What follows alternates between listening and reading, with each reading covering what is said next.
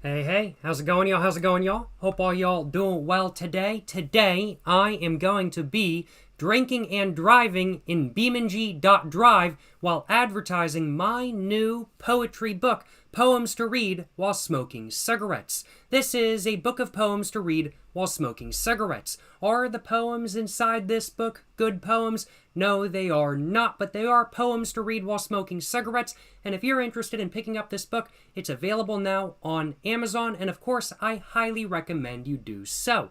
And as a whole, I am quite excited for today's stream because I want to drink and drive in BeamNG a little bit more so than not, I will acknowledge. It has been a couple months since the last time I drank and drove while playing BeamNG.drive, which is a fantastic crash physics simulator, car racing game, sandbox video game. I'm not exactly sure the right way of describing BeamNG Drive, I will acknowledge, but it is a fantastic game that I love playing very much, and I am very excited to drink a little bit of alcohol today and to play a little bit of BeamNG Drive, that is for sure. And I hope all y'all are having a fantastic one. Appreciate all y'all stopping by, and hope y'all looking forward to some drinking and driving in video games content. I know I'm looking forward to making the content at hand, that is for sure, I will acknowledge. Yes, sir, yes, sir.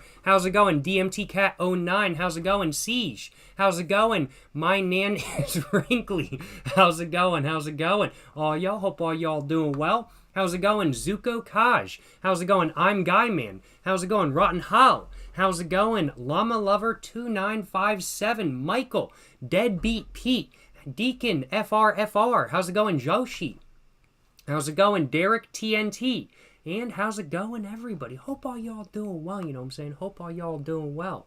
I'm Guy Man. You're saying congrats on your new book. I will definitely try to pick up a copy if it's available in Europe. So it is. Thank you so much for the congratulations, my man. I really do appreciate it. It is available in more countries than not within Europe. Not every country I do want to acknowledge, though. I have all of the international listings, including all of the countries it's currently available in within Europe, listed on my website, www.jacobfuckingjones.com. So if you'd like to check that website out and see if you can see the international listing for your country there, I do highly recommend taking a look at that. But my book is also available in global sales. So what you can do is you can go to the nearest Amazon marketplace to your country and actually order it into your country from that marketplace. Some shipping fees and import fees may occur if you do that. I do want to acknowledge, but depending on where you live, the import fees can vary from nothing to something, and the shipping fees can vary from nothing to something as well. It really does depend on what marketplace you're ordering from and what country you live in, I will acknowledge. Thank you so much for that question, and thank you so much for the kind words, my man. And oh my goodness, thank you so much for the 5 gifted subs, Mr. Michael 6004. Thank you so much for the 5 gifted subs, my man, and for the Prime sub as well. Holy crap, we're not even 10 minutes into the stream. Thank you so much. Thank you so much for all the support. Thank you so much for the 5 gifted subs and for the Prime sub. Michael, I really do appreciate it. Hope you're enjoying the live stream. Hope you're having a great one. Appreciate the support, my man, and hope you're having a great day as a whole. Yes, sir. Yes, sir. Yes, sir. Yes, sir. Thank you so much for the support, my man. How's it going as well, Mr. Curdy, Mr. Zero Sleet as well? Daniel Remains, you're saying ordered the book from Amazon Canada. Hell yeah, brother. Glad to hear you know what I'm saying. Glad to hear you picked it up. Appreciate the support. Appreciate the support. I am very proud of my book, I will acknowledge. I'm very happy with the final result, and I hope that once my book arrives to your address, that you enjoy it as well, of course, and I hope if you decide to smoke some cigarettes while reading my new poetry book, I hope you enjoy smoking cigarettes while reading poems to read while smoking cigarettes. That's what I'm saying, you know what I'm saying. Appreciate the support, Mr. Daniel Remains. Yes, sir. Yes, sir. My nan is wrinkly. You're saying, can't wait to see it in the children's book section of the library. Oh, man. That would be pretty funny. Please do not tell your local library to put my poetry book in the children's section of your local library. Like, genuinely, do not tell them to do that. My book is not for children by any means. Now, I do want to go ahead and clarify, though. Believe it or not, there's actually no explicitives anywhere in my book. I have made my book, more so than not, very PG from a language standpoint. From a curse word standpoint or a swearing standpoint, I do suppose is really the right way of putting it. I didn't really have any desire to use any swears in my book, and I felt like it would kind of take away from what I wanted to do with my book, so I made the conscious choice not to use any, I will acknowledge. But nonetheless, I would not clarify my poetry book as being child appropriate. After all, it discusses cigarettes, and it also discusses alcohol a little bit as well. Can't give anything too much away in that regard, but there are some poems about alcohol as well. Look forward to those. So I would certainly not consider my book to be child appropriate by any means, even if there's no swearing in it or anything like that. But yes, if you would like to see my new poetry book in a library near you, some local libraries do have request programs, so you can put in a request for a specific book to be added to the library's catalog. And if you want to see my book at your local library, see if they have a request form that you can put in to see if you can get my book at your local library. If that's something you want to see, I do highly recommend you do that, of course. Yes, sir. Yes, sir. Holy crap. Whoa. Whoa. I just realized while I was talking for the last couple minutes, 3 Prime subs have come through. Oh my goodness. Thank you so much for all of the support. Braxdog, Spike3401, and Am Orvs. I don't know how to pronounce your name. Am Orvs, I think is the right way of pronouncing it though. Thank you so much for the Prime subs, all 3 of y'all. I really do appreciate all the support. Thank you so much for all the support, y'all. Hope all y'all are enjoying the live stream. Hope all y'all are having a great day. Appreciate the support. Appreciate the support. Braxdog, Spike3401, and Am Orvs. Appreciate all the support, y'all. Appreciate the Prime subs. Hope all y'all are enjoying the live stream. Hope all y'all are having a great day, and hope all y'all are looking forward to some drinking and driving live stream content. I'm looking forward to making it all. And if you guys have ordered the new poetry book, of course, I hope you guys are enjoying it as well. Once it arrives, at least. I don't believe my poetry book has arrived to anyone but me quite yet. For quite possibly the last time ever, I may just be the only person in the world to own a copy of my new poetry book. As from what I know, at least tomorrow, they should start arriving at, well, the homes of all of those who purchased it. Yeah. This may just be the last time I am the only person in the world to own my poetry book. That's kind of crazy, actually. That is actually kind of crazy. Wow. No complaints on my behalf, though, that is for sure. Yes, sir. Yes, sir. Yes, sir. Yes, sir. Appreciate the support, all y'all. Signed copy giveaway when? I'm not sure if or when that will be happening. It is an idea that has been thrown around, and it is an interesting idea that I do like the idea of, that is for sure. I'm not sure if I will be doing that. I have never done a giveaway before, I will acknowledge. I have no idea how that sort of stuff works, and doing giveaways is just not really something I do just in general, so that's not something I'm sure if I will do or not. But if I can find a way to get signed copies to those who are interested, I certainly would not mind doing that. That is for sure. As said, not sure if that's going to happen or how that would happen. That's something I need to think about in the future. But I really do appreciate the question, and I do think that is an idea to consider in the future without a doubt. No question in my mind. Yes, sir. Yes, sir. I saw one question come through a couple minutes ago from Zero Slee. You're saying, hello, Jacob. I want to go to Korea this summer with only one backpack. 50 liters. Do you think you can make it? It's your first time trying to pack so lightly. Normally you would bring one big luggage, a small luggage, and a backpack with you. You want to be as flexible as possible. You didn't buy the backpack yet. You would stay for 3 weeks to 1 month. I definitely think it is very possible to travel in one backpack for for that length of time. After all, I did so in Japan for 86 days. I was traveling in Japan with a 28-liter backpack for 86 days. Now, I will acknowledge about partway through my trip, in the first month and a half or so, I did end up buying a rolling suitcase as well due to the souvenirs I ended up purchasing, because I bought every souvenir I didn't buy the first time I went to Japan on my second latest trip to Japan. So I did end up buying a rolling suitcase at some point on the trip. But yes, I absolutely do think it is very possible to travel, especially during the summer, with just one backpack. During the winter, it definitely can get a little bit more difficult depending on where you're going. Of course, if you're going to Siberia, you're going to want a super insane, super thick, super good jacket that maybe doesn't fit so well in a bag. But of course, my rule of thumb when it comes to one bagging is wear all of the not packable stuff onto the plane. So if you have a really thick jacket that doesn't really fit in your backpack very well, wear it onto the plane, and the moment you get into the plane, take it off and put it in the above area above you, or put it under your seat, or just wherever it may fit. That might be something that is worthwhile to consider in the future. I do the same thing with thick pairs of pants. I really like wearing thick pairs. Excuse me, I'm getting words jumbled up.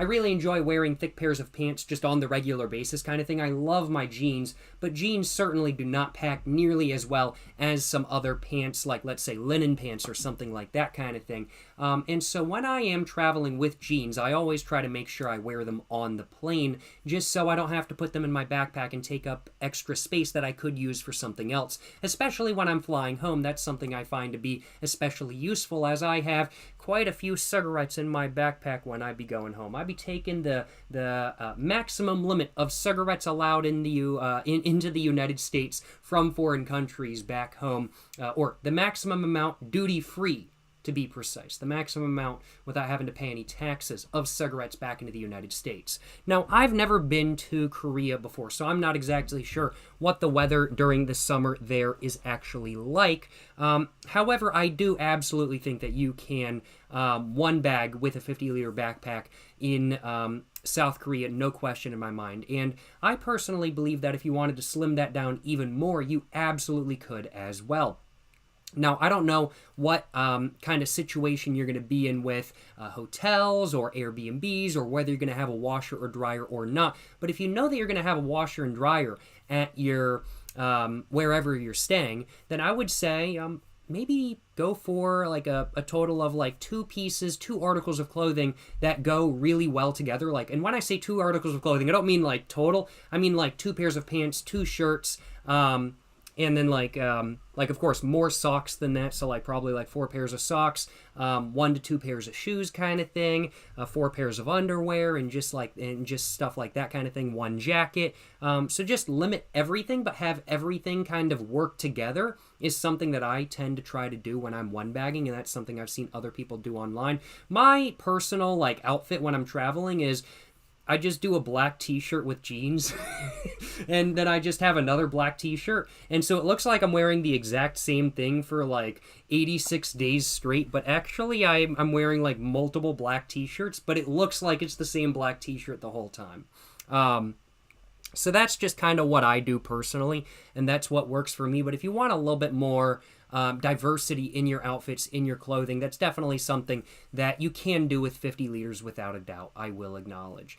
50 liters is, personally for me, a little bit big, just simply because weight, I will acknowledge. When I was in Japan, I was walking around quite a bit with my 28-liter backpack that I had, and now granted it was a 28-liter, so there weren't straps that could go around my waist to really take the weight off of my back or anything like that kind of thing, because it was only a 28-liter. But with a 50-liter bag, if you're stacked full, if that's chock full of everything kind of thing, I would definitely have to say that make sure you get one with a waist strap for 1. And I would definitely have to say for 2, definitely just think about how much weight is going to be in the backpack, because if you're walking through the airport for 30 minutes trying to find your terminal, if you're doing if you let's say get into a city 10 hours before your hotel check-in is or something like that kind of thing. You're going to be walking around the city for 10 hours with your backpack on your back. So weight is really something to keep in mind. And 50 liters, at that point, in my opinion, the size is no longer the issue. It's the weight that's the issue. So I would definitely say keep the weight in mind, not of the backpack, but of what's in the backpack. And just make sure that's something that's manageable for you. Yeah, back pain while you're traveling is definitely not the moves, I will acknowledge. So it's just something to consider. But to basically summarize my thoughts, I absolutely do think that going to South Korea during the summer with a 50-liter backpack is absolutely possible. And if you absolutely wanted to, I definitely do think you could go smaller if that's something you're interested in doing. But of course, as you said, this is your first time trying to do one bagging, and there's no need to really throw yourself out of the comfort zone to an extreme degree by any means. If you enjoy this experience and want to slim down more, absolutely do so in the future. But go with what you're comfortable with. It's never good to be uncomfortable while you're traveling, and you want to make sure you have what makes you comfortable, that is for sure. Thank you so much for the comment and for the discussion topic. Mr. Zero Slee, I really do appreciate it. That was very fun to talk about. I really enjoy talking about one bagging. It's a great time, I will acknowledge, and it's something that I just in general find very interesting. I find the optimization of one's items while traveling to be extremely interesting, and that's something I'm still doing to a very large extent today. On my next trip I'm going to be taking, I'm going to be trying to do it in a 24-liter backpack. That's my goal. I'm going to be trying to pack everything into my Sea Tactical CT21. It says CT21 in the name, and it's listed as a 21-liter backpack, but in reality it's more of a 24-liter from what I've heard, so I'm going to be trying to pack everything for my trip into that one bag. When I was in Nashville, meeting up with the guys from Cold Ones, that is the bag that I used, and that worked amazingly for that trip. I was only there for one night, though, so that was a pretty easy trip to make with just one backpack. But for any more lengthy trips, it's definitely going to be a little bit more complex, and I'm going to have to think about what I'm taking just a little bit more. But, you know, one bagging is a lot of fun, very interesting topic to me, and I'm very glad to have talked about that just a little bit on stream today, that is for sure.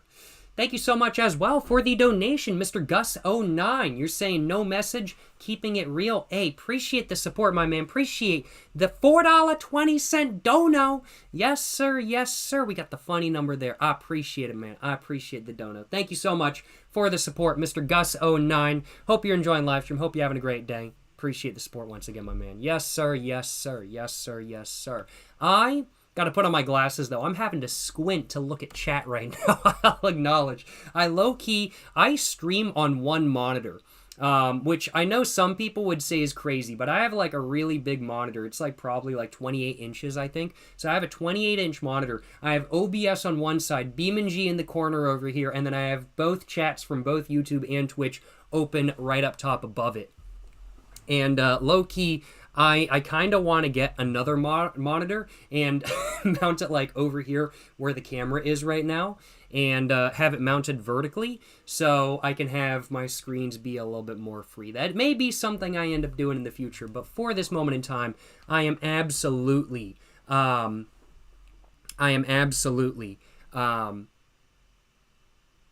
this moment in time, I'm definitely squinting just a little bit at chat, I will acknowledge. My glasses are definitely a good choice right now.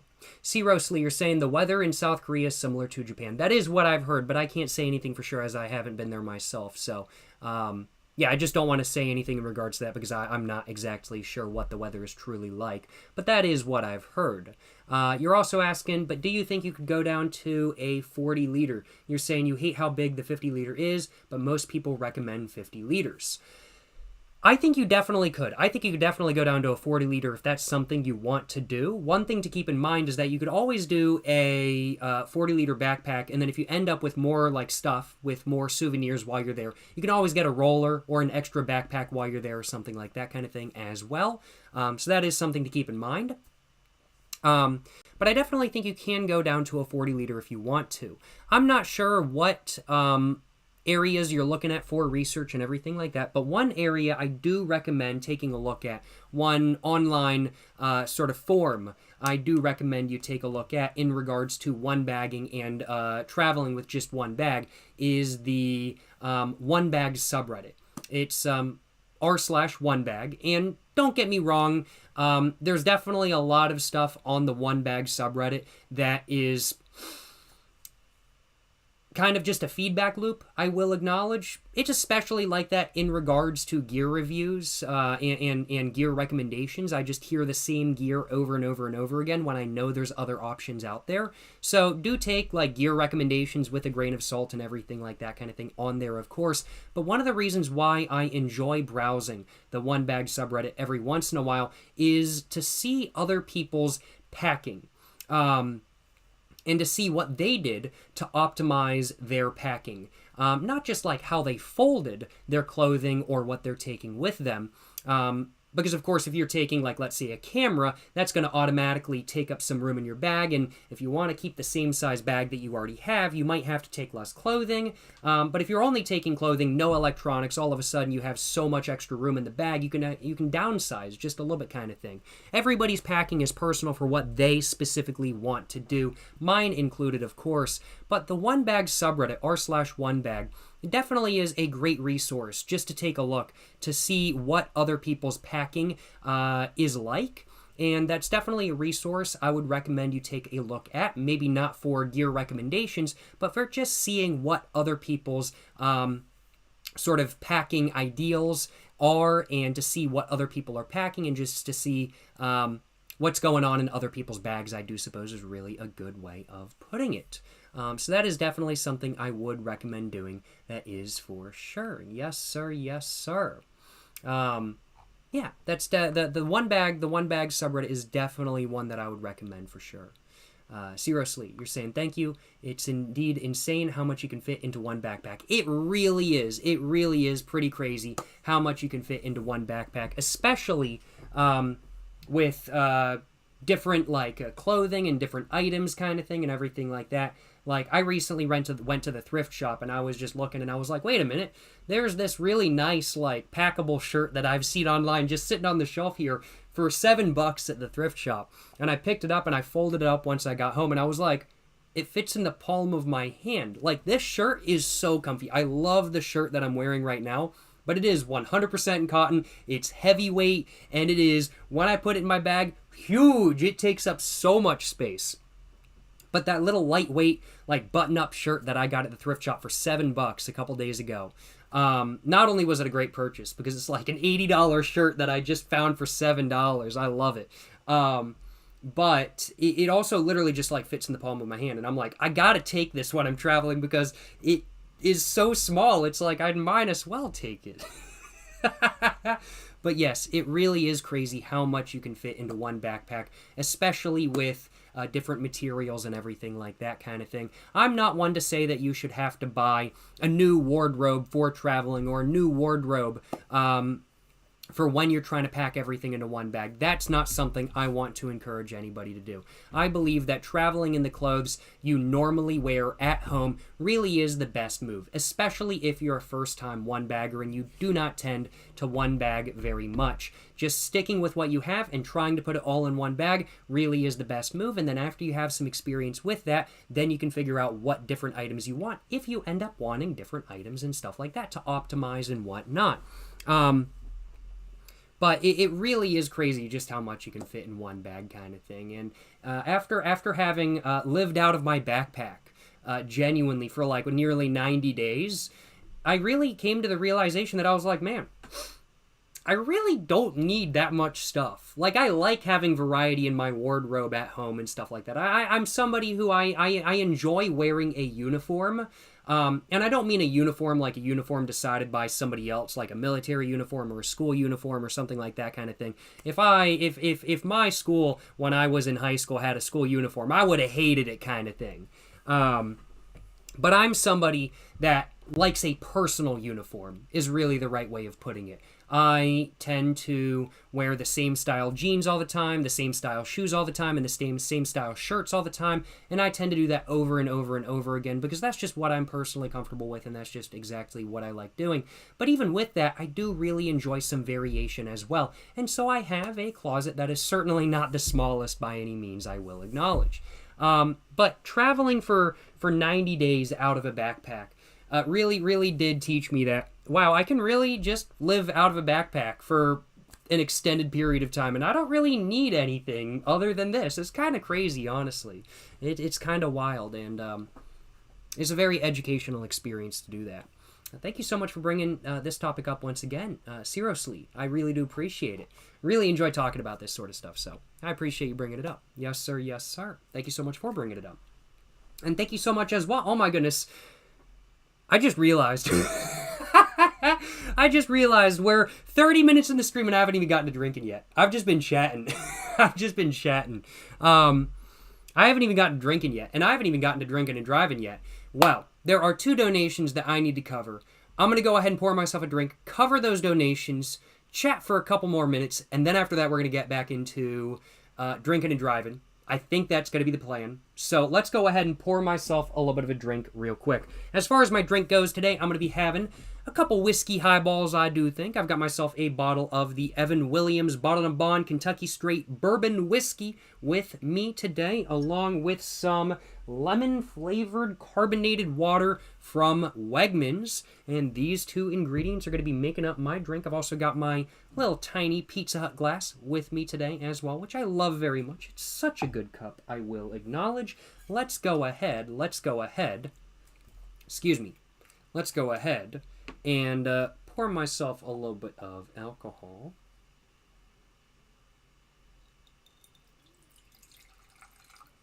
I think that much should be good for my first drink. If I want more alcohol, I can always have more alcohol, right? That's what I'm saying. That's what I'm saying. And let's go ahead and crack open my drink real quick away from my computer. Whew, that was a very satisfying crack open. Oh my goodness, that was an extremely satisfying crack open. And let's go ahead and pour the mixer for my first drink. Just like that. There we go. First drink done. Let's go ahead and take a sip, and let's go ahead and get to drinking. Yes, sir. Yes, sir. Cheers, y'all. Whew, no complaints on my behalf. Oh my goodness. It has been a couple days since the last time I drank any alcohol, believe it or not. It's been a couple days. So that took me a little bit by surprise with the liquor taste, but very good nonetheless.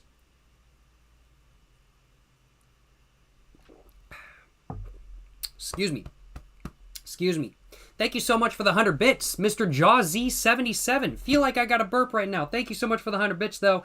Do I need to burp? Do I not need to burp? I'm not exactly sure. Taylor Angeli Fitness. You're saying you're going to need a lot of mixer to cover that off. I'm misspeaking right now. Just because of how bad of a take your comment is, Taylor.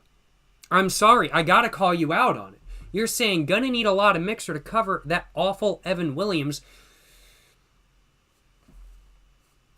Horrible take. My condolences, but that is quite possibly the worst take I have heard in days. And I see a lot of bad takes, but that is a really bad take, I gotta acknowledge. There might be a bad Evan Williams variety out there. Every brand has a bad variety. It's just no terribly big surprise. But the Evan Williams Bottled & Bond? Don't be dissing this one, homie. Don't be dissing this one. The Evan Williams Bottled & Bond is the budget GOAT. In fact, it's not just the budget GOAT. It's just the GOAT in general, frankly put, because this stuff right here punches far above its price point. Not sponsored or anything like that, I do want to clarify. I just really like the Evan Williams Bottled & Bond, and I really do feel like it is a very solid bourbon for the price. I feel like it's just as good as Buffalo Trace, but for literally like a third of the price in my local area, which is kind of crazy, I will acknowledge. But yeah, the Evan Williams Bottled & Bond, I am a big fan of it, I will acknowledge. No complaints, no complaints. The best Evan Williams bottle still has a twist cap. Hey, ain't nothing wrong with a twist cap. That's just convenience. That's what I'm saying, you know what I'm saying? That's what I'm saying. Thank you so much for the donation. Once again, Mr. Jawzy77. I got distracted by 1, burping, and then 2, a horrible take in chat. My condolences to Taylor once again. But thank you so much. Thank you so much for the 100 bits, Mr. Jawz77. You're saying, hope you are doing well, my man. Asked last week about Camel Blues and alternative Camel Lights, but was wondering what other light cigarettes I enjoy, as Camel Blues is the only you've tried. Hey, thank you so much for the question, my man. Let me give this a little bit of a thought while I am taking a sip of my alcohol, and I'll see if I can come up with a good answer.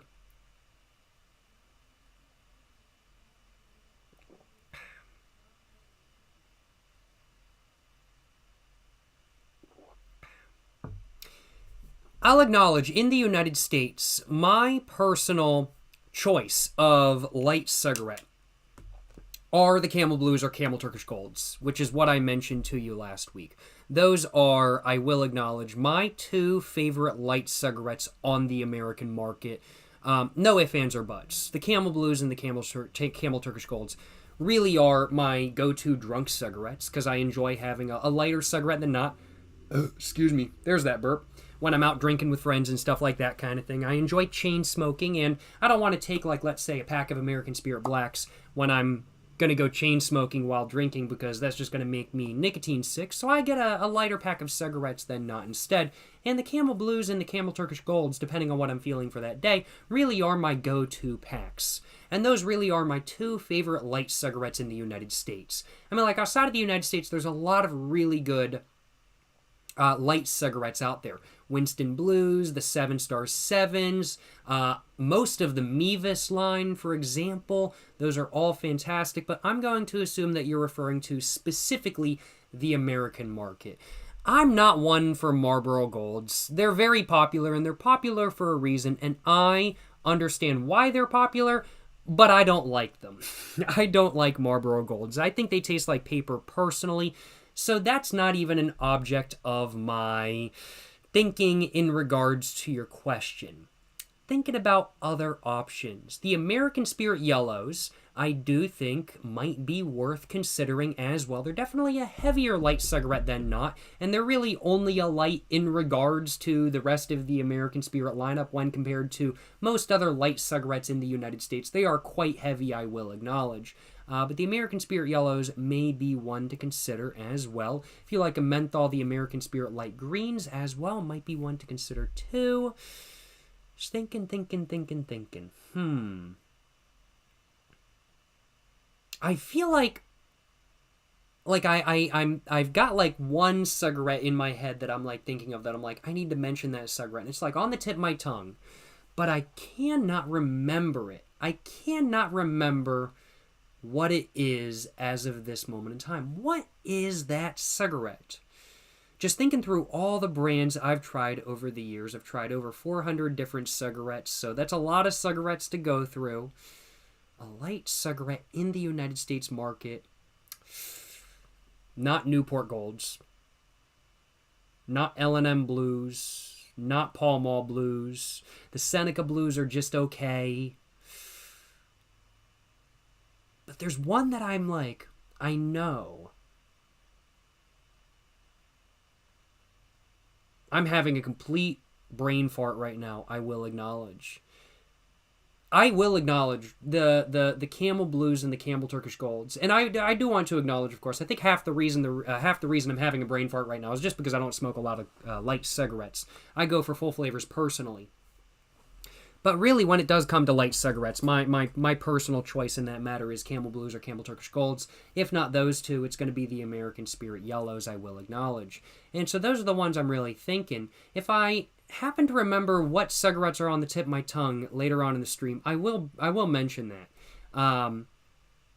No guarantees, of course, but I will mention that if I do think of the cigarettes that I'm trying to think of right now.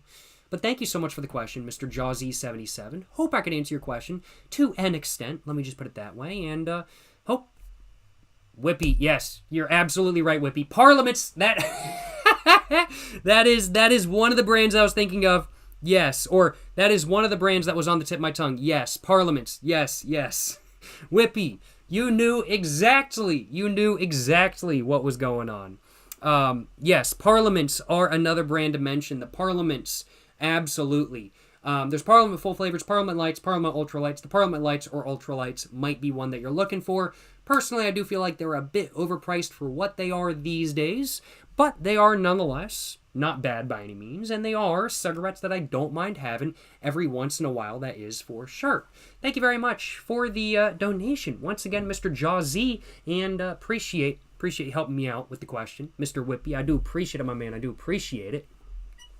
And hope you're having a great day, Mr. Jawzy77. Appreciate the support. Appreciate the 100 bits. Yes, sir. Yes, sir.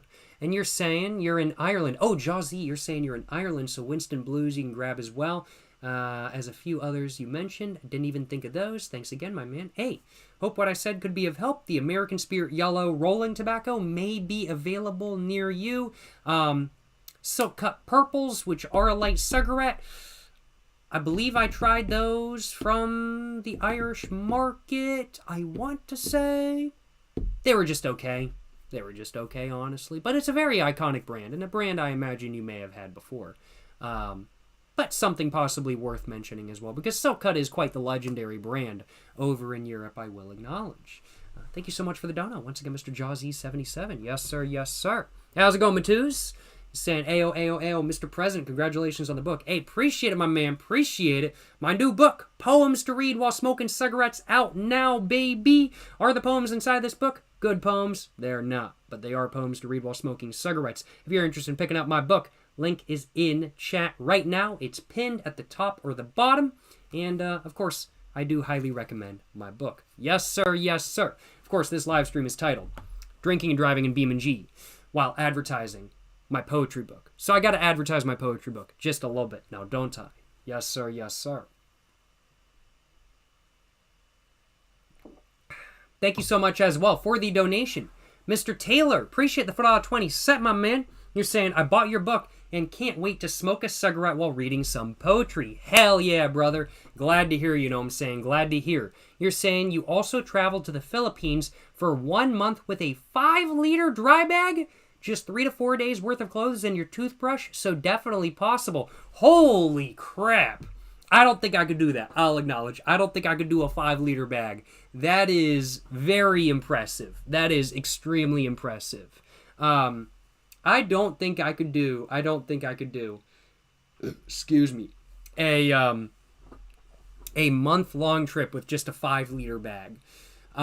Depending on the clothing I'm taking, I suppose. If I'm taking like super lightweight, super packable clothing, then that's one thing, of course. But if I'm taking what I normally wear, then I don't even know if I could fit an entire extra outfit in 5 liters, because what I wear is just so thick, I'll acknowledge.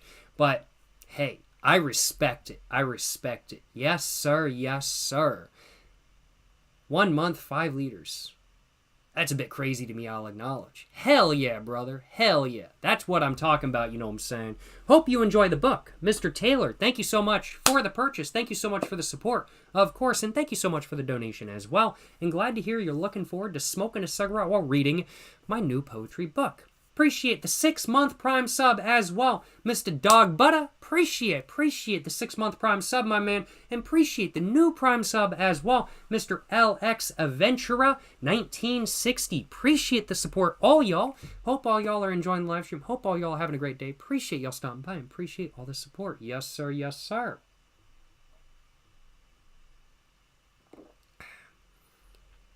Che's Lover, you're saying, Jacob, congrats on your new book. It looks hella interesting, so if I order it, would it be shipped out to me if I live outside the United States? Yes, it can be. Depends on where you live. Definitely in some markets, my book, I will acknowledge, is not available. For example, in Russia right now, I do not know of any books, or, sorry, I'm getting my words all jumbled up. The buzz is starting to hit just a little bit. Let me try to think about the right way of putting this. So, if you live outside of the United States, more than likely there is some way to get my book. And my book is directly available through Amazon in many different markets. So my book is available on American Amazon. It's available on the Amazon marketplaces in the UK, Ireland, Germany, Sweden, Poland, France, Belgium, the Netherlands, Japan, Australia, Brazil, India, and Spain as well. And if you live near any of those markets, you should be able to buy that book on that market, but then have it shipped to your local country. Now, of course, that can introduce some shipping fees and import fees, which may or may not be a thing depending on where you are, kind of thing. But you can do international shipping from many different Amazon marketplaces, although not all of them, I do want to clarify.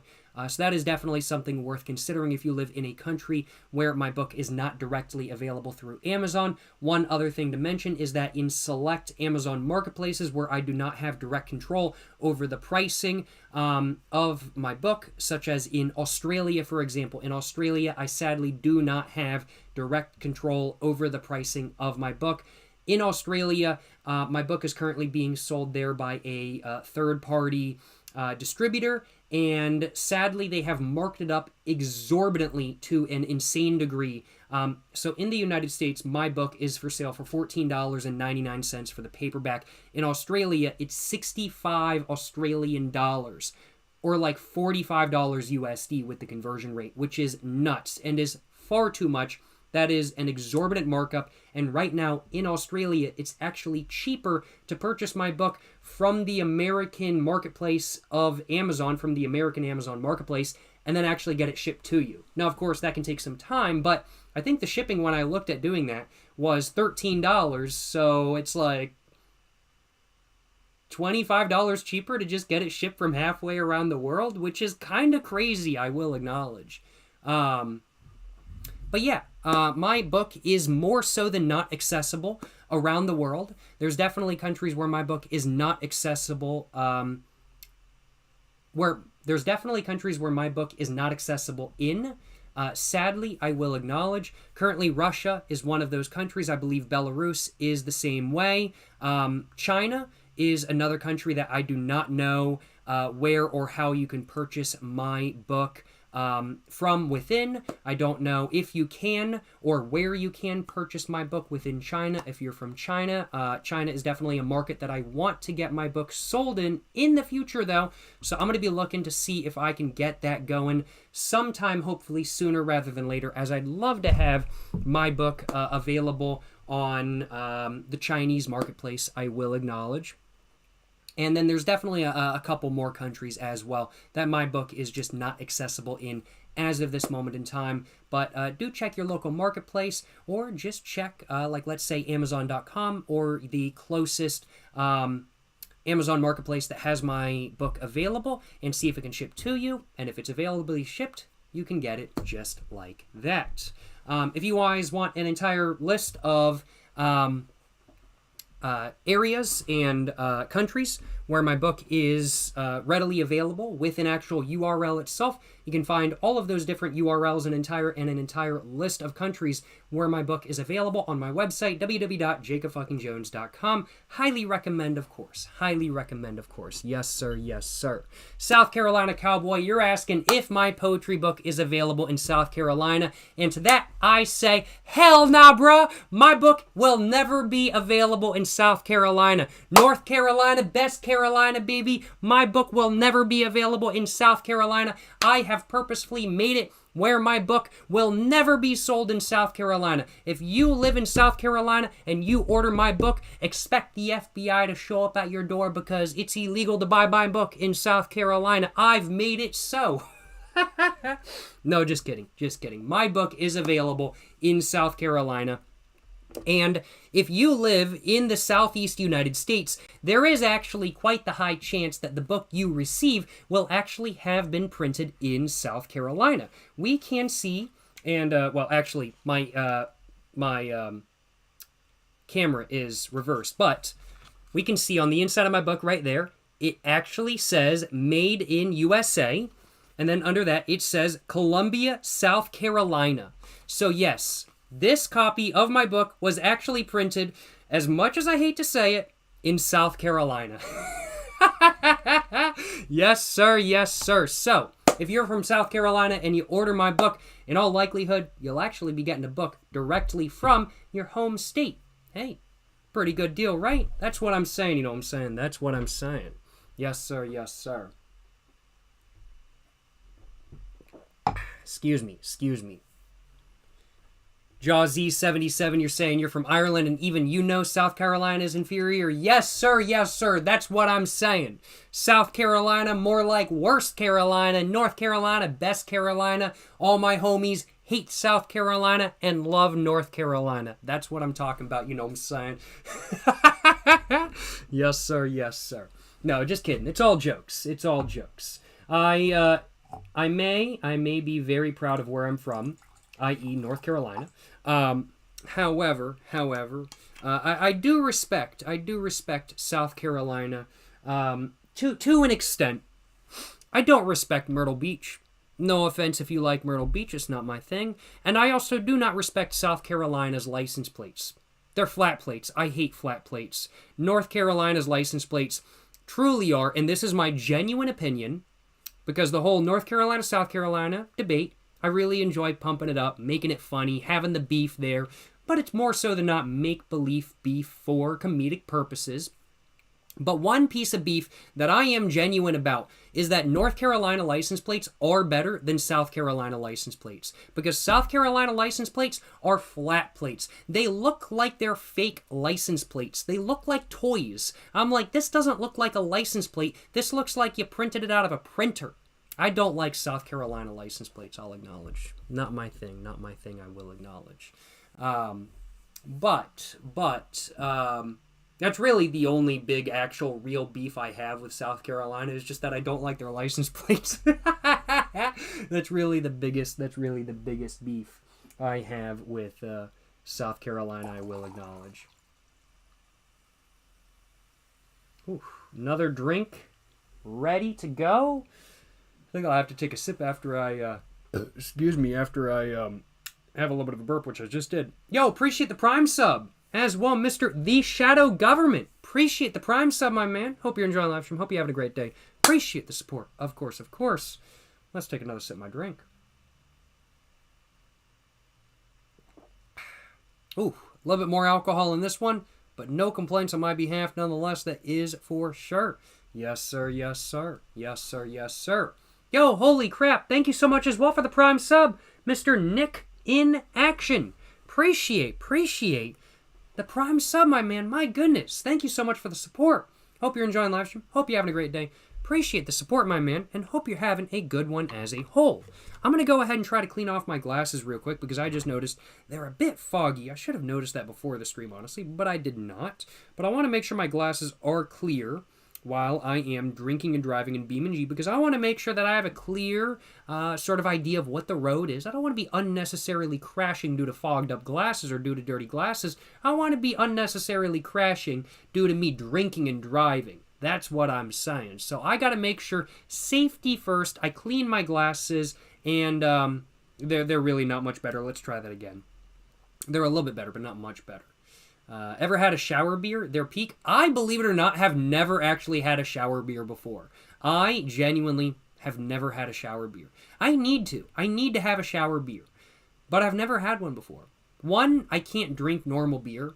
So if I was to make a video or to just have a shower beer in general, I would have to find a gluten-free beer first, available for sale in my local area. But I've just never had a shower beer before. Maybe that's something I need to do in the future. I think that is definitely something that I need to do in the future, in all honesty. But it's something that I have, believe it or not, never actually done before. Shower cider.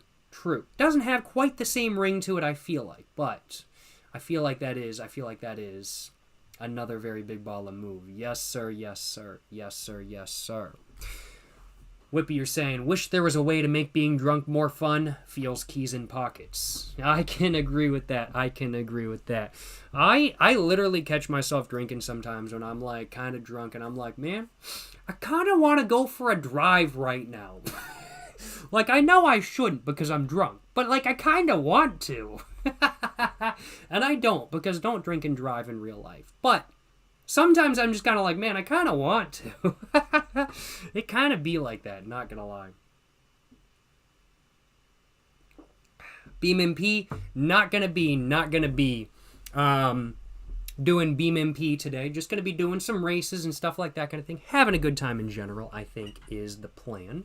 But what I can say, another great way to make drinking alcohol, even more fun than it already is to, of course, drink some alcohol while reading my new poetry book, Poems to Read While Smoking Cigarettes. This is a poetry book that does not contain any good poems, but these are poems to read while smoking cigarettes. But as the last line of the last paragraph on the back of my book says, and it reads, "No matter if you smoke or not, be sure to enjoy the poems within. So no matter whether you're smoking while reading the book or not, and no matter whether you smoke or not in general, the books within, I do feel like, will be much more enjoyable to read over than not. And I personally think my new poetry book will be quite enjoyable to read while drinking some alcohol, of course, as well." So that is another very good way to make your drinking experience just that much more fun than it already is. Yes, sir. Yes, sir. Gotta do a little bit of promo. That's what I'm saying, you know what I'm saying? That's what I'm saying. Yes, sir. Yes, sir. No complaints on my behalf. But, yes, sir. When is Poems to Read While Day Drinking coming? No guarantees on anything. I want to acknowledge. I've got some projects. That I plan on working on over the next year or so. I'm not going to say what those projects are, but I do have some projects coming up sometime eventually. Whether it will be a new poetry book or not, I don't know. Not even I know quite yet, but making a book titled Poems to Read While Day Drinking would be quite amusing, I will acknowledge, and that would be a video, or that would be a poetry book that I certainly would not mind making. That is for sure. Yes, sir. Yes, sir. Excuse me. How many bottles of Everclear am I on? I'm still on the first bottle, believe it or not. Genuinely. I'm actually still on the first bottle of Everclear. Poems to Read While Leaving Your Wife and Children. Now that's a banger book right there. That's what I'm talking about. Yes, sir. Yes, sir. Poems to Read While Leaving Your Wife and Children. Bro, that's such a relatable book. I left my wife and children behind forever. And I made YouTube videos about doing that. Man, those YouTube videos are so much fun to make. Gotta admit, just as a whole, I had a great time leaving my wife and children forever. Yes, sir. Yes, sir. No complaints. No complaints. Yes, sir. Yes, sir. That's honestly, that would be pretty banger. Poems to Read While Leaving Your Wife and Children. That would be pretty banger, not gonna lie. I will have to keep that idea in mind for the future. No question. No question. I will be having to keep that idea in mind. I appreciate the idea. Mr. LX Aventura 1960. Yes, sir. Yes, sir. Excuse me. XJan EEX1263. You're asking if you can buy the book on Amazon directly. Yes, it is available directly on Amazon at the link pinned in chat. If you don't live in the United States, you can also find all of the international listings for my book available on www.jacobfuckingjones.com. Highly recommend you check that out if you live outside of the United States. If you live inside the United States, though, the link to my book can be found pinned in the comment in chat. And it's just right there directly on Amazon. And yes, sir, it is directly on Amazon. Excuse me, I'm getting words jumbled up. It is directly on Amazon, as I actually self-published through Amazon, as Amazon has a self-publishing program that they run, and I use that program to self-publish my book. So it is available directly through Amazon. Now, I do want to acknowledge in some markets, such as in Australia, India, and Brazil, there are third-party distributors that do sell my book, some of which are selling my book for exorbitantly high prices, like triple what my book is actually selling for in the United States. If you live in one of those markets where that is happening, it might simply be easier to purchase my book on the closest Amazon marketplace that does not have exorbitantly high prices like those, and where the book is directly sold through Amazon, and then to get it shipped to your country, because Amazon does offer global shipping these days from select markets to select markets as well. So that may be an option to consider. If you are curious as to whether the seller on Amazon is Amazon itself, you should be able to check that either, I believe, in your cart or right below the or right above or below, like the add to cart button on Amazon as well. That should be, like, the seller's name should be right there. So if it says Amazon or like Amazon Books or something like that, it's going to be directly from Amazon. And if it says some sort of third-party retailer or something like that, it's probably not, I will acknowledge. Excuse me.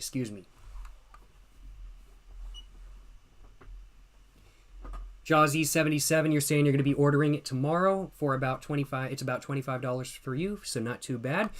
That is a higher price than it should be. I want to go ahead and acknowledge. Let me real quick, and I do need to get into drinking and driving eventually. I swear I'm just getting distracted. I'm not trying to avoid drinking and driving. But let me go ahead and put a... So I'm not sure which marketplace you're looking at. Are you looking at the Ireland marketplace? Because my book should not be $25 in Ireland. Let me just go ahead and put the Irish listing in Twitch chat right now, which is where you are. Because it is $12.89 euro on the Irish marketplace for Amazon. So it should not be $25. Maybe shipping is what you're referring to. I'm not exactly sure. Oh, hardcover. Yes, true. The hardcover is roughly $25. Yes, that is a good point. The hardcover is, yes. I was thinking hardcover. Hardcover is the version that I am not marketing all that much. I am mainly marketing the paperback for accessibility reasons, just because it is the more inexpensive option. But yes, the hardcover is, thank you so much for reminding me, y'all. I really do appreciate it. I saw that get mentioned, and I was like, wait a minute, if that's for the paperback, I don't want you getting ripped off or anything like that kind of thing. I don't want you getting ripped off. If you're looking at the paperback and they're saying it's $25, I don't want you getting ripped off. So I wanted to make sure. I wanted to make sure that you weren't getting ripped off or anything like that kind of thing. Of course. But yeah, just wanted to go ahead and mention that. I want to make sure that... how do I put this correctly? I'm just trying to think how I should put this. I want to make sure that nobody purchasing my book is getting ripped off by third-party distributors. Just to say it frankly, that is my personal goal. I do not want anybody who is kind enough to purchase my book to get ripped off by a third-party distributor. If you are planning on purchasing my book, please do compare the listing price on your local marketplace to Amazon.com or some of the European marketplaces and stuff like that kind of thing. Like, I have control over prices in the UK, Ireland, Germany, France, Belgium, the Netherlands, Poland, Sweden, and Spain, along with Japan as well. Those are the marketplaces I have direct control over pricing within. So I have added, there's some variance to price between markets due to taxes and stuff like that kind of thing. The built-in VAT taxes in some countries, like let's say in Japan and the Netherlands, for example, I have compensated for. So the prices in those markets might look a little bit higher than other markets, but that's just because the tax is already built into the price of the book, because that's just how taxes work on those markets, I will acknowledge. But yeah. But yeah, pretty much just want to make sure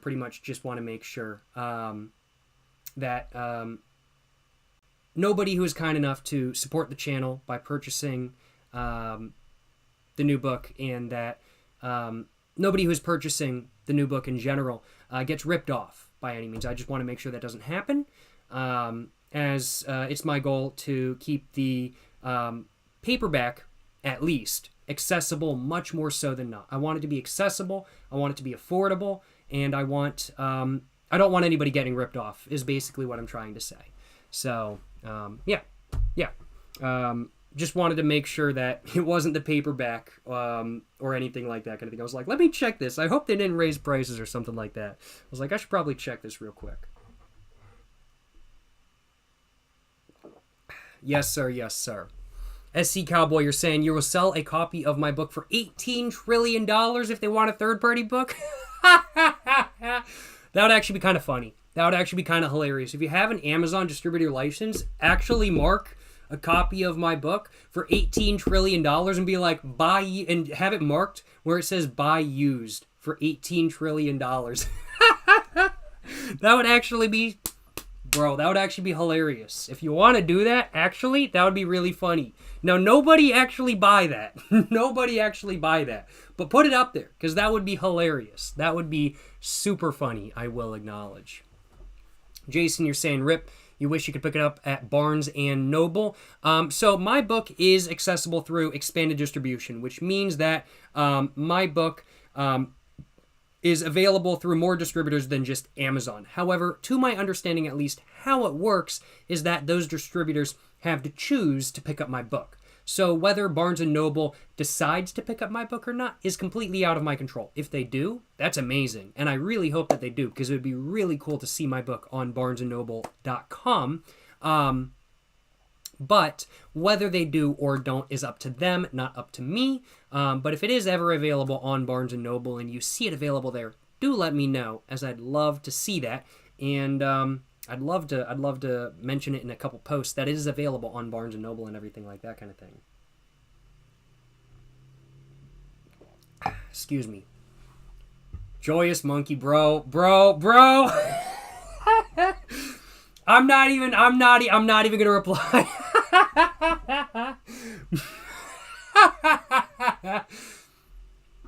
Just know you're cracking me up with that one, but I just simply due to the content of your chat message, I am not going to say that aloud on live stream, but just know you're cracking me up. I'm pouring myself another drink real quick because I want another drink.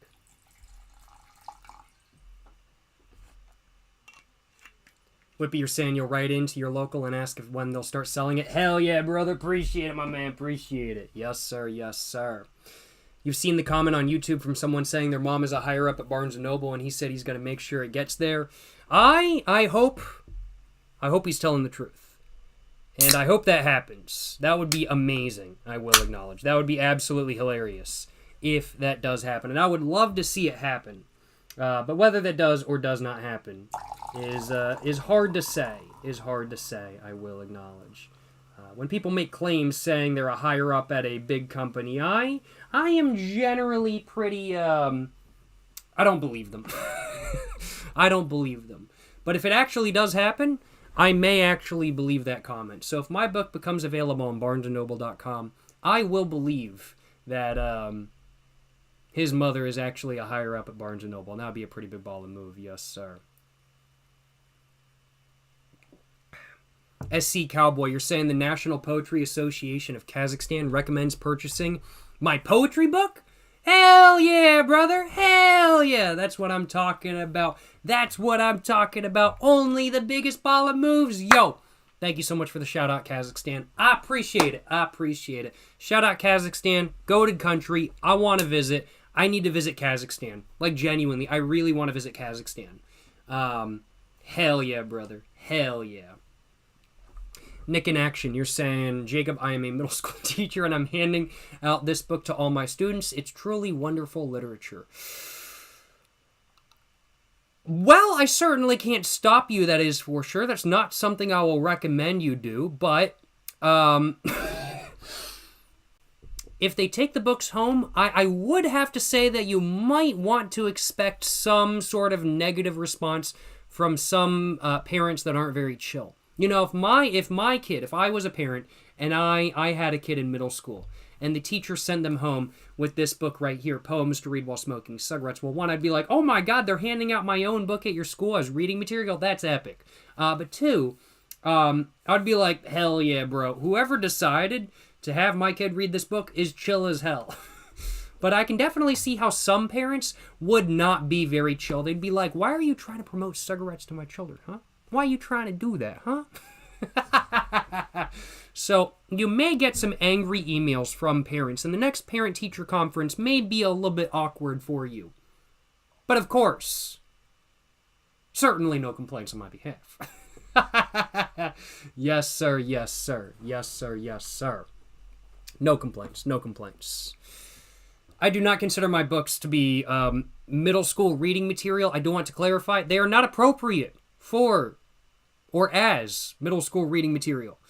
Granted, when I was in middle school, I will acknowledge I was reading books that definitely weren't appropriate for me. I read Battle Royale, the original book, which is extremely violent and is not appropriate at all for middle schoolers when I was 12 years old. I read that book when I was 12. I should not have read that book when I was 12. It's a very interesting book. Let me just put it that way. Yeah.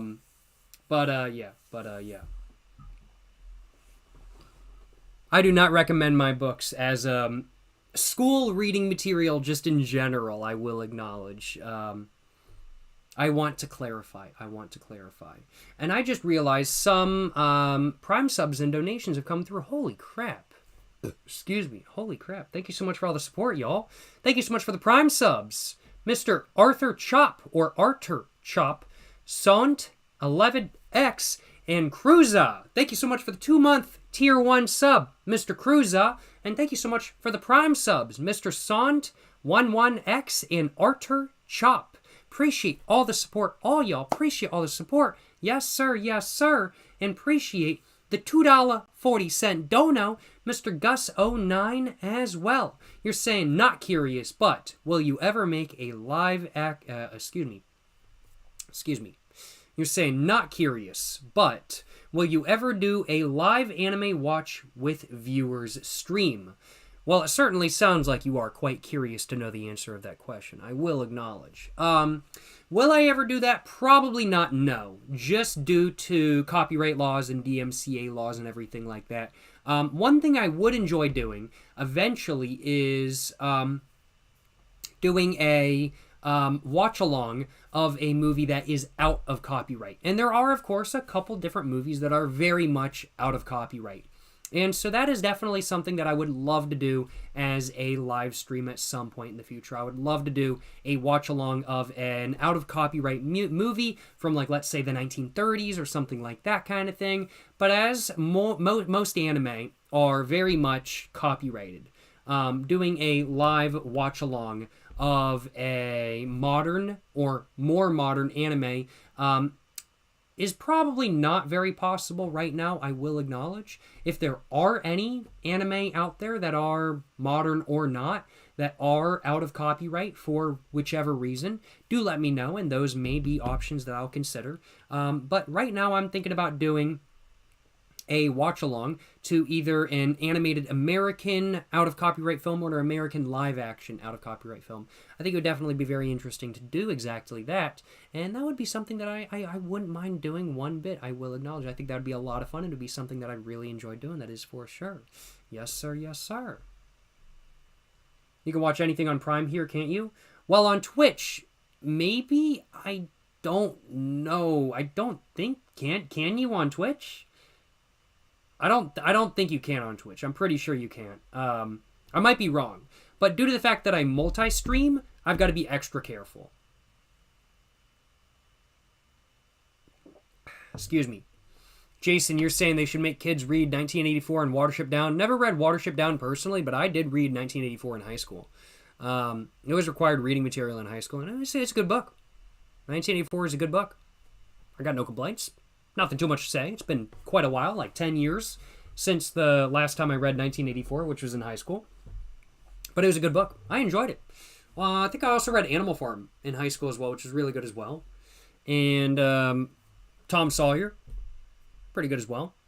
Yeah, solid literature. Solid literature, I will acknowledge. But what was any of it, was any of the literature I was required to read in high school as good as my fine literature that I recently released? I don't know. What do y'all think? I am definitely getting a little bit buzzed now, I will acknowledge. I am definitely getting a little bit buzzed now. My alcohol is starting to hit for sure. No complaints. So Jason, you're saying so you can watch 90% of silent films? As long as it's not remastered or anything like that, I do believe a good amount of silent films should be out of copyright. Now, how it works with movie copyright and with music copyright as a whole. I mean, like, for example, like, let's say Beethoven's symphonies and stuff like that kind of thing. There are certainly non-copyrighted versions of Beethoven's symphonies. However, if, like, let's say the New York Orchestra wanted to cover some of Beethoven's symphonies, what they could do is they could actually copyright their cover of Beethoven's symphonies, because the original Beethoven symphonies are out of copyright, and so they can now copyright their cover of Beethoven's symphonies. The same can be said about movies. So let's say, for example, The Wizard of Oz was out of copyright. It's not, but let's say, for example, it was, just to have an example movie. So the original, let's say it was out of copyright. I could watch that on Twitch and on YouTube just fine. It's out of copyright after all, so I can do a reaction to it. However, let's say if in the 1970s, the studio who did The Wizard of Oz remastered it and added 4K resolution or something like that. And instead of watching the original, I accidentally watched the remastered version. Well, the remastered version, even though the original is out of copyright, would still be actually in copyright. The remastered version would still be in copyright. So it's one of those things where I need to be really careful with which version of the out of copyright films I watch on YouTube and on Twitch. Because remastered versions are still very much within copyright a lot of times. This is how, like, let's say, a lot of different film studios and a lot of different animation studios have maintained copyrights on certain things for just so long by just remastering over and over and over again, and eventually people just can't find the actual original version anymore. It's a tactic, it's a strategy, but for a lot of movies, the original version is very much still out there, and for a lot of copyright-free movies, the original version is still very much out there. In fact, there's one movie I was looking at doing a watch-along to, and it's actually, the full version is actually on Wikipedia. Like, not a joke. You can watch the entire movie through Wikipedia's media player. And I don't mean media player as in it's embedded on YouTube and then you watch it through Wikipedia. I mean, it's actually embedded on Wikipedia's own media player. Which is kind of crazy, I ain't gonna lie. That's kind of crazy. It's like watching a movie on Wikipedia. But you can actually do it. You can actually do it, which is pretty huge, not gonna lie. But, yeah. Gotta be very careful with that. Yo, how's it going, Uo's Lab? Hope you're doing well, my man. You definitely know a lot more about copyright stuff than me, I figure. I've just done light research, but I don't tend to do reaction content or anything like that, so I don't really know the ins and outs of this matter. But you're saying that the other problem is that YouTube will often strike you for the remaster, even if you watch the original. Deadass! I did not know that. You said you had a friend who went through a lot of trouble because of that. Thank you so much for the information, Uo's Lab. Maybe it is not such a good idea that I do a reaction to a even out of copyright movie on YouTube. Maybe that is not such a good idea. I will have to look more into this topic in the future, because if I got a strike for a remaster, even if it was the original, that would not be very good, especially with how, frankly put, not great YouTube's copyright claim system is from the creator's perspective. It's really not a great system that we have in place right now from a creator's perspective. There's a lot of false claims and everything like that, as I'm sure many of you guys have heard, and as I'm sure you know, Uo's Lab, of course. Well, you definitely know that. Of course, I will acknowledge. After all, you're referring to a very false claim right now. I'm a little bit buzzed, not gonna lie. I'm gonna take another sip of my drink. But thank you so much. Thank you so much for the information. Once again, Mr. Uo's Lab, I do appreciate it. Good to know. Good to know. I will acknowledge that YouTube, or that somebody on YouTube, may still strike that live stream for being the remaster, even if it is the original. I will have to keep that in mind. Thank you so much for the information. I do appreciate it. And I appreciate the information. Yes, sir. Yes, sir. Thank you so much for the information. I do appreciate it. You're saying, hell yeah, dude. Hope it's going well. It is going very good. It is going very well. I got no complaints on my behalf, that is for sure. Having a great day. Having a great night. Been having a great week. Released a little bit of a poetry book, so I certainly got no complaints on my behalf, that is for sure. You're saying, got to get money on Jacob Jones Money? Certainly, certainly, most certainly. Always got to be pumping up. Jacob Jones Money, and making money on Jacob Jones Money. That's why it's called Jacob Jones Money, after all. Yes, sir. Yes, sir. You're saying you've watched a few copyright movies on Twitch, but you don't mess with YouTube because you can't risk it. Understandable. Understandable. And I'm going to do my own research on this matter, of course, as well. Always good to cover the bases and everything like that kind of thing. But it's... oh,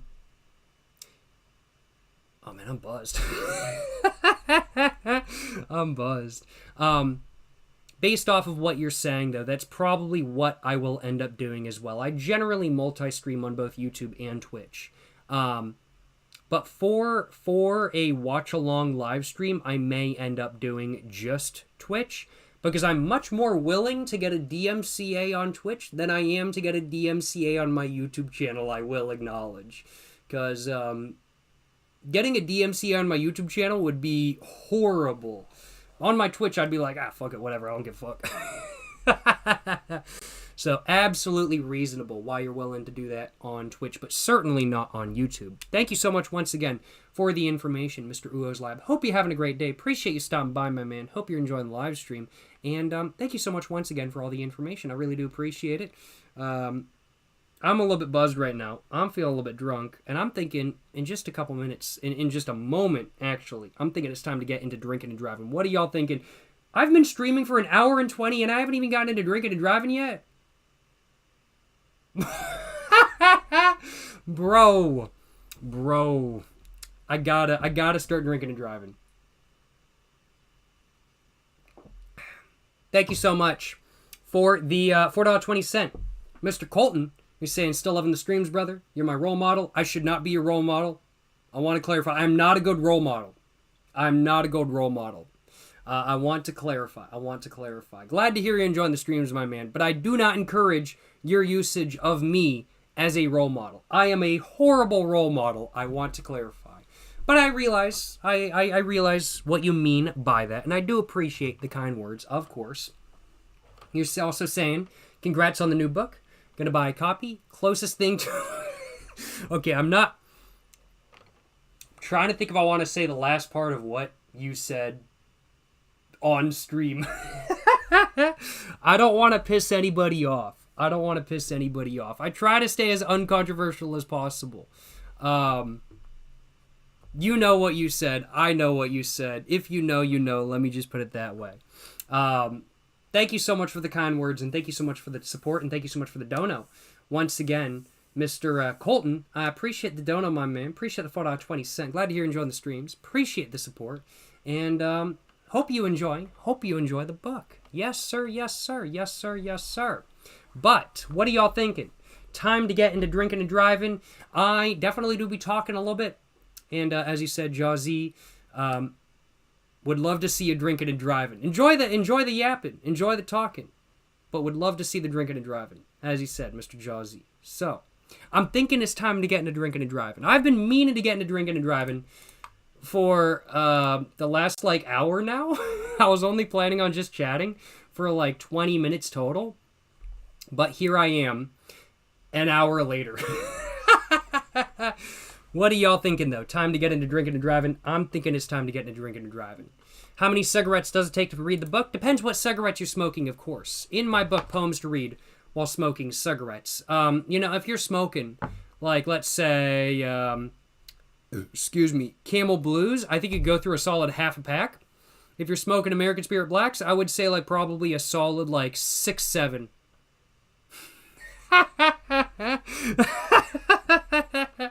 Yes, sir. Depends if you pace yourself as well. If you pace yourself, of course, it's going to be automatically less cigarettes. But if you just chain smoke in and out, of course, there are going to be a few more cigarettes smoked than not. But, let's go ahead and get into... What do we think we want to start off with? Highway? I kind of want to start off with Highway. I do really enjoy Highway. It's so much fun. Should I start off the squatted truck? No, I don't really want to. I have the squatted truck, which is hilarious to drive. It is so difficult to drive, but it's hilarious. I don't really want to start off with it, though. I want to start off with the Bruckle Legrand, because I love the Bruckle Legrand. And I kind of want to start off with... the rally version, as I do quite like the rally version. I will acknowledge the rally version of the Bruckle Legrand is a lot of fun. Oh man, there's so many details. What does all of this mean? I have no idea. I do love BeamNG though. I kind of want to just go for like a silver or a white. I'll just go with that. And I do want traffic. Normal, police, no. I just want normal traffic. I want the time of day to be noon. Day-night cycle is disabled. Yeah, let's go, let's go. Big ball of moves, big ball of moves. How does my book pair with Marlboro Southern Cuts? Pairs amazingly with Marlboro Southern Cuts. I mean, like my book of poems to read while smoking cigarettes pairs amazingly with any cigarette. The best cigarette to smoke while reading my book of poems to read while smoking cigarettes is whichever cigarette you have with you. I do want to acknowledge. But yes, it does pair well with Marlboro Southern Cuts. I do want to acknowledge. Of course, of course. Yes, sir, yes, sir. Still no FSO Polonez mod installed. True. You're not wrong about that. That is something I have been needing to do, but it's something I have not done. I do need to do that. I also, low-key, am pretty tempted to buy the Steam controller. I use the Titan submersible controller, like the Titanic submarine controller. This is a Logitech F3110. Or sorry, F310. Not F3110. It's just an F310. And this is basically the controller from the Titan submersible, which is kind of scary. I don't know why they were using that controller on that submersible. It's kind of a red flag, I'll acknowledge. But I'm basically using that controller, and the Steam controller looks really nice. So I am very tempted to buy the Steam controller, I will acknowledge. It looks really good. And this is taking a fat minute to load. I don't know what's going on. Did it crash? Oh, nope, we're in. We got the audio. Let me know if the audio is too loud or is too quiet, and I will change it up or down. Would my book pair well with leaving your wife and kids behind? Well, on the back cover of my book, it says, no matter if you smoke or not, be sure to enjoy the poems within. And by that, I mean, no matter the activity, no matter what you're doing, be sure to enjoy the poems within, and that my poems will be enjoyable no matter the cigarette you're smoking, no matter if you smoke or not, and no matter the activity you're performing whilst reading my poetry book. And so as such, I would have to say that my book does pair well with leaving your wife and kids behind. That's what I'm saying, at least, you know what I'm saying? That's what I'm saying, at least. Well, let's get to drinking and driving, baby. Let's get to drinking and driving. Yes, sir. Yes, sir. I'm going to take this ramp. We're going to go right into the city. Right into the city. We're going to pass this dude on the left, not even in the lane. Probably should slow down. It's a 50-mile-an-hour speed limit. We're not going to worry about that, though. We're not going to worry about no 50-mile-an-hour speed limits. 50 miles an hour. Bro, that ain't nearly fast enough. Bro, I need each and every single speed limit to be at least 67 miles an hour. Don't worry about that. Don't worry about it. I just lost a hubcap. It's of no concern. Don't worry about it. The steering wheel clips would be insane. I do need to get a steering wheel. I do low-key need to get a steering wheel. But at the same time, I'm kind of holding off on it just for the moment. I do need to get one eventually, though. Let's keep going, though. Let's keep going. We got the same car we had when we first started. We're on the curb. Almost flipped. We're... Oh. Don't worry about it. We're still drivable. Still drivable. Hit and runs, you know what I'm saying? Hit and runs. They can't follow us if we go on a dirt road, right? They can't follow us if we go on a dirt road. So dirt road is the best choice. And then... Oh, we just looped back to the crash. Okay, bad idea. We go this way now. Hopefully they did not get my license plate number. Because otherwise I'm going to prison. That wouldn't be very good. That wouldn't be very good. Where we're going, we don't need roads. You're damn right, my man. You're damn right. You're damn right. You should get in the queue for the Steam controller. You will love it. I'm very much thinking about it. Yeah, I've heard really good things about the Steam controller. And while I do think I'm waiting a little bit longer... Fuck! This dude fucking merged in front of me! Y'all see that? That dude fucking cut me off! He cut me the fuck off! Fuck that! What the hell? That dude cut me the hell off. Hell nah, bruh. Hell no! What the hell? It's good, don't worry about it. It might not be good, actually. It might not be good, actually. I think my steering might be a bit bad. But, I am low-key waiting until more reviews about the Steam controller come out, I will acknowledge. But once non-sponsored or reviews where the individual was not given the, excuse me, or reviews where the, I'm buzzed.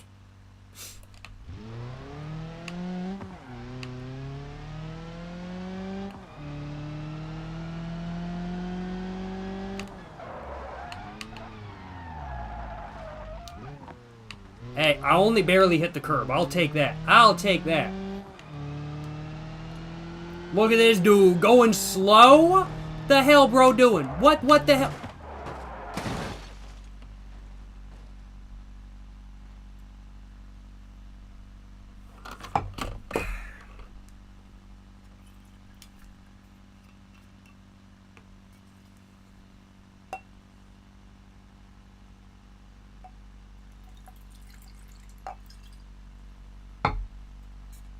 Yo, appreciate the 11-month Tier 1 sub, Mr. Panex Jr. Appreciate the 11-month Tier 1 sub. Appreciate the support, my man. Hope you're enjoying live stream. Hope you're having a great day. Appreciate the support. Yes, sir. Yes, sir. Pouring myself down a little bit of drink. You know. Gotta do it. Gotta do it. But, Panex Jr., you're saying that, Valve be cooking when it comes to their different hardware products and stuff like that. And yes, I do have absolute faith that the Steam controller will be a good product. But I just want to make sure. I want to be extra certain. I love doing research before I buy anything above like $25, honestly. I do a lot of research. Honestly, I bought like a battery bank off of Amazon, and I did like a ton of research, and it was only like $15. So for like something that's like $100, I do hella research, and I'd be making sure I'd be trying to like find reviews from individuals that were not given the product for free. And that's most of the reviews on YouTube right now for the Steam controller. But I definitely am planning on getting in the queue for the Steam controller in the future. And I am looking forward to purchasing it in the future, as long as what I'm hoping to hear from the reviews is what I hear from the reviews that I watch sooner rather than later. But yeah, I'm looking forward. I'm looking forward to picking up the Steam controller. Whenever I can, I will acknowledge, and whenever I watch some reviews and decide to actually pick it up. It is like $100, so it's a little bit of a commitment to me. It's the most I will have ever spent on any controller. But I think it should be a worthwhile investment, just like my poetry book is very much a worthwhile investment, I will acknowledge. Highly recommend my poetry book if you guys would like to pick it up. Highly recommend. Link to the sales listing is in the pinned chat comment. Yes, sir. Yes, sir. Gotta do a little bit of promotion while I'm drinking and driving, you know what I'm saying? Gotta do it. Gotta do it. Let's take a sip of my alcohol. Oh, wrong controller stick. Oh, God. Don't worry about it. Don't worry about it. Don't worry about it. Don't.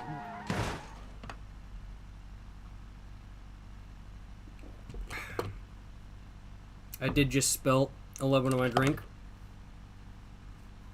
Don't worry about it. It's all over my shirt. It's all over. I'm quite buzzed. I am surprisingly buzzed, honestly. I am quite buzzed.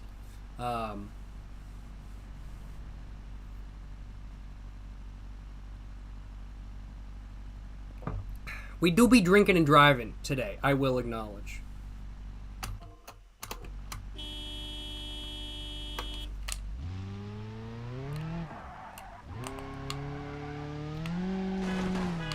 Just had to smack this dude for a good measure as well. Don't worry about it. I might have to change cars so the authorities don't catch on to what I'm doing, though. So I may have to change cars in just a minute.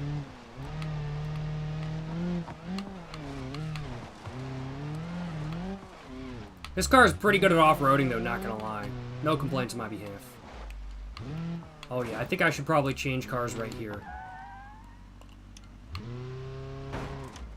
I should probably do that. So, let's go ahead and try to do that. Let's go and change vehicle. Reading poetry and driving tends to have the same effect. Very true, very true.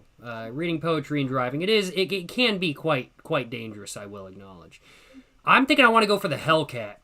I want to go for the Hellcat. And I'm thinking I want to go for the Hellcat, not just the Charger. I want to go for the Hellcat, which is this right here. Bro, this thing has so much power, it's crazy.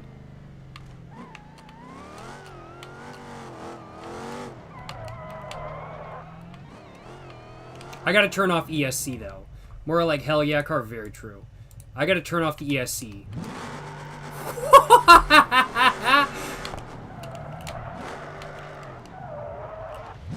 Don't worry about that. Don't worry. Just hit the grass a little bit. Don't worry about it. I gotta admit, I think the last car I had was a little bit stronger. Honestly, I don't know what it is. This car just ain't built. It just ain't built different like the last car I had. The last car I had was kind of built different. The Hellcat, though, was not. I want to get off this island, though. Let's see if I can get off this island.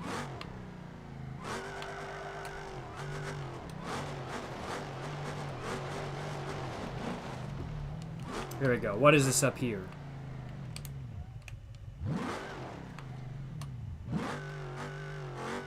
I am slightly stuck. Let's try that again. Okay, I'm slightly stuck again. We're gonna need more speed. More speed, I said.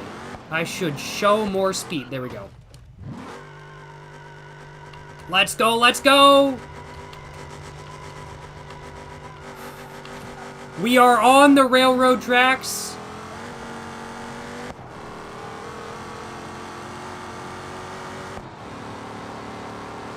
That's what I'm saying, you know what I'm saying? Only the biggest baller moves here, yes sir. Don't worry about it. It's all good, it's all good, don't worry. I don't even know how fast I was going before I crashed. Yeah, how's it going, Mr. Deleted Account? You're asking, how's the Mercedes? The Mercedes is doing quite well, if I do say so myself. I got no complaints on my behalf. Do I still need to replace the glow plug in it? The glow plugs in it, plural. Yes, I do. But is it running and driving very well? Yes, it is. Has the fuel gauge stopped working a little bit more than it used to work? Excuse me. Yes, it no longer likes to go down past the halfway point, even when it is quite empty. But it still works, technically. So there's some stuff I do need to work out with the Mercedes, I will acknowledge. But overall, you know, oops, I'm trying to get to the map. Here we go, map. This is what I want. Here we go. I want to do a race. Oh, what race are we thinking? Nah, not that one. Time trial. Yes, let's do a time trial. But yes, the W123.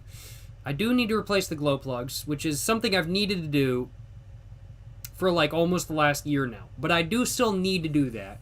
And then I also need to see what's up with my fuel gauge and also my odometer, because my odometer is broken right now, I will acknowledge.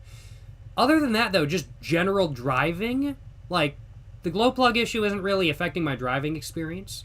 And same with the fuel and odometer, not really affecting my driving experience by any means. So overall, the Mercedes, the W123, is running and driving perfectly fine. Absolutely no complaints on my behalf, that is for sure. It's running and driving great. I got no complaints. Yes, sir. Yes, sir.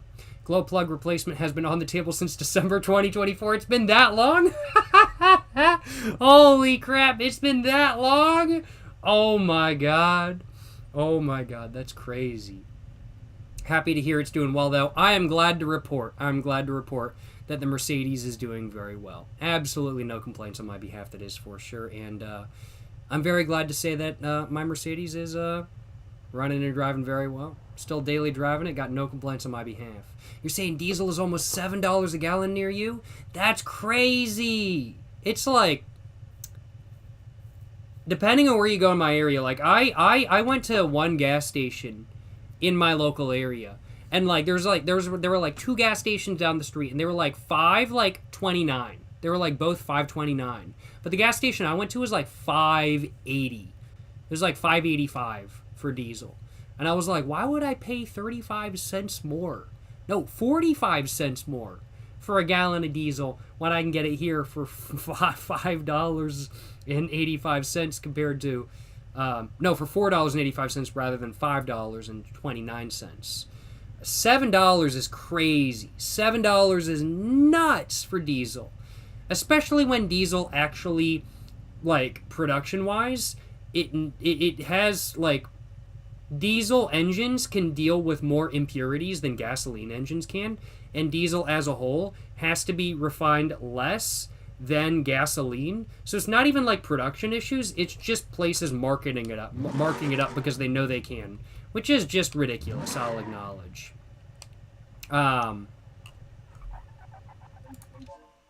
Just kind of my personal take, though, I'll acknowledge. But man, crazy. $7 a gallon for diesel. Man, I'm just glad it's like high $4 where I am. It's like high $4 to low $5, because I've been hearing gas prices from elsewhere in the United States, and $7, $6.20, some of y'all are saying. That's nuts. That's crazy. It's crazy shit, for real. Excuse me. Damn. Diesel is crazy expensive these days. It really is. Let's see if I can complete this time trial in the time I'm allotted. While having had a few drinks. I'm gonna have to go get another drink in a few minutes. I'm losing control.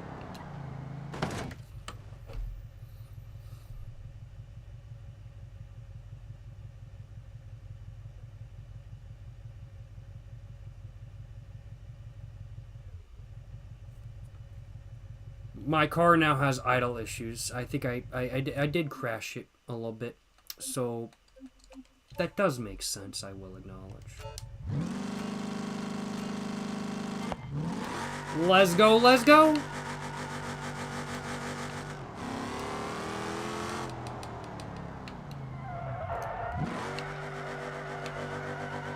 That was on purpose. I did that on purpose. I wanted to do a donut there. Don't worry about it. I'm on the curb. That's on purpose as well. I ripped my bumper. That was on purpose.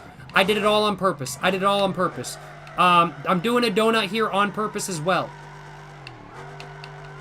I hit that curb on purpose as well. I want to go ahead and clarify. I did it all on purpose. It was all intentional. It was hitting that curb right there. That was intentional. I did that on purpose. That was not a skill issue. No way. I do not have skill issues in regards to drinking and driving. No. That is not the case.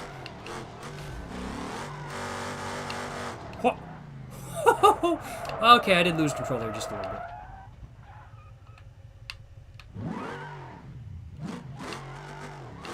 bit. This car is extremely difficult to control with no traction control or anything on. It is quite difficult to control. I'm not gonna lie about that.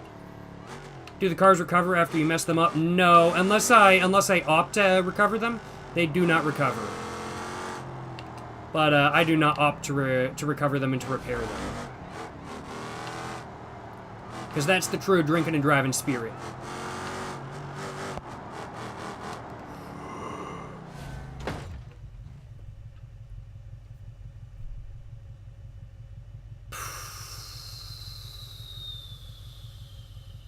Need the Brembros or carbon ceramics? Well, the thing is, with carbon ceramics at least, carbon ceramics don't really work until the brakes are warmed up. So even if I have carbon ceramics, which I don't think I do, because we could see they're kind of the brakes are kind of gray. They're not really like carbon color. So I think I've just got the Brembos. But the carbon ceramics, they don't really work. They don't really work better than the Brembos until the brakes are warmed up. But we got some really huge-ass slotted brakes, so I don't know if braking is the issue. I think it's just the weight of this car and the massive amount of power and the lack of ESC that I'm currently using. Or currently utilizing, I think might be the right way of putting it. Gonna love it better that time. We're gonna try to keep that theme going.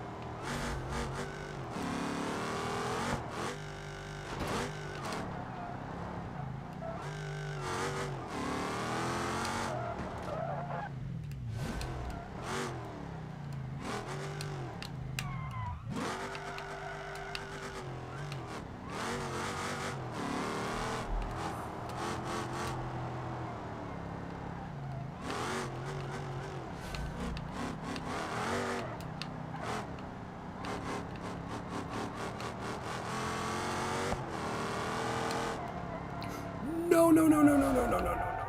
Oh, okay, we're good. Don't worry about it. Don't worry about it. We kind of just hit the bumper a little bit, but we didn't do any real damage. I almost messed up in the exact same place I messed up previously, but we're okay. Don't worry about it. Don't worry about it.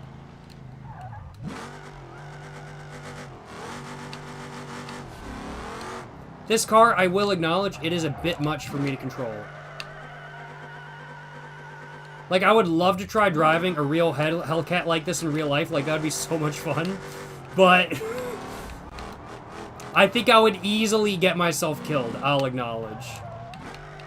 Like, if I tried driving like this in real life, I would be so dead so quickly. Like, not even a joke.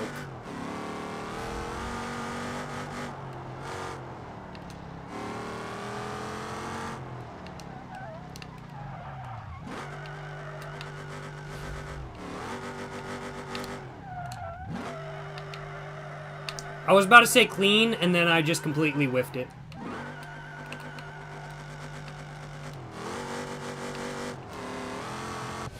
Boom, baby! Yes, sir! Wall renders just in time to break? Nah, for real, though. For real, though. So that was 227. That was not good enough to get any stars. Which, you know, it is what it is. My previous time a year ago was 211. So I think we could do better. But I'm not gonna do any better right now. I am going to switch the vehicle to a BMW 3 Series, and we're gonna go for the gravel rally version. I think. Thoughts on the new Forza? I've actually never played a Forza game, or I've played a Forza game before. I've never owned a Forza game before. Is the right way of putting it. So I don't own the new Forza. I am tempted to pick it up, though. But I do not own the new Forza. So I can't get my thoughts on the new Forza. But it does look pretty cool. Let me just put it that way. I suppose those are kind of my thoughts on the new Forza now, isn't it? But Forza looks pretty cool. And the new one looks pretty cool, I will acknowledge. What percentage am I blowing right now? What ABV am I blowing right now? I've had 4 drinks. Each of which had probably about a shot of whiskey in it, 50% whiskey, so I'm probably like too drunk to drive right now. I would hazard a guess. If I'm not too drunk to drive, I'm right on the cusp of it. Let me just put it that way.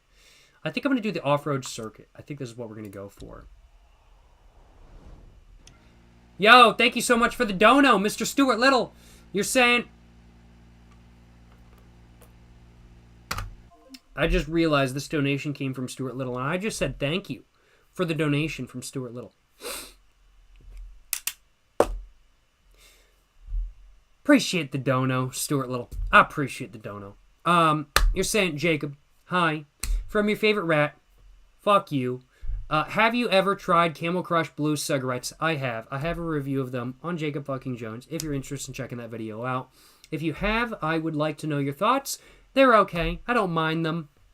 But they really are the best cigarettes for a rat like you. No, just kidding. Camel Crush Blues are not a good cigarette for a rat like you, Stuart Little. Fuck you, Stuart Little. I fucking hate Stuart Little. Maverick Reds would be better for you, I will acknowledge. I fucking hate Maverick Reds, but maybe you're such a sicko that you'd like Maverick Reds. I hate Stuart Little. But I do appreciate the $10 donation, of course. Thank you for the $10 donation.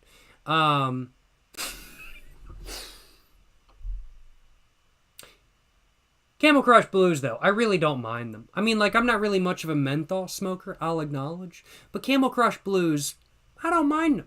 I find them to be solid. More solid than not, I will acknowledge. You're saying, personally, you think they could use a little bit more menthol? Fuck you. Yeah, fuck you too, Stuart Little. Fuck you. Fucking hate Stuart Little, bro. This little piece of shit. I hate Stuart Little. Bro, I hate Stuart Little so much. Oh my god. Oh my god. I hate Stuart Little so much. Thank you so much. Thank you so much for the donation, Mr. Stuart Little. I do appreciate it. Hope you're enjoying the live stream. Hope you're enjoying the live stream. Stuart Little. Of course. I suppose I should probably say that. Thank you for the donation, Stuart Little. Hope you're enjoying the live stream. Camel Crush Blues. I don't mind them. I'm not much of a menthol smoker, but I do find the Camel Crush Blues to be quite interesting. I will acknowledge. I don't mind them by any means. And, I respect, well, I don't respect Stuart Little's opinion about the Camel Crush Blues, but if it was somebody else saying that, I would respect their opinion. I'd respect anybody's opinion other than Stuart Little and maybe a couple other different historical figures that are also fucked up and shit, like Adolf Hitler. I don't respect bro's opinion about cigarettes either because it's Adolf Hitler. But yeah, thank you for the $10 donation, Stuart Little. I appreciate it. I appreciate it, I suppose. Thank you for the dono. Thank you so much as well for the dono. Mr. Gus09, appreciate the $1.69. You're saying, Jacob, will you own or ever will own an anime pillow with its cover? And what anime girl cover will it be? No, I think I'm all good, honestly. I have no desire to ever own an anime body pillow, I will acknowledge. But if I was going to ever own an anime body pillow, which anime character would be on it? It would be Fee Carmichael from Planetease, who's right next to me in my stream starting soon, scene. Like, that's Fee Carmichael from Planetease right next to me right there in my stream starting soon, scene. She's a big baller. She smokes cigarettes in space. She's a pilot of a spaceship, and frankly put, she's the GOAT. She is frankly put the GOAT. So if it was going to be any anime character, it would be Fee Carmichael, but I have no desire to ever own an anime body pillow. I will acknowledge I am all good. I have no desire to own one. No judgment to those who do. It's not my personal thing, though. I will acknowledge. But, I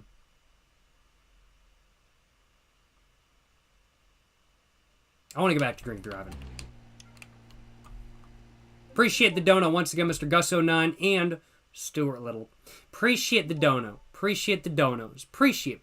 And hope I was able to answer all questions to a fullest extent. Yes, sir. Yes, sir. Let's go. Let's see how well I can drive around this track in a rally car.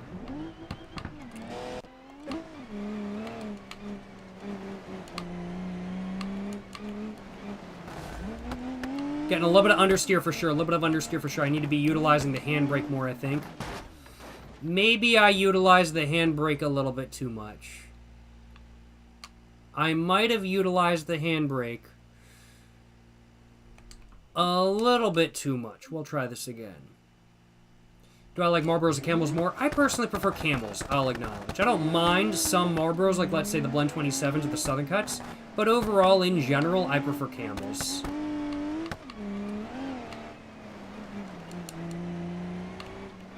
Definitely getting a little bit of plow, though, a little bit of understeer, but it's okay.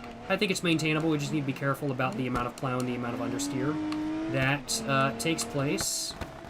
Need to make sure I hit those jumps a little bit better as well. I'm hitting those jumps really badly, but thankfully we didn't do any damage to the car from what I can tell at least. Maybe we are doing damage to the car because I definitely bottomed out right there. But it's okay, don't worry about it, don't worry about it. That was still not a very good jump. I should have been going just a little bit faster than that. And we did do some structural damage to the car at that. This is a jump I cannot miss, though. There we go. That was good, baby. We lost it, though. We lost it, but we didn't flip, and that's all that matters. We did stall, but that's okay. Let's keep going. Let's keep going. Let's keep going. I love the E30. I love the E30 rally car. It's so good. I thought I was doing multiple laps, but no. My car is so fucked up. It's actually not half bad, honestly. This car, it's supposed to be like an E30, but honestly, the front fascia kind of reminds me of a Nissan Sentra from the 90s, slash like a Nissan Suru, and then like the rest of it is like E30. But this is kind of Infiniti-esque. Can I open the doors? I can't. Oh no, I can't. I can open the doors? Bro! Open the door. Open the door. Open the hood. Oh, yeah. Oh, the hood's fucked. Yo, that's sick. That's sick. I can actually open the... Oh, man, that's dope as hell. Hell yeah. What's plow slash understeer? So, when you're driving a car, if you turn, you can just turn straight. I mean, you just turn kind of thing. Then there's oversteer, where the back end of your car comes out. So, let's use this as an example. And let's just put this right here. So, oversteer is when you're driving, coming like this, and this finger right here is your rear wheels, and this finger right here is your front wheels, and you're driving like this kind of thing, and then you turn, and your back end comes out and kind of wraps around you. That's oversteer. Understeer is the opposite. So it's when you're going that way, and then you turn, but you don't turn enough, so it's too shallow. It's too shallow, and you end up going into the gutter or into the guardrail because you turn too shallow because you can't turn enough. Understeer is most prevalent with front-wheel drive cars, with oversteer being most prevalent with rear-wheel drive cars. That's not a set rule, but it is a rule of thumb, I will acknowledge. I feel like I just did a horrible job explaining what oversteer and understeer is. I know what they are. I'm just really bad at explaining it. But that's kind of what understeer is, and plow and understeer are more so than not the same thing.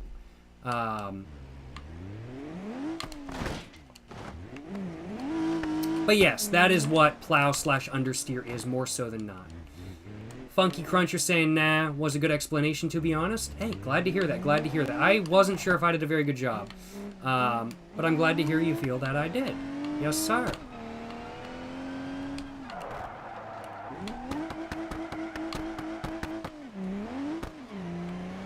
I'm gonna get on the racetrack. I'm gonna get on the racetrack! Whoo! Made the gap. No complaints. And we don't need no, oh shit. How the fuck do I get in the pit lane, bro? I'm trying to get in the motherfucking pit lane, bro. How the fuck do I get in the pit lane, bro? There it is.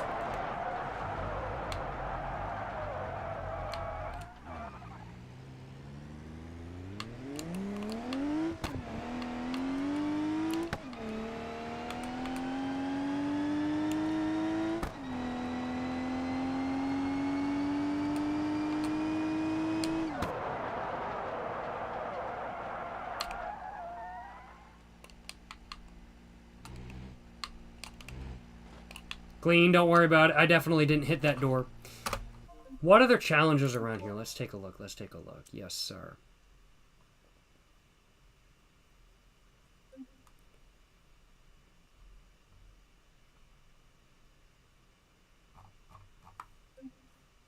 What are we thinking? I'm thinking I gotta go take a piss, but I wanna...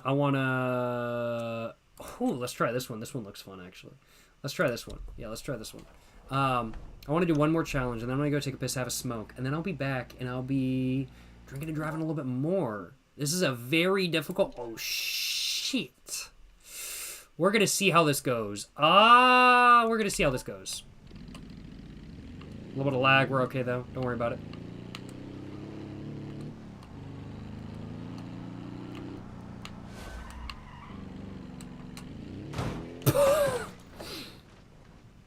It immediately went horrible. It immediately went horrible. Wrong way in the pit lane. FIA, lifetime ban. True, though. True, though. So we've got to gun it. We literally cannot not gun it. And we cannot lose any speed. We are going to have to... Holy... Okay, maybe we're not doing this one, because... This is... probably going to be a little bit more difficult than not. For third time for sure. I hope so. Oh, that was clean. Okay, okay.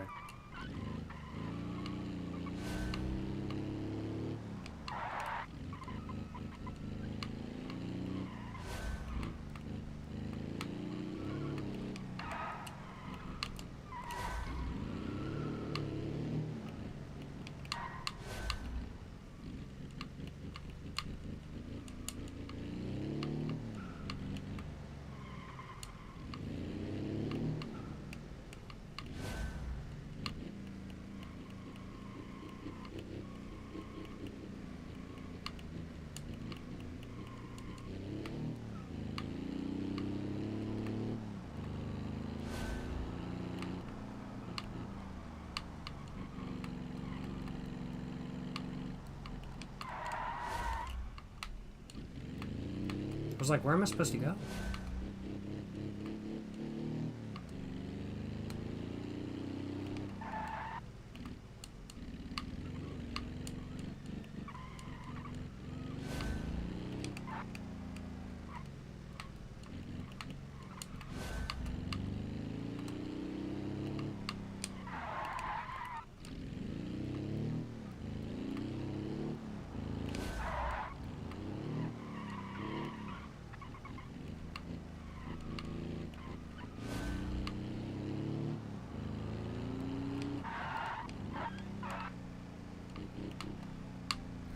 Fire hydrant. Oh my god.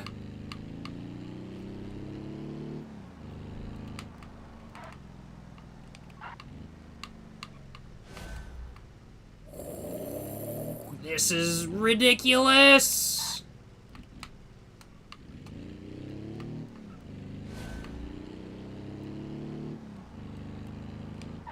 Bro, I've got to do a jump again?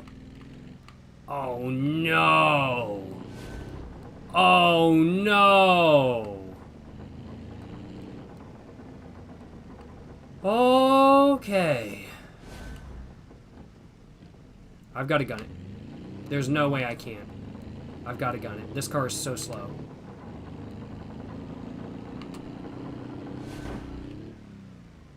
Woo!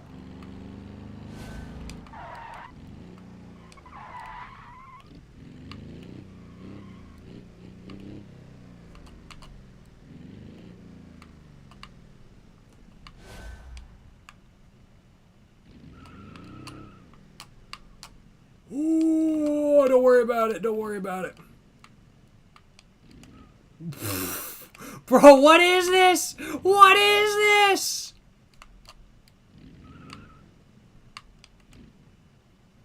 I'm drunk. I'm drinking right now. I'm struggling. Bro. This is like what the police make you do when you get caught drinking and driving. They're like, okay, prove that you're sober by completing this course without totaling your car. That would actually be kind of funny if the police did that, but actually not at all, because you probably total your car. Bro! Bro, I gotta fit under here! Bro, what?!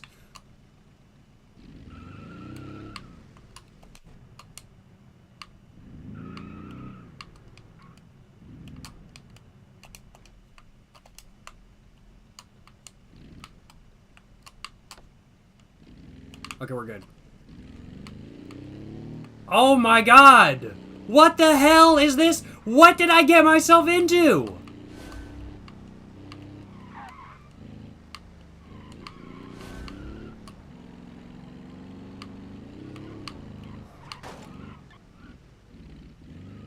Make it up, make it up, make it up, make it up, make it up! Crap, I didn't make it. Okay, we're gonna try that again. We are going to genuinely try that again. This car does not have enough speed to make it up that. We are genuinely going to try that again. I am not joking. Go up at an angle, not straight. True, true.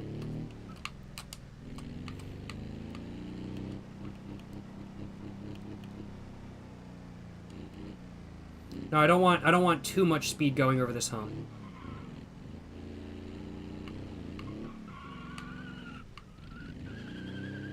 Again? Oh, crap.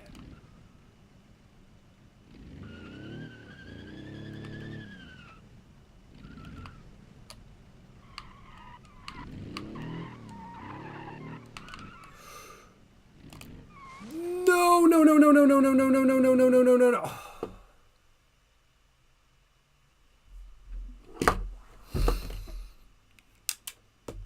Oh man. I was not blinking. I'm not crying. I was not blinking at all.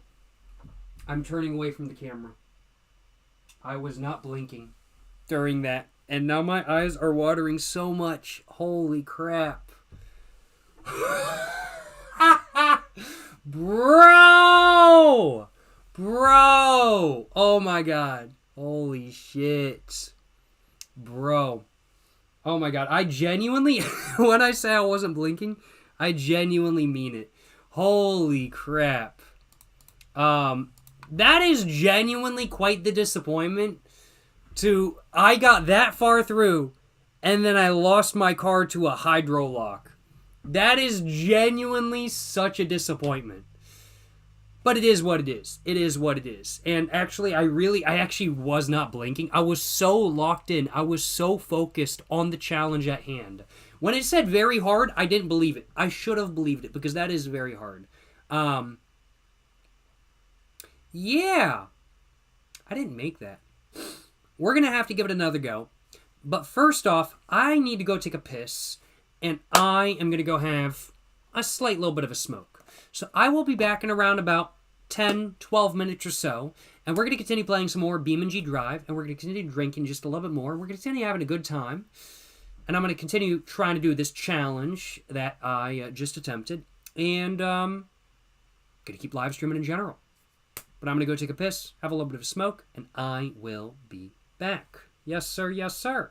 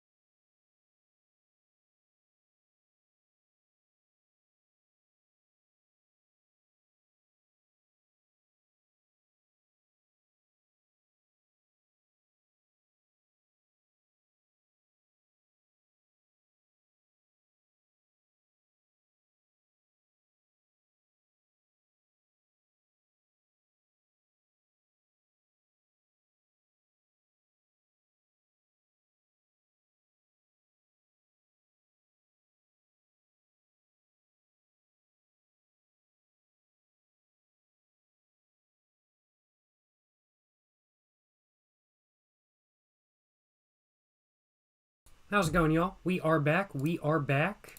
I didn't realize how buzzed I really was up until the point where I went out and had a little bit of a smoke. And when I say I had a little bit of a smoke, I actually really do mean it, as I did not smoke a full cigarette outside. I had half of my cigarette, and I was like, man, if I smoke any more, I'm going to get not feeling very good. So I just had half a cigarette, and then I was just like, all right, that's all for my cigarette right now. Like, when I said this break was going to be 10-12 minutes, I did genuinely believe it. I thought I was going to go outside and smoke an entire smoke. I did not end up doing that, though. I ended up going and having a piss, which was very good. And then I had half a cigarette, and that was it.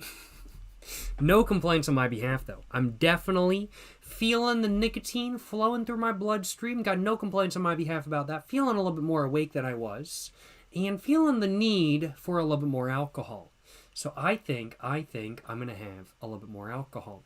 Funky Crunch, you're saying he should have taken us out for a smoke break. You know what I'm saying?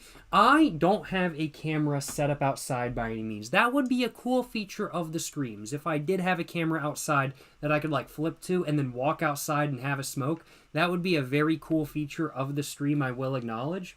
However, that is not a feature that I currently have set up, but that would be one that is amusing to do eventually, like walk outside and just have like a security camera set up that y'all can see the feed off of. That would honestly be kind of hilarious, I will acknowledge. But also at the same time, I do just use my piss and smoke breaks as just breaks in general kind of thing. I just use my piss and smoke breaks as breaks kind of thing. And since I do use them as breaks, and that means not being on camera. Not live streaming at that point in time. So I do suppose if I had a camera set up for smoke breaks, it wouldn't really be a break from the live stream for myself. It would just be a smoke break, now wouldn't it?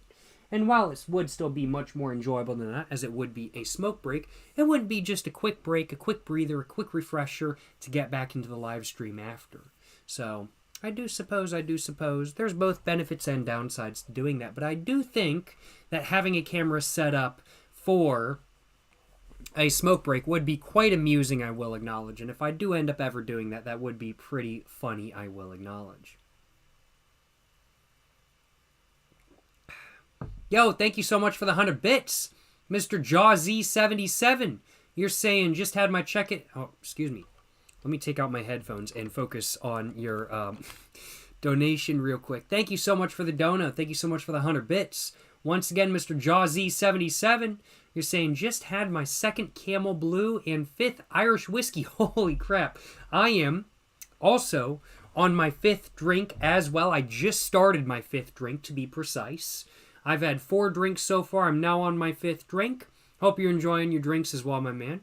Just had your second Camel Blue and 5th Irish whiskey. Enjoying the stream very much, my man. But will be my last. It's 4 a.m. Here now. Okay, I'm buzzed. I'm struggling to read chat right now. Oh my goodness. Let me try that again. You're saying, enjoying the stream very much, my man, but will be my last. It's 4 a.m. here now, but want to let you know, very much do enjoy the stream and looking forward to buying your book. Hey, thank you so much for the support, my man. I do appreciate it. Hope you're enjoying the live stream. Well, you said as such, so glad to hear you are enjoying the live stream. Appreciate the support. Hope you enjoy my book, Poems to Read While Smoking Cigarettes, once you order it and once it arrives. Thank you so much for the support. Thank you so much for the donation, and glad that you've been able to tune in. 4 a.m. in your local area is certainly no joke, that is for sure. So, make sure to have a great rest of your night, and make sure to sleep well. Appreciate you stopping by, my man. Appreciate you stopping by for so long. And hope you have a great rest of your night. Yes, sir. Yes, sir. Thank you so much for the 100 bits. Once again, Mr. Jawzy77. Appreciate the support, my man. And hope you have a great rest of your night. Yes, sir. Yes, sir. Yes, sir. Yes, sir. Let's see if I can get my headphones back in. Appreciate the support once again, my man. Yes, sir. Well, what are y'all thinking, though? Take another sip of my alcohol. And I'm thinking I want to give this little BeamNG challenge that I was attempting before I went outside. I'm thinking I want to give it another go.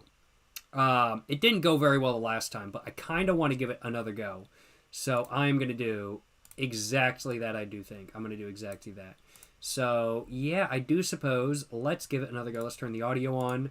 And let's restart this challenge. There we go. Let's give this another go. Yo, appreciate the dono, Mr. Gusso9. Once again, my man, appreciate the dono, my man. You're asking, humans will ever go to other planets in the distant future? I believe you meant to say, do you ever think humans will go to other planets in the distant future? Probably, yeah. More than likely. I don't doubt that by any means. Will it be in my lifetime? Possibly. I'm not going to say it's not possible that humans will be in other planets or go to other planets in my lifetime. I do think that is a possibility. I will acknowledge. I certainly don't doubt that by any means. I think the moon is probably going to be first. I think people are probably going to go to the moon again first, and then after that, I think probably Mars. I'm hazarding a guess that it's not going to be as soon as some people think, though. I think 30 years is a rough estimate, I will acknowledge. But yes, I do think humans will probably go to other planets in the distant future, or maybe more so in the not-so-distant future, honestly, because 30 years in the grand scheme of things is really the not-so-distant future. That's within many of our lifetimes. So, yeah, no, I really do think, yeah, probably humans will go to other planets in the distant future, in the not-so-distant future, honestly. And I think that is a pretty cool thing, frankly put. I think that's a pretty cool thing. I'm looking forward to seeing people go to other planets. I think it's absolutely fucking badass that we as humanity have gone to the moon before. I fucking love that. I love that we've been on the moon before. That's badass as hell. And I genuinely cannot wait for people to, like, go to other planets as well. I will acknowledge. Like, will I personally be going to Mars? Probably not, honestly. I probably will not be going to Mars. But would it be really cool to see other people on Mars? Hell yeah, it would. Hell yeah, it would be super cool. So, yeah, not only do I think that humans will go to other planets in the distant future, in the not-so-distant future precisely, but I also think that's going to be absolutely freaking epic when that does happen. I'm looking forward to it, that is for sure. And I'm hoping that it happens much sooner rather than later, I will acknowledge. Appreciate the donation. Once again, Mr. Gusso9. Appreciate the $2.10, my man. 21, you know what I'm saying? Appreciate the dono. And appreciate the donation as well. Mr. 907 Boxes. Appreciate the 100 bits. You didn't say nothing, but I appreciate the dono. Hope you're enjoying the live stream. Hope you're having a great day. Appreciate the support. Yes, sir. Yes, sir. Yes, sir. Yes, sir. Landing on another planet, maybe, but terraforming and colonizing surely cannot be feasible anywhere in the near future. I would say landing on another planet, definitely possible. Terraforming, though, takes hundreds of years. So that's just something that, while we might have the technology to start to do so now, it's something that we won't finish doing for a very long time in the future. But I definitely do think landing on other planets can happen in the near future for sure. And Apollo and Artemis, the Apollo missions are all super cool. The new Artemis mission, the recent Artemis mission, was super cool to see. They went around the moon. They didn't land on it, but they went around it. That was super cool. NASA's planning on landing back on the moon sometime soon. That's going to be awesome. Super cool stuff. Super cool stuff, I will acknowledge. No complaints. No complaints, that is for sure. Yeah, lots of cool stuff. Space is awesome. Space exploration is epic. I fucking love it. I fucking love it. That's for sure. No complaints. No complaints. Just imagine the video. Day drinking and smoking cigarettes on Mars. Just imagine, y'all. Just imagine. That would be awesome. That would literally be like a 16-year commitment. Because it takes like, what, 8.5 years to get to Mars? And then like 8.5 years to get back? So, like, if I wanted to make that video, it would literally be like an 8.5 year commitment or something. But that would be epic. I would love to make that video. That would be so awesome. Day drinking and smoking cigarettes on Mars. Yes, sir. Yes, sir. No complaints. No complaints. Dino Dragon 59, you're saying 67, 67, 67, 67, 67, 67, 67, 67, 67, 67, 67, 67, 67. Kids will be like, shut up. Me, while playing a horror game, 67, 67, 67, screaming at the enemy to get it to follow me so my buddies can fulfill the thing and move on to the next level, but shh. I had to do a little bit of text-to-speech there. What can I say, you know what I'm saying? What can I say? Yes, sir, yes. Mars is past Antarctica, not in space. I do want to go to Antarctica as well. That would be just a big baller move. Just imagine the video. Day drinking and smoking cigarettes in Antarctica. I'd have to go during the summer, though, so my alcohol doesn't immediately freeze the moment I walk outside. But yes, I do want to go to Antarctica as well. Antarctica, big baller moves. Want to visit. Want to see what's going on. Want to day drink and smoke cigarettes with some penguins. That would be amazing. Penguins are cool. They kind of smelly. Their shit kind of smells, I'll acknowledge. But penguins are pretty chill. I'd love to smoke some cigarettes with them. I'd love to day drink with some penguins. And I'd love to day drink and smoke cigarettes in Antarctica, that is for sure. Let's go ahead and give this challenge another go. I've got to accelerate to the fullest extent. I've got to make sure I don't hit that curb. And I've got to make sure I get this jump all right first try. Okay, we're all good. Let's give this challenge another go, y'all.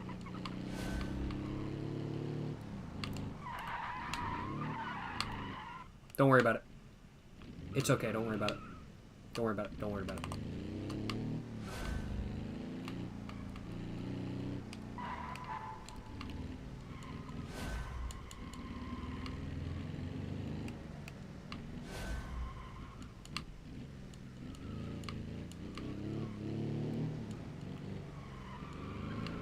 Locked in, locked in.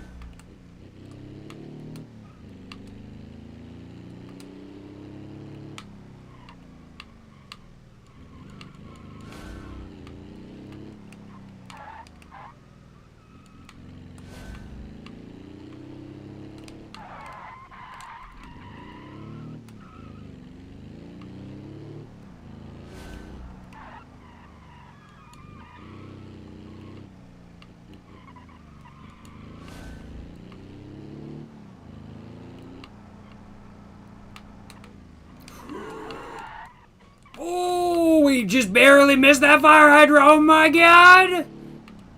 Whew. Okay, okay, okay.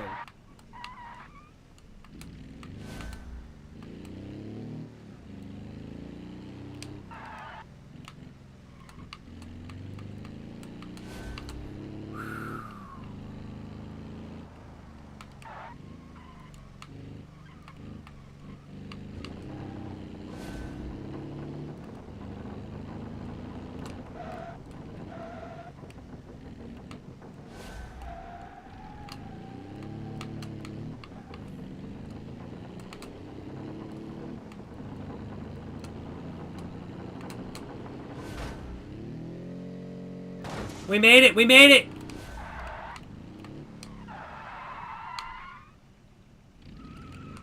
And I know the way to do this now. Since I've gone through here before, since I failed last time, I know the way to do this.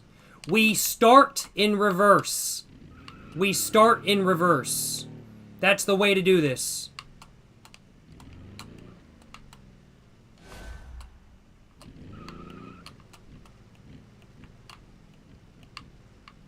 Oh, so much faster than last time. So much faster. Oh my god, we're doing so much better. Woo! Yes, that's the way to do it! That's the way to do it, baby!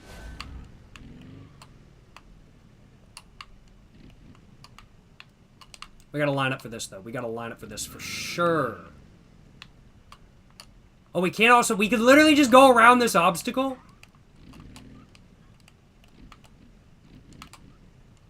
It's okay, though. We made it. So we, like, literally don't even have to line up for that. We can literally just go around. I didn't even notice that the first time. Alright, so this is where we got stuck last time.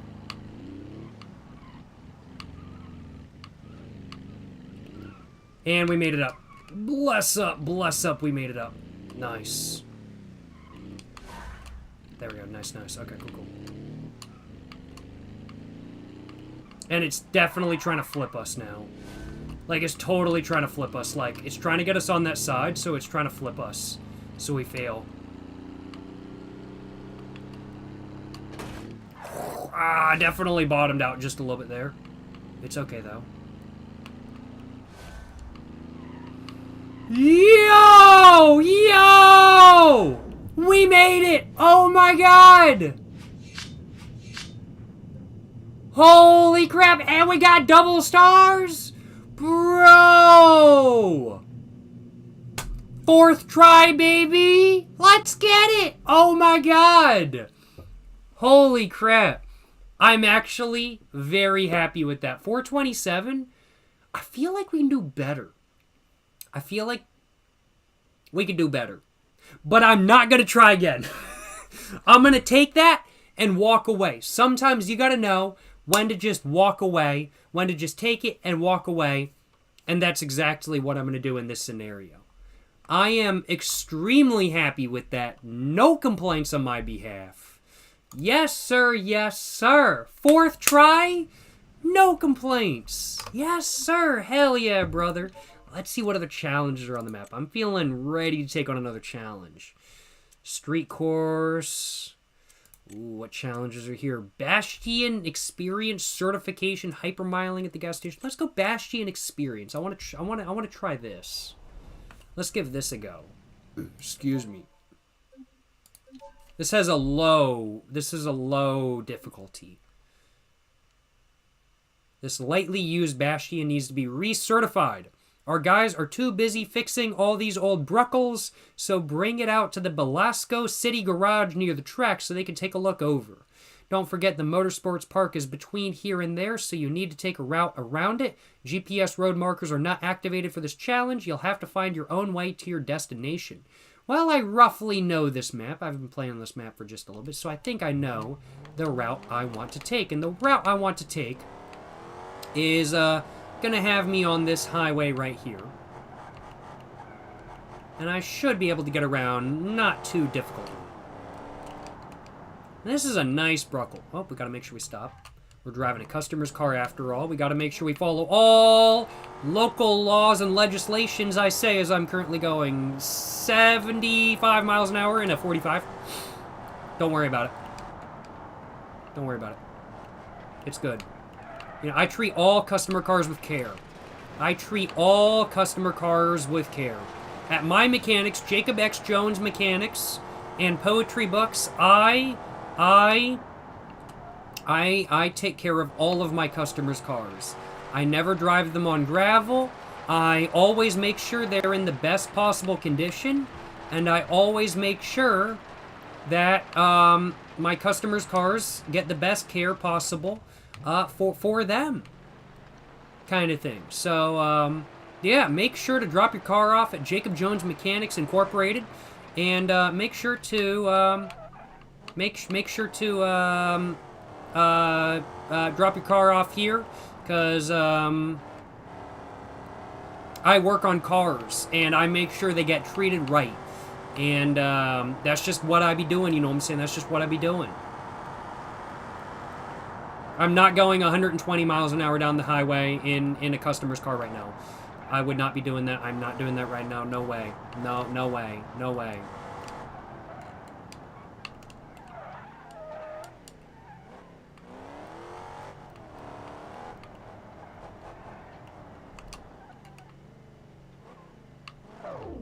Yes, sir!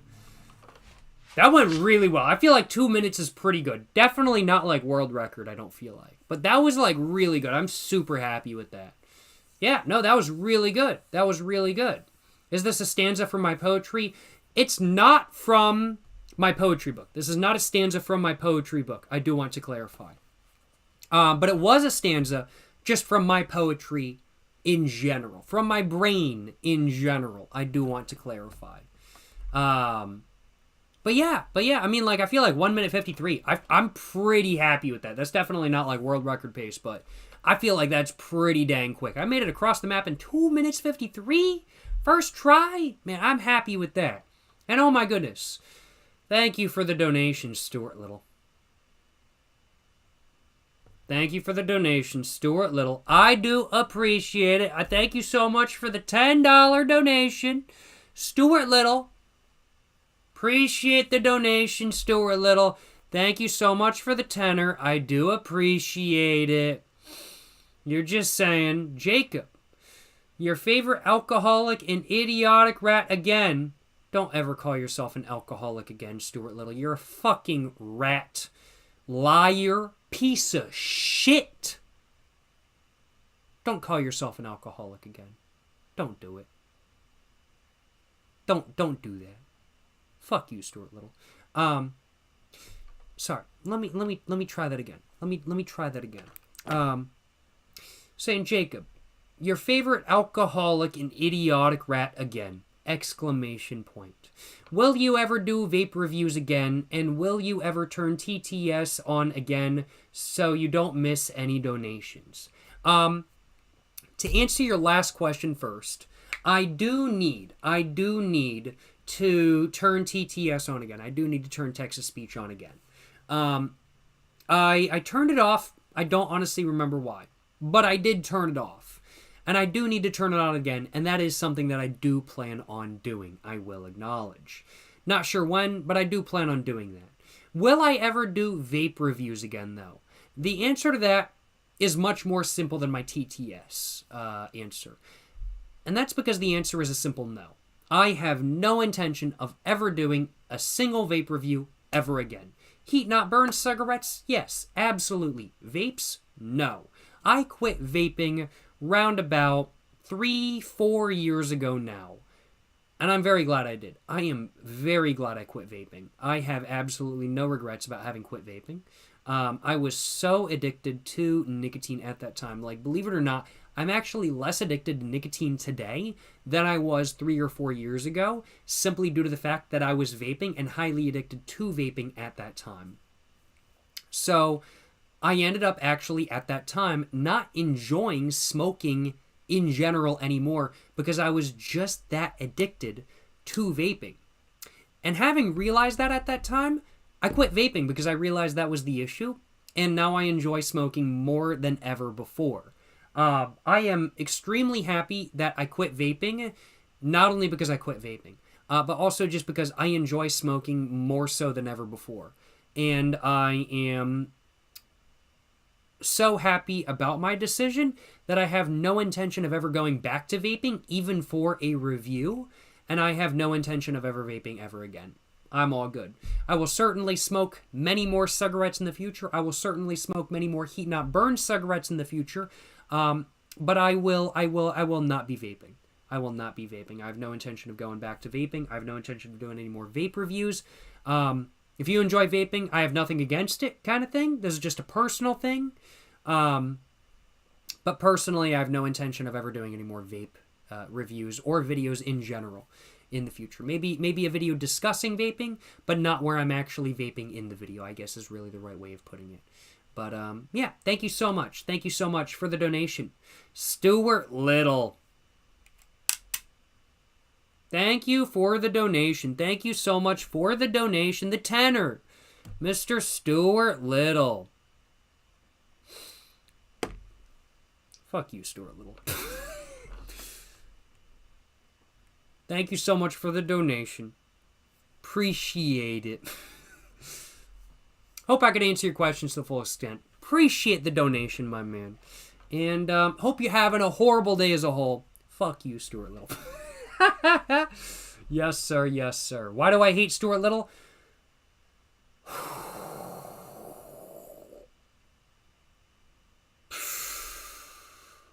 Oh, there's a lot. There's a lot of reasons why I hate Stuart Little. There's a lot of reasons why I hate Stuart Little. First off, let's speak on Stuart Little's adoption process. He was adopted from a human orphanage. Stuart Little isn't a human. Stuart Little is a rat. He's not a human. Stuart Little is a rat. Why was Stuart Little being put up for adoption at a human orphanage? He should have been put up at a rat orphanage for adoption. So why was he at the human orphanage? Now one might say that's not Stuart Little's fault. He didn't get to he didn't get to choose to be at the orphanage. That was whoever put him up for adoption, and the people that adopted him were people that they're at fault for having adopted a rat rather than a human being. And I see the point, but the thing is that Stuart Little is just a piece of shit individual as a whole. Some people think of Stuart Little as being quite young, in his 20s, in his 30s. But the fact of the matter is that Stuart Little is actually quite old. He's like 67 years old. Stuart Little's like 67 years old. And Stuart Little has been around for a very long time. For example, he was very active in World War I, World War II. It's a little known thing that Stuart Little is actually the one who shot Franz Ferdinand, setting the spark for World War I. And then in World War II, Stuart Little was on Hitler's side, setting up concentration camps. Not cool, not cool. And ever since then, Stuart Little has lived in New Jersey in the United States, which I do not appreciate, because fuck New Jersey. I fucking hate New Jersey, piece of shit state. No offense if you're from New Jersey, but I don't like New Jersey. And while in New Jersey, he has been drinking and driving and purposefully running over old people. No joke, like old people crossing the road, and then he drives along in his little miniature Corvette, and he's like, oh man, let me run over this 75-year-old widow. Stuart Little is a piece of shit. I hate Stuart Little, and that is an understatement. I hate Stuart Little. He's such a fucking piece of shit rat. Not only that, but he's also a snitch. So he's not just a rat in the literal term, but he's also a rat in the figurative term as well.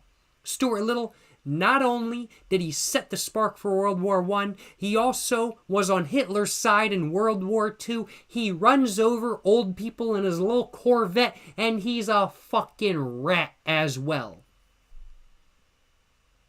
I hate Stuart Little so much.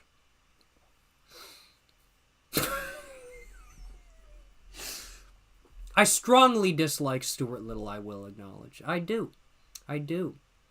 Matuz, you're saying you're from Poland and you can confirm Stuart Little's Nazi connection. Thank you. Thank you so much. I'm glad it's not just my research. I'm glad your research and your knowledge can back up what I was saying during today's live stream. Thank you so much for backing up what I was saying, Mr. Matuz. I really do appreciate that. Thank you so much, my man. Thank you so much. Thank you for bringing awareness. You're saying Unbound Elk. Yes, always glad to do so. Stuart Little is a horrible, horrible, horrible individual. Never support him. Never support Stuart Little. Genuinely just a horrible individual. I hate him very much, and we've had a long-standing beef because I hate him so much. I decided to speak badly about him online, deservedly so, and he decided to come back at me. So that's another reason why I have beef with Stuart Little, because he's coming at me for speaking the truth. In fact, he's tried to put a cease and desist on me before, but I won that lawsuit. After I left my wife and children forever, I won that lawsuit. And I thank God. I think Stuart Little would try to kill me. But thank God I have a, what's it called? I have a, order where he can't come within, 20 feet of me. It's a, I can't remember what it's called. I have one of those against him, though. I have one of those orders where he can't come near me against Stuart Little as well. Yeah. Paddington Bear is better in every way anyway. No, Paddington Bear is goated. Ratatouille, or Remy from Ratatouille, to say it correctly, because Remy is his actual name. Goated as well. I have no issue with rats as a whole. I have no issue with rats as a whole. It's specifically Stuart Little I have an issue with. Remy from Ratatouille, chill dude. I'll acknowledge. He literally was raised in the gutter. He was raised in the streets, and he became a professional Michelin star chef. That's fucking impressive. That's something to be celebrated. And Remy from Ratatouille, having spoken to him, he's a really chill dude. Not gonna lie, super. He's really super chill. You know, he smokes cigarettes behind the restaurant while taking breaks, and he's just a really down to earth guy, kind of thing. Remy from Ratatouille, really chill. Paddington Bear, super chill. Stuart Little, on the other hand, piece of shit. Piece of shit. Yeah, no. Stuart Little, horrible individual. Horrible individual. Horrible individual. Bro, SA777, you're saying you have a wife, Mr. Jono? Not anymore. I left my wife and children forever. I left my wife and children forever a little bit over a year ago now. And my life has been better ever since, so I have no regrets, frankly put. No complaints on my behalf, that is for sure. I'm getting distracted, though. I need to get back to drinking and driving. I need to get back to drinking and driving. Yes, sir. Yes, sir. Let's get back to it. Let's get back to it. I need my glasses on as well. I need my glasses on. Yes, sir. Yes, sir. Do I listen to Alice in Chains? I do not. I have gotten a lot of recommendations for it, but I actually do not listen to Alice in Chains. Bastion Experience. Oh, I've unlocked challenges? What? Do you want to try this? Oh, I can't just click these. Okay, never mind. Excuse me. I'm kind of thinking I want to do one more challenge on West Coast USA, which is the map I'm on right now. And then I kind of, after that, want to do another challenge on a different map. A to B Drift. I'm horrible at drifting. Garage to Garage. I don't know. What are we thinking? What are we thinking? I'm not sure. I kind of want to do... Oh, what is this one? Okay, here we go. Highway intersection. Tempting. Tempting. It's very tempting. Truck introduction. Alder Drag Race Sportsman Tree. I don't know what any of this means. Alternative race circuit. Garage Gauntlet. Let's try this one. Let's try this one. Let's see how this is going to be.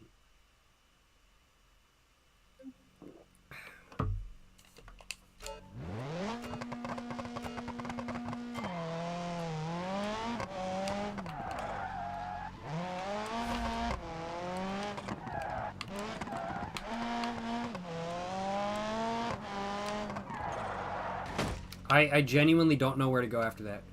What? So I need to loop through there. What? What? What am I sipping on behind the wheel? Got a little bit of a whiskey highball with me today. Maybe some Evan Williams bottle and bond. Some Wegmans brand carbonated water. No complaints, that is for sure. So I need to do that. And then this. And then this. Okay. I gotta focus. Ooh, I almost missed it.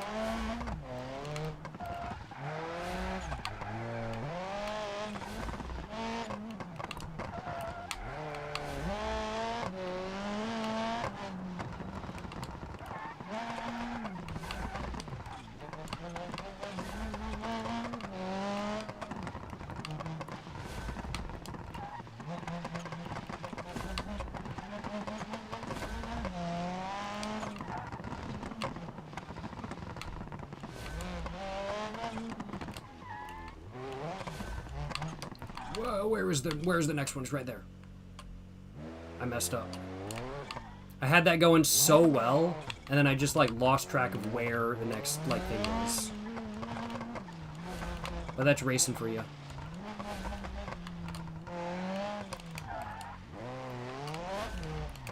Oh, we go in the garage?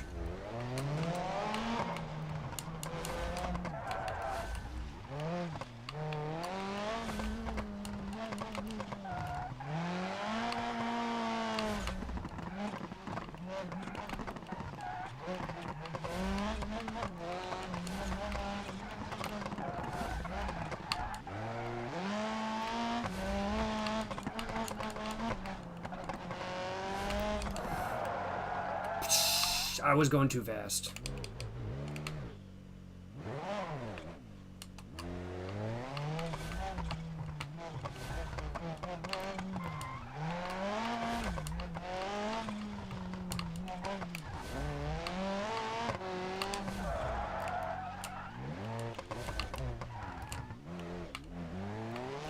Definitely optimizing this, I can see as quite the challenge. Where do I go? Right there. Oh my god, I'm just like losing track of where I am on the track. Oh my god. Holy crap. Oh my god! There's so many turns! Where do I go? Where do I go? I go over there! Holy crap! Oh my god, this is definitely a course you have to learn. Where do I go? Whoa, what? Right there, okay. Oh, that's the final checkpoint! That's the final checkpoint!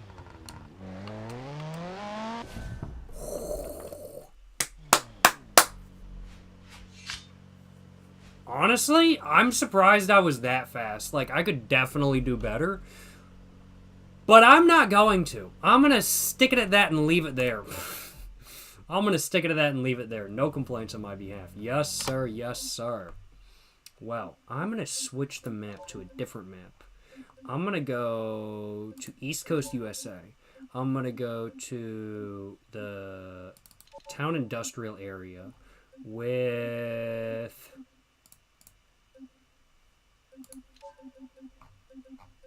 What car do I want to drive? Excuse me. I kind of want to drive the Ibishu Pessima.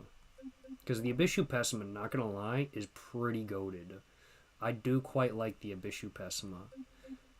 But I also kind of want to drive a slam car, so maybe I'll go for the Ibishu Pessima 2nd gen. Oh, no, not that. I don't want to drive that. Maybe later. Or I could do... I don't know. What am I thinking? Oh, I don't know. Bishop Pessima 2nd gen? It's tempting. I don't know.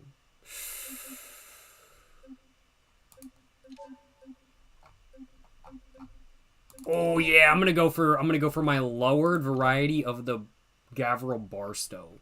That's what I'm gonna do. Bro's needing to stop to ask for directions for the finish line. Nah, for real though.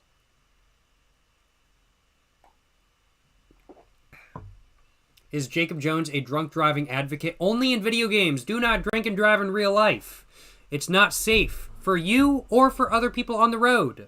But in video games, you're not injuring anybody else, so it's lots of fun and great to do. I am not a drinking and driving advocate unless it's video game. And when I say unless it's video game, I mean actually in video games, not just in Minecraft. So no, I am not a drinking and driving advocate. I want to clarify, of course. Where do I want to go? What do I want to do? Let's just drive around for a second. This car is so sick. I love this car. Look at how slammed it is. Look at how lowered this car is. It looks like a freaking UFO. I love it.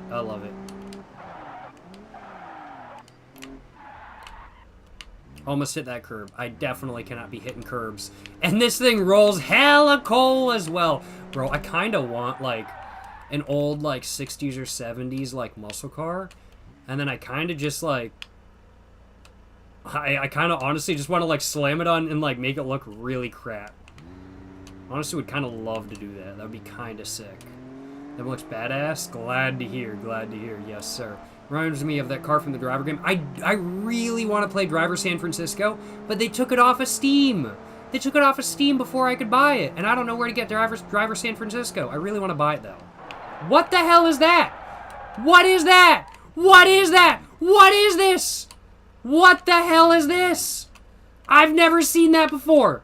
What is that? What the hell is that car? What? What is that car?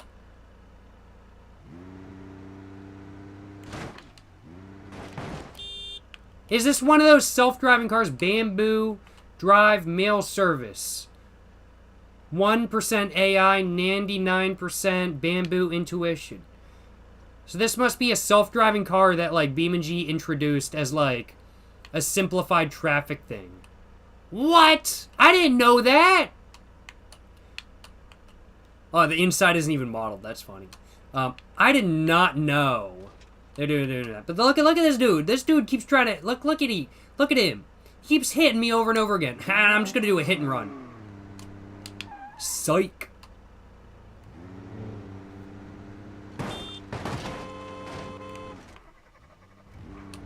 Now I'm going to do a hit and run. Bro's stuck. Get fucked. Clanker. Get off my roads, Clanker. That's what I'm saying.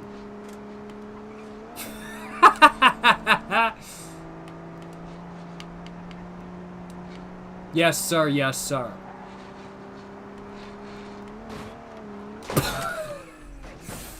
I will acknowledge, I think if I was in this crash, I might be dead. There's no airbag.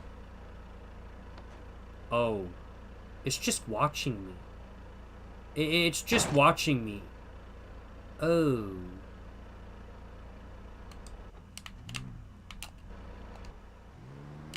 I'm not gonna let it have the last laugh.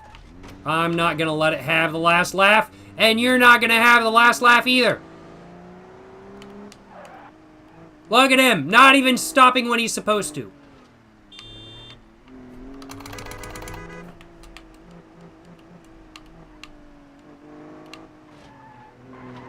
Yeah, get fucked! Get fucked! You piece of shit AI! Fuck you! Fuck you! Clanker, get off my roads! Get off my roads, Clanker!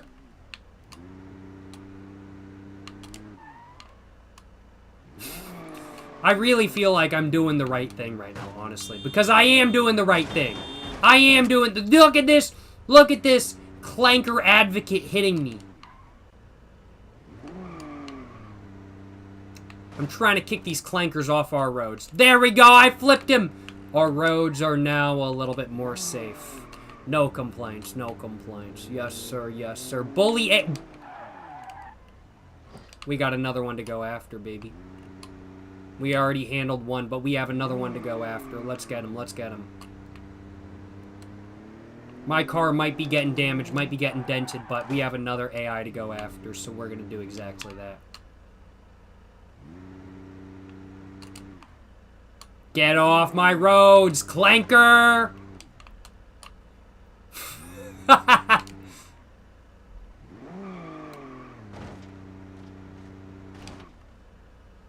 Got him. He's stuck. He can't figure out how to get out of there. Bully AI, thank you for your service. Hey, glad to do it. Glad to do it. I don't want no AI on my road. If I'm gonna die on the road while driving...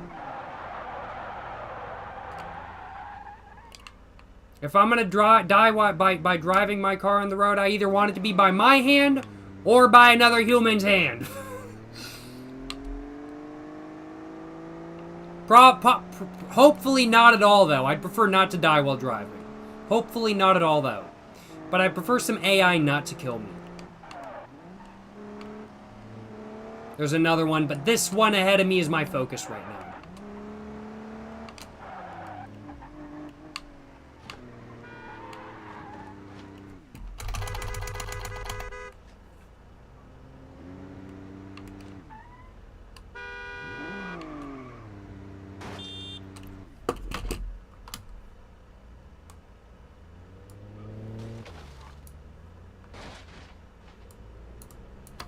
I gotta go after that one too. Hope he stopped. Sucks for him.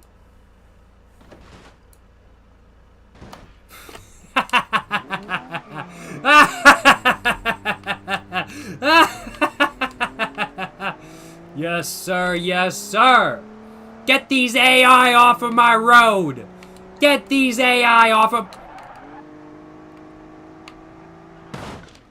Piece of shit AI. Get off my road. Get off my road! This is my road, yeah! I see you stopping all the way up there because you're scared, you wimp. You wimp! Get off my road. Get off my road. This is my road, and there's no room for AI. No room. Yes, sir. Yes, sir. Why are there so many? I think it's because it's a simplified traffic item. So BeamNG introduced them as simplified traffic, so it's better for your processor. But I don't care. I want them gone. There's 2 of them now. I'm going after the one right in front of me right now. The next one will have to wait.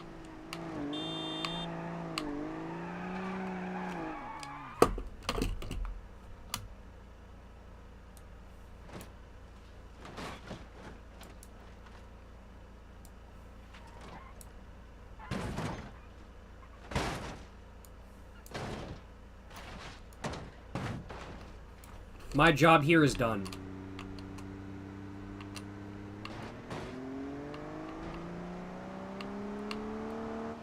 How's it going, Marine Sniper 412? You're saying, are you the guy that smokes cigarettes in a park?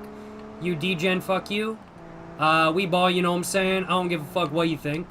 I be smoking cigarettes and day drinking in public parks, and I fucking love doing exactly that.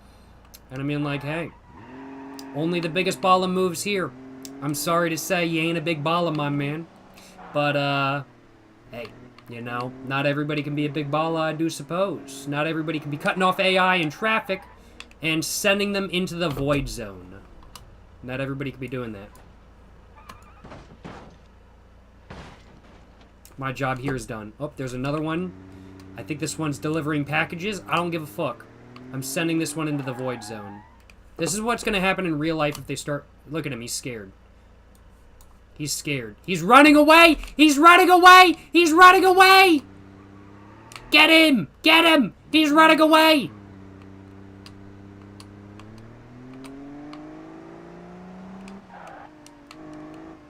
My car doesn't turn left very well anymore. Marine Sniper, you're saying you're drunk as fuck also? Yes, sir. Yes, sir. Hope you're enjoying the drinks, my man. Of course.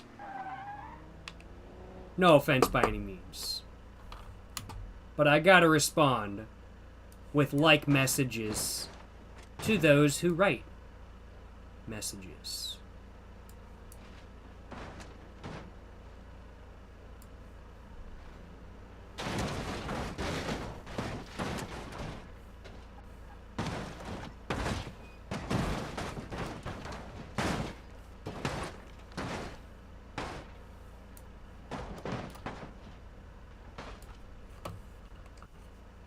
Oh, I did reset a little bit.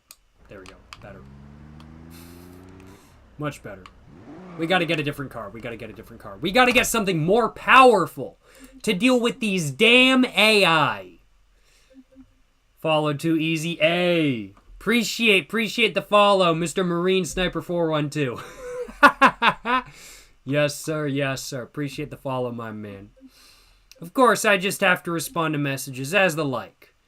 Kind of thing. Appreciate the follow, my man. Yes, sir. Yes, sir. And I'm thinking the T-Series Destroyer version is going to be the best move for dealing with these damn AI on our roads. I see one. One's in my targeting sights. One's in my targeting sights right now. I see one AI we need to deal with. Boom! Get out of my way, bitch! I see another one right ahead of us. Gotta make sure, careful not to hit the humans. Don't worry about it. We did kind of hit them, but don't worry about it. Get out of my way! Get out of my way! Damn AI! We're, okay. Sacrifices, necessary sacrifices. I say, there's another one. Necessary sacrifices, I say. Necessary sacrifices. Don't worry about it. Oh, let's avoid the humans. I see another one up ahead. I see another one up ahead. Let's get him. Let's get him. This human's in the way. They're defending the AI. Get out of my way. I missed him, but we'll come back. We'll hit him again later. We'll hit that one later. Don't worry about it. Necessary sacrifices. Don't forget. Don't forget. Necessary sacrifices. Don't forget.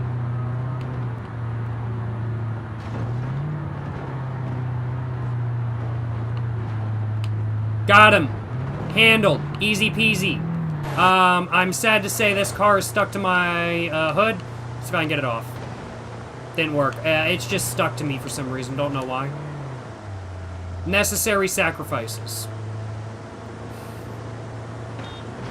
Got him. Don't worry about it.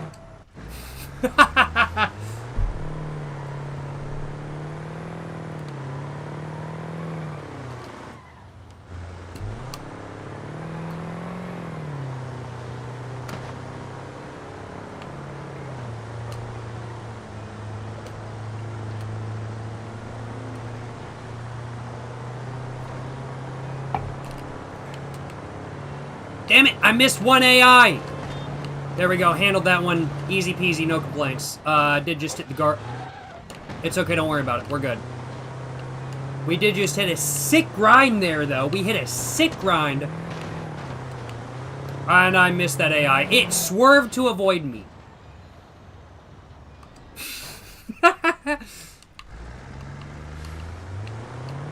I'm honestly having so much fun bullying the driverless cars. Like, y'all ever see those robots in LA that, like, deliver people's foods? And stuff like that? Like, I've seen videos of people bullying those. And honestly, it's like the funniest shit ever. It's so funny. It's so funny. I love seeing those videos. I love seeing those videos of people bullying the AI delivery robots in LA. It's so funny. My steering is fucked. And we're stuck. It turns out this is not a very capable vehicle for destroying AI in our local ecosystems. But however, I can handle this one right here. That one was promptly handled as it should have been. That dude drove into a ditch. I'm not exactly sure why. We're going to switch map and switch vehicle, though. Yes, sir. Yes, sir. Yes, sir. Yes, sir. No complaints. No complaints. Publish a damn novel for smoking? Hey, I got you, my man. I got you. My new poetry book, Poems to Read While Smoking Cigarettes, is out now.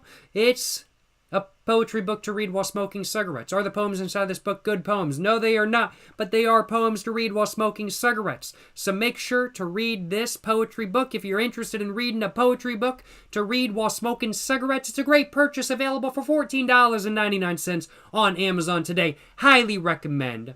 And it's a great purchase. It's a great investment. Yes, sir. Yes, sir. That's what I'm saying. You know what I'm saying? That's what I'm saying. Yes, sir. Yes, sir. I think I'm going to go to Jungle Rock Island next, and I'm going to go to Hangar. Hashtag investing. Yes, sir. Yes, sir. Yes, sir. Yes, sir. Only the biggest ball of moves. I think I'll do Gavril D-Series. And I think I'm going to do... I'm going to go for...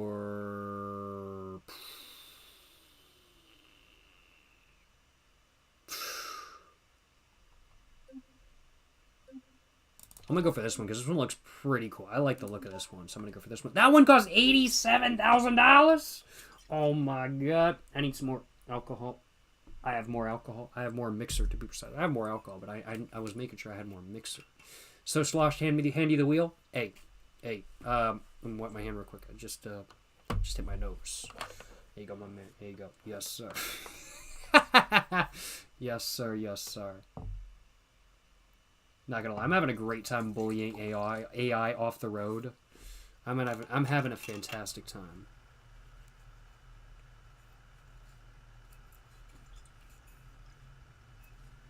I don't want to see no self-driving cars on my roads. My roads are meant for human drivers. Ain't no robo drivers gonna be on my roads.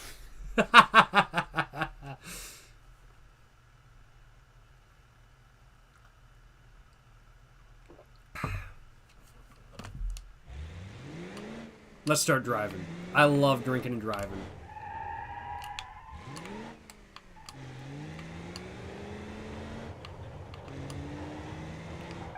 What's over here? Oh, there's a path going through the woods over here? Bro, this is sick. Oh, no, there isn't. I just thought there was. Still a good parking spot, though, not gonna lie. I did just deflate my tire, though. I think I might have hit a curb or a piece of rock a little bit too quickly. It's okay, don't worry about it. Don't worry about it. This thing is pretty... I'm not gonna lie, this thing ain't slow. I mean, like, it ain't quick, but it ain't slow. Excuse me. Excuse me. 60 miles an hour? I'd say this thing's probably faster than my Mercedes. I would say it's probably... Yeah, definitely faster than my Mercedes. Braking ain't better, though. The braking on my Mercedes is better. Let's see what missions there are to do on this map.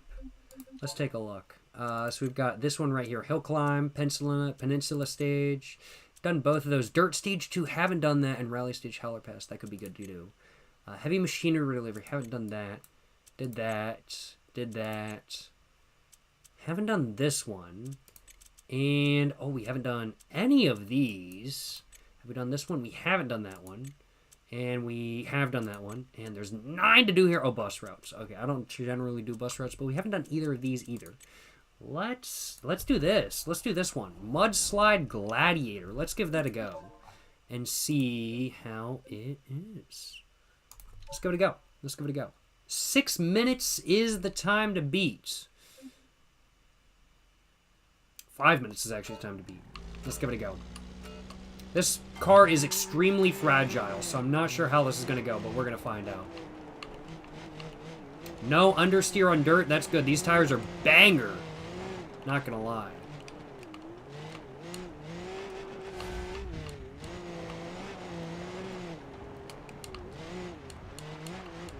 Just got to be careful not to go into the trees, because if I go into the trees, since this is an open wheel car, I will very quickly break all of my steering components, and my nose is itchy! My nose is itchy! Scratch my nose. My nose is itchy. Lost a little bit of time, but it's always good to scratch your nose if you need to, right? You don't want to be distracted while driving, and that includes itchy noses. My nose tends to get itchy when I'm drinking, for some reason, and I am, oh my goodness, I just realized there's another dono from Stuart Little that came through 10 minutes ago, and I completely missed it. Appreciate the dono, Stuart Little. Appreciate the dono. I'll cover your dono in just a minute after I complete this. Appreciate the donation. Don't know how I missed it. Should probably turn TTS back on, right? Appreciate the support. But, since this is an open wheel car, I do need to be careful, especially careful, about, making sure I don't hit brush and stuff, because it will break my suspension components, and my nose is itchy. I get an itchy nose when I drink, like, at a certain point, my nose just becomes really itchy, and so, like, my nose will become red while I'm drinking, not because, like, just straight up because of the alcohol, but because I just keep itching my nose without realizing it. My nose gets really itchy when I'm drinking. I don't know why. I don't know why.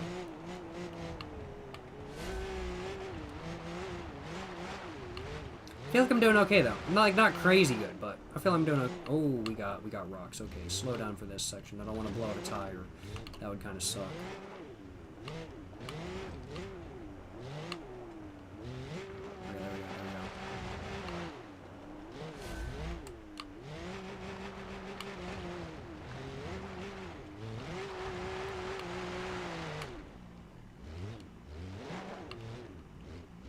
These tires are so good. Like, seriously, in off-roading, and just in driving in general, tires can seriously make all the difference. If you have really good tires, you can seriously outperform somebody with half the horsepower on a track. It's kind of crazy. Or, I mean, you can outperform somebody with double the horsepower on a track. It's kind of crazy. Not half the horsepower. I meant the reverse of what I accidentally said. Tires are seriously such an essential component of any performance car build. And it's a component that I completely ignore with my Mercedes because it's not a performance car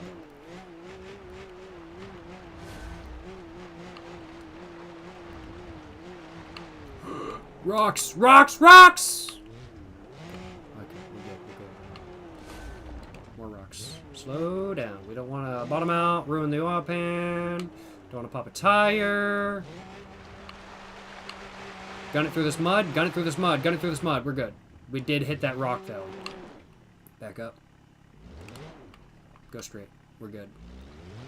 We're good. Don't worry about it. Don't worry about it. We're good. We're good.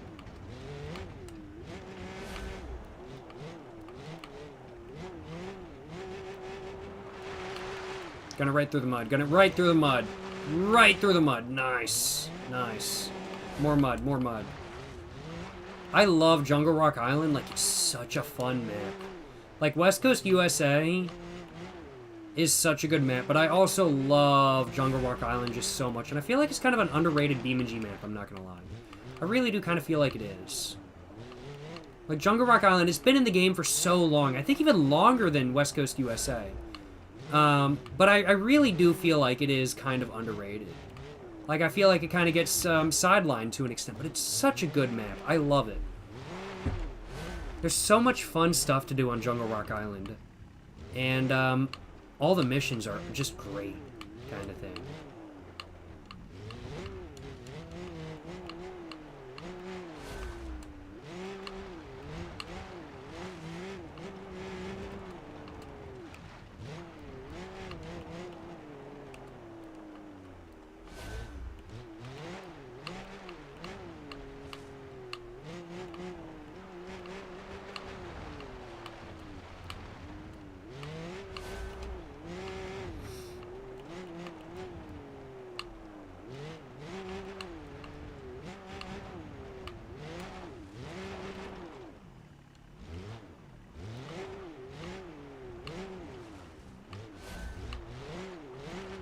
I am just now realizing, now that I'm, like, really hyper-focusing, now that I'm kind of, like, a little bit through this challenge, because I don't want to crash now, I'm actually really quite buzzed. I really am quite buzzed. I will acknowledge, and I'm trying to focus, and I'm like, damn, I'm buzzed. My eyes are, like, struggling to focus. Which is both a good thing and a bad thing. Like, I'm enjoying myself. But, my eyes are kind of struggling to focus. Excuse me. Whoa, we gotta be careful here. Okay. Gun it, gun it, gun it, gun it, gun it. There we go, we're good. Oh, that view is not gonna work. I can see nothing from the driver's seat. That's kind of how it is in real life, but not really at the same time, honestly.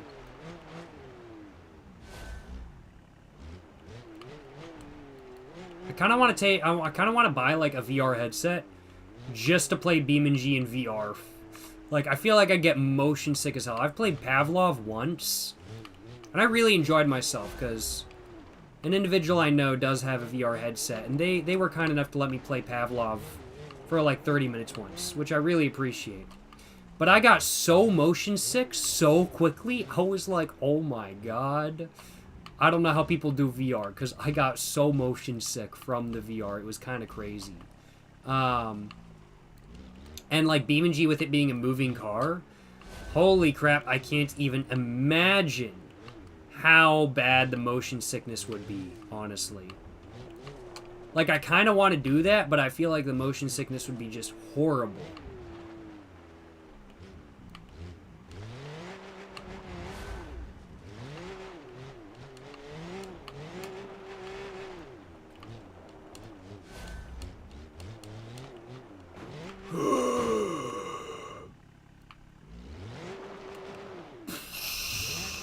Oh, no, no, no, no, no, no. Okay, okay, okay. We're fine, we're fine, we're fine, we're fine.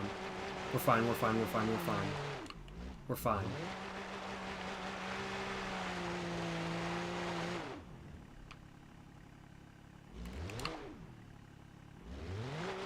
This thing is a turbo. I'm kind of hearing a turbo. So, we just went further down the trail than we were supposed to. I also think I might have messed up my suspension just a little bit, so it's kind of steering a bit wonky now. But it's okay. Don't worry about it. And now we're going to do a 3-point turn on the trail.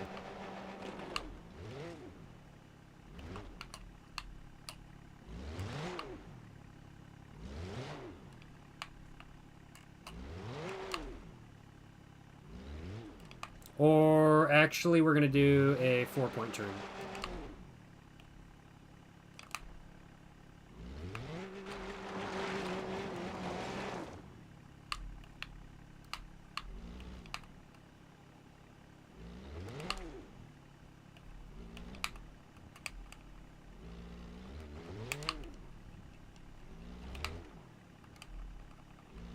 See, I'm a professional driver. You know, if I had to drive a bus down this, I could do it. I could drive a bus down this. I could drive a tour bus down this, no issue. Like that's just something I could do. Frankly, but I could drive a tour bus down this. Yeah. I could do that. No issue at all. I'm a professional. I'm a professional. Of course, of course. Professional cigarette smoker, alcohol drinker, poet, and car driver. I'm a professional car driver as well. Of course, of course. Y'all know me. Y'all know me. Jacob Jones Money. Jacob fucking Jones. Y'all know me. I'm a professional in many regards. Of course, of course. Whoa, what the hell is this? A steep decline. That's what... Oh, God. That's definitely meant to make you hit the tree and these pylons. But we're at the finish! Bro! That took way longer than I thought it was going to. Oh my god. That took me 9 minutes when you're supposed to be able to finish in 5 minutes?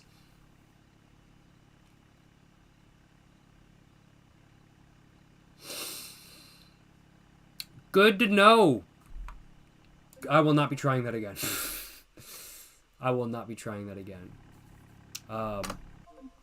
What other challenges are there? I kind of want to do another challenge. I kind of want to do port shakedown. Yeah, let's try that. Let's try that. I kind of want to try that. Just say my own car? I do need to choose my own car. Okay, so what kind of car do I want to use for this? Vehicles. I kind of want to go for... Not the Chevette Bolide. Honestly, not the... I hate the Chevette Bolide. I'm not going for that. Burnside Special. Not so sure. What is this? Stunned. I don't know what that is. I guess that's probably the, like, beater special. Minecraft Villager Noise. Sharrier FCV. I do enjoy the Sharrier FCV, I'll acknowledge. Port Shakedown. Let's try it. Let's try it. Yes, sir. Yes, sir. Yes, sir. Yes, sir. Oh, God. I've actually got hella PSI, and this is actually fast. I thought this wasn't fast. I made this build myself, so I should really know. What? Oh. I thought I was supposed to go, like, up there, but no. I'm supposed to go down here. Whoa. Cargo containers. Okay, okay, okay.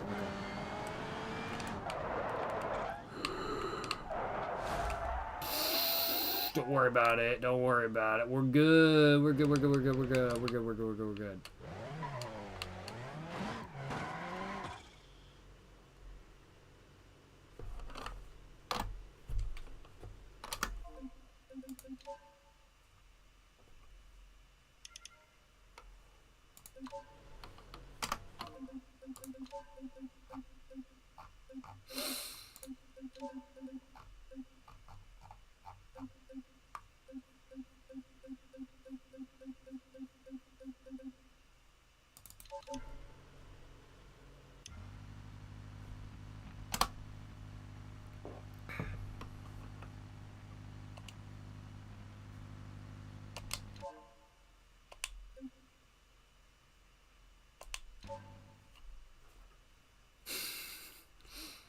Let's go, let's go.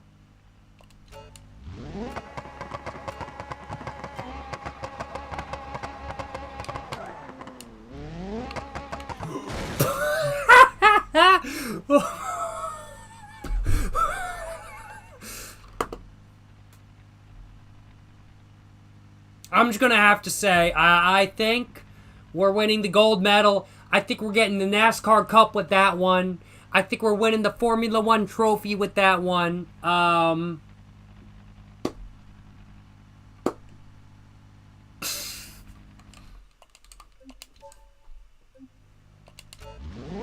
gonna try that again.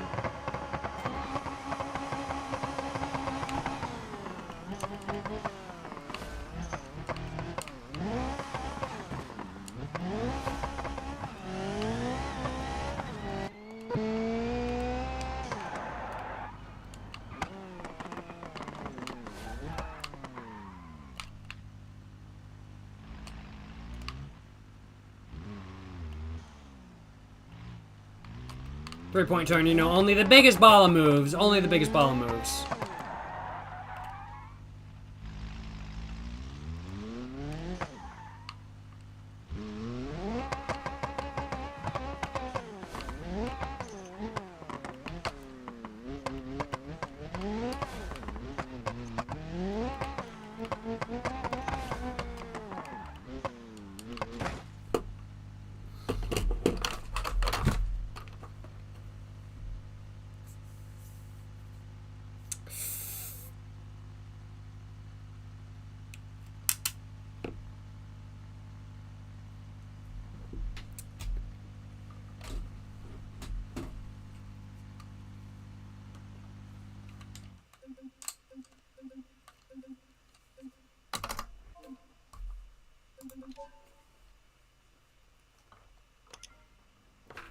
How's it going, Jack BRL? Hope you're doing well, my man. Appreciate you stopping by.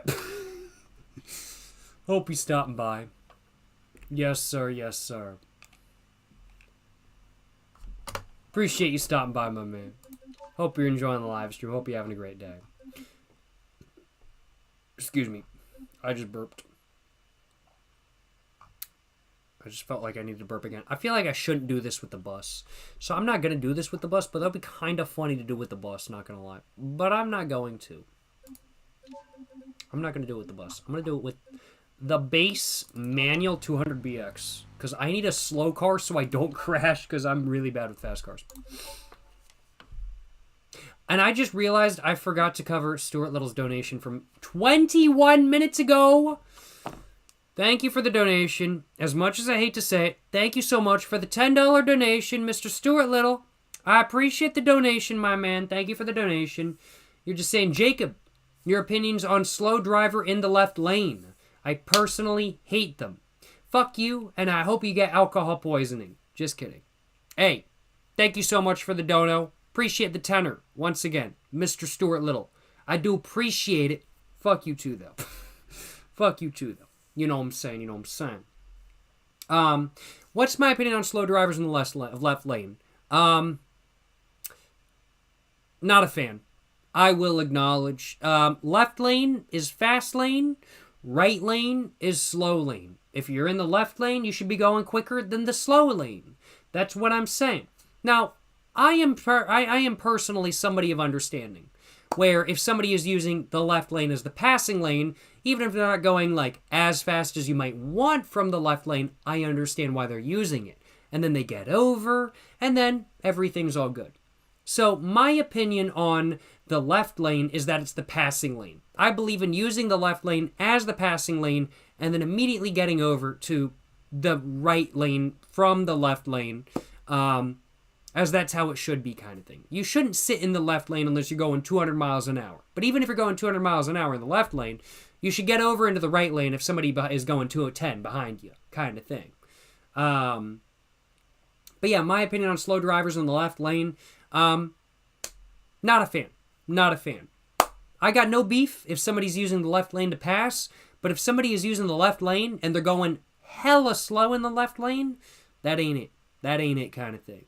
Like, you gotta be using the left lane to pass. You pass somebody, you ain't going no faster, you get over, kind of thing. That's just how it be. That's just how it be.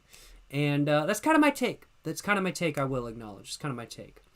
But, yeah, appreciate the $10 dono. Once again, Mr. Stuart Little. Hope you're having a great day, my man. Hope you're having an amazing one. Appreciate you stopping by, my man. And, appreciate the dono. Appreciate the tenor. Yes, sir, yes, sir. Yes, sir, yes, sir. Appreciate the sport. Appreciate the sport. And I was going, Luke's Coolers. You're saying sensible? I appreciate the kind words, my man. Yes, sir, yes, sir. Let's see if I can give this a little bit of a go. And let's see if I can drink and drive and complete this a little bit of a race course in BeamNG without crashing. Probably not, but we'll find out. Don't worry about it. Reverse entry was intentional. Yes.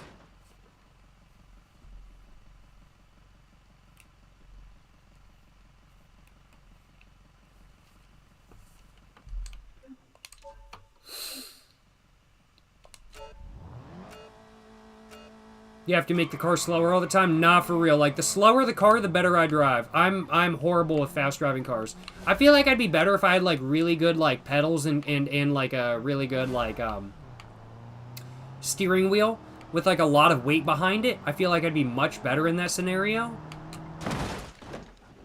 But in the scenario I'm in right now, where I'm using a controller, super fast cars are just not very controllable to me.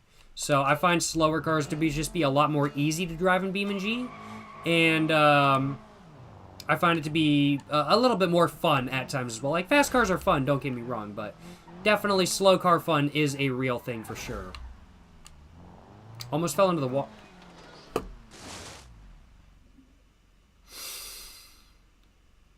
Maybe I'm just bad at driving while I'm drunk. I am drinking and driving. Or maybe I just need more alcohol, honestly. Do I prefer all-wheel drive or rear-wheel drive for drifting in BeamNG? I like the 200BX drift configuration personally, so I believe that one's rear-wheel drive. So I would say probably rear-wheel drive. I prefer for drifting in BeamNG, I'd have to say.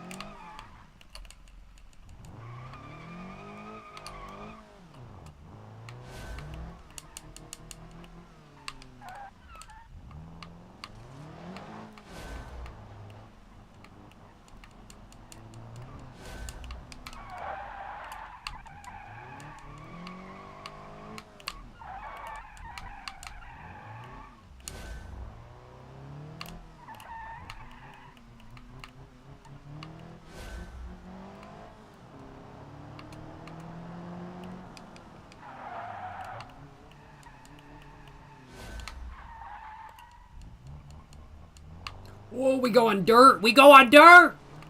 I didn't know that! Oh, just for a little bit, okay.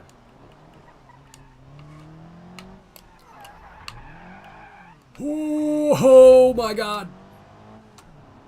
Locked in, locked in, locked in, locked in. Locked in, locked in, locked in, locked in.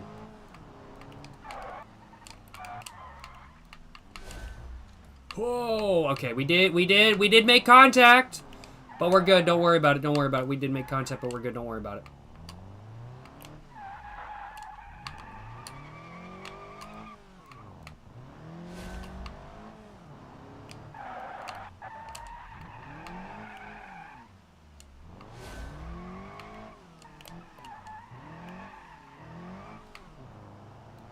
I feel like that corner was pretty good. Not gonna lie. Okay, don't hit any of these cargo containers. They're dangerous. These cargo containers are dangerous. Don't hit them. Don't hit them. Don't hit them. Can't be hitting the cargo containers. Okay. Only the biggest ball of moves. You know, we're hitting the drift. We're hitting the drift. We didn't make it stick, but we're hitting the drift. You know, only the biggest ball of moves here. You know. Whoo! Okay, drift. Boom, baby. We got it done. We got it done, baby. Yes, sir. Yes, sir. We didn't make any of the stars. But I just burped while I was speaking. I will take that. No complaints. Luke Schoolers is saying, whenever you drive the large SUVs or pickup trucks, you always use four-wheel drive for drifting them because it gives more control. True, I could agree with that. Like, four-wheel drive, like, trucks and pickup trucks definitely are more controllable, especially with the pickup trucks because there's just no weight over the rear end with the pickup trucks that it honestly becomes, like, very just rear-happy. Like, with the ETK 800, especially with the station wagons, like, the rear-wheel drive is very controllable. But with the pickup trucks, especially, like, let's say the D-Series, I say is that's, like, the only pickup truck, it's very uncontrollable. with the rear-wheel drive only. So for drifting, I would say, like, yeah, definitely, like, four-wheel drive for the D series makes sense. But for the ETK, I feel like the rear-wheel drive is perfectly fine. It really depends on the car, I will acknowledge. And as you're saying, Lucky Score, I do need more alcohol, yes. How's it going, Fried Lazan? Hope you're doing well, my man. Learn trail braking helps a lot. What is trail braking? What is trail braking? I've heard that terminology before, but I don't know it. Trail braking. Trail braking. High performance drive. Well, no, this is AI. No, I'm minus AI. Trail braking. Trail braking is about controlling the balance of your car. It turns out that you're not turning with just the front wheels, but also the rear wheels. Okay, so it's like you've got to be able to shift your car's weight with the braking while you're turning. So trail braking in regards to the rear of your car, so you shift the rear of your car's weight to give your front of the car the best chance it has of doing good with steering. Okay, that makes sense. I think I understand what you mean. Okay, that makes sense. Yeah, okay. Instead of hard braking, then off, trail braking is hard braking, then braking medium, then tapering off through the corner. You can go faster and deeper into the corner. Okay, makes sense. Makes sense. Okay, I was thinking it was more of a, yeah. Oh, trail braking. Okay, so you have your car plow to the front. You have your car plow to the front, which gives your front tires more grip, which means you can turn harder into the... Okay, I misunderstood what it was at first. That makes sense. That makes sense. You slowly let off the brake as you turn so the front wheels have more weight, and then grip. Okay, that makes sense. That makes sense. Okay. But brake before hitting the corner. Yes, and that's what I'm very bad at. I'm good at that in real life. I'm good at that in real life. I'm bad at that in BeamNG. I think it's the render times. But with the render times in BeamNG, I'm pretty bad at... I say as I'm blaming not myself. I'm blaming the software, not the actual driver. I should really be blaming myself, but I'm going to blame the software. I blame the render times in BeamNG. I blame the render times. But for some reason, on a screen, I'm really bad at braking ahead of where I need to do it, even though I do that in real life, of course.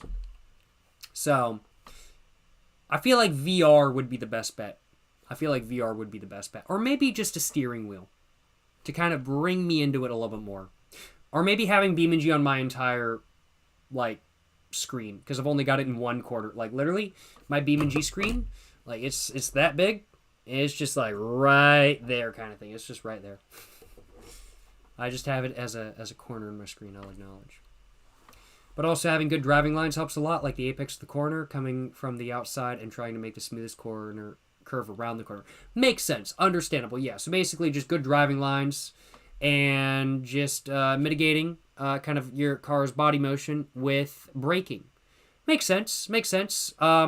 Honestly, I feel like I would have more success doing that in real life in my slow-ass Mercedes, which I love very much. I love my Mercedes, but it is slow as fuck. My Mercedes is slow as fuck. But I feel like I would have more success doing that in real life with my car that I drive than I would with a controller in BeamNG, I'm not going to lie. Just because controller is just that difficult. I really do feel like I would honestly have an easier time with an actual steering wheel in a real car. Not that I'm going to try anything extreme in my car, because I love my car and I have no intention of crashing it. But, yeah, I kind of feel like, as you said, Fried Lazan, it's hard with a controller, and I honestly feel like it would be easier in real life. Definitely, it's hard to be smooth with controller. I could agree with that. It really is hard to be smooth with controller. Not going to lie, not going to lie.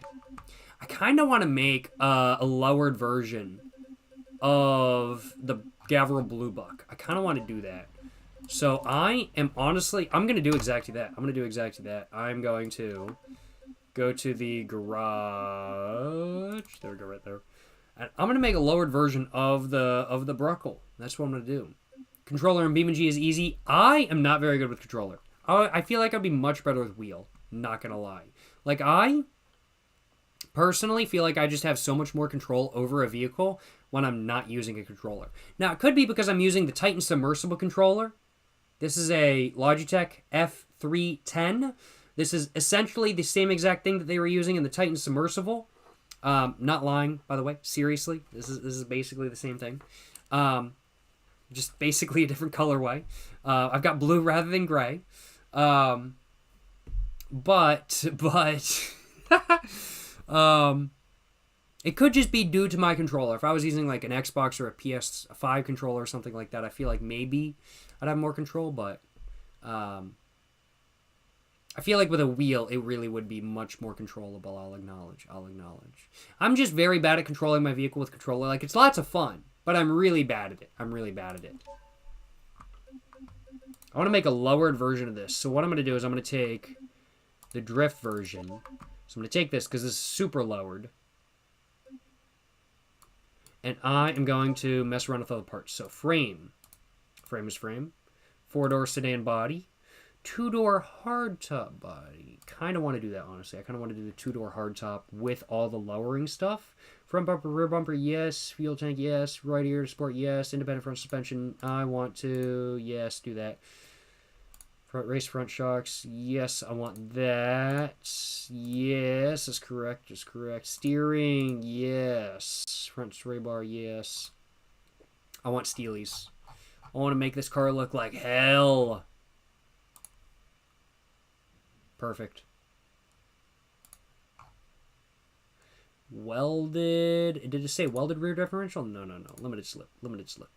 And I want to make this car look like hell in the rear as well. I want those 14. Are they 14s? 14. No, 15x6. Here we go. Yeah, there we go. I want to make this car like low as hell, but I want to make it like look like shit too. And I love that look. I love like shitbox, but lowered as hell look. Like, I love that look in real life, and I love that look in BeamNG. It's so good. Put a tow hitch on her. Fuck it, why not? Put a tow hitch on it. And brake line lock. No, actually, I don't want the tow hitch, honestly. I actually kind of don't want the tow hitch. And I want bad boo boo livery. What the hell? What is this? Labubu livery, bro? What? I thought this was gonna be Labubus all over it. Bad boo boo, bro. Did this come around before Labubus or after Labubu? Pre-Labubu or after Labubu? I gotta ask. BL or AL? And when I say BL, I'm not referring to Boys Love. I'm not referring to Yaoi.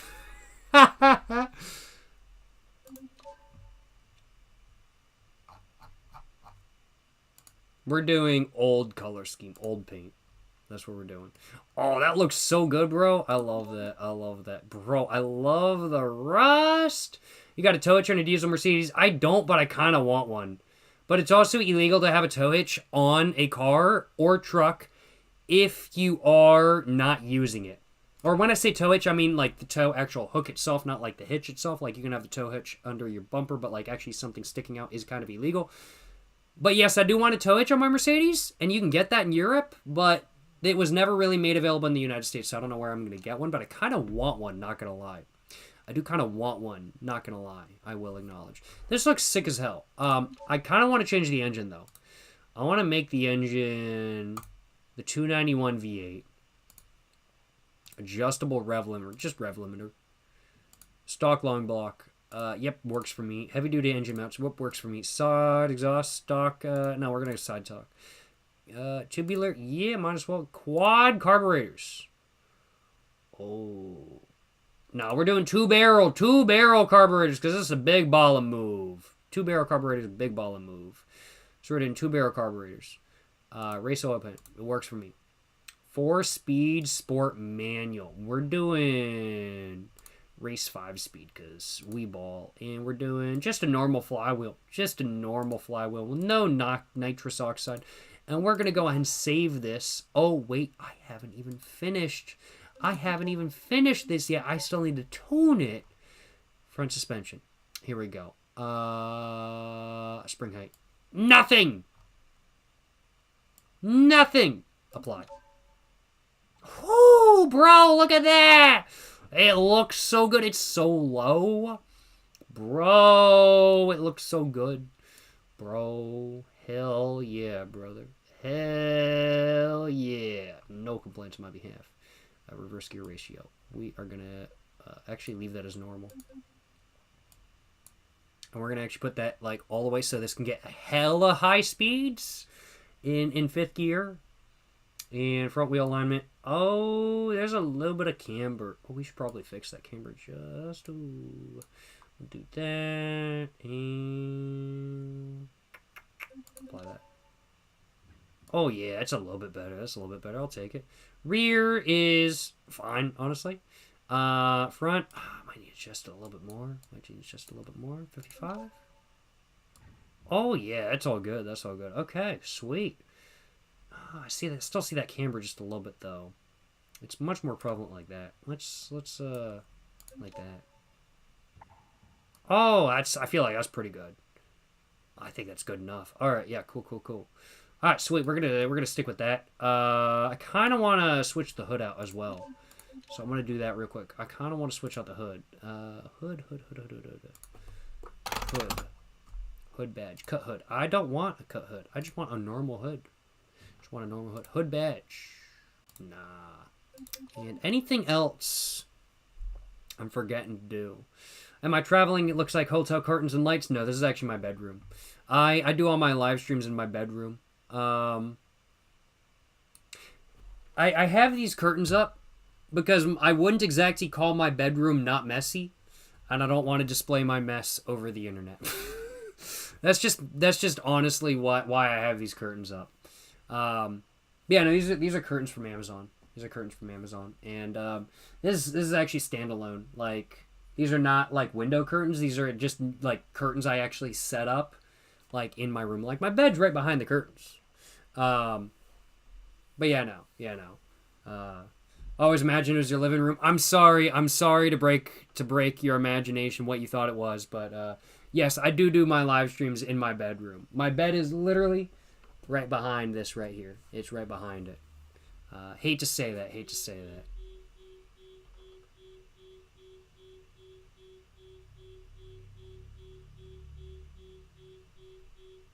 Somebody's car alarm is going off outside. It ain't mine because my car ain't got no car alarm. What I was about to say. But yeah, no, this is not my living room. This is my bedroom, I will acknowledge. As said, my bed is quite literally right behind here. I do apologize for possibly spoiling your image of what my live streams are, but that is just how it is, I will acknowledge.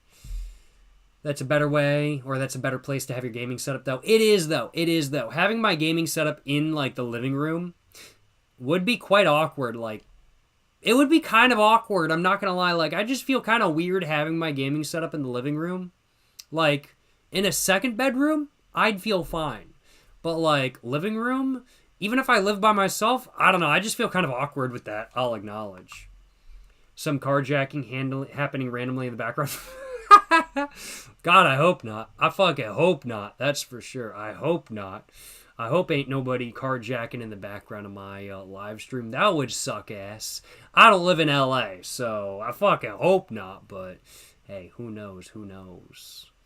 Ain't none of my business, because my car ain't got no car alarm. Yes, sir. Take the shitbox pill. Just drive a $2,000 to $4,000 Facebook marketplace car. Just got another one. It dies. Joke's on you. OMG, wow. That's actually what I do. I do genuinely drive a $3,500 Mercedes from Facebook Marketplace. That's my car. That I bought it on Facebook Marketplace. It cost $3,500, and I fucking love it. It's so good. It's my dream car. I fucking love it. So that is genuinely what I do. Not a joke. That is genuinely what I do. Yes, sir. Big ball of moves, you know what I'm saying? Big ball of moves. Yo, appreciate the dono. / Okay, let me see if I can count these.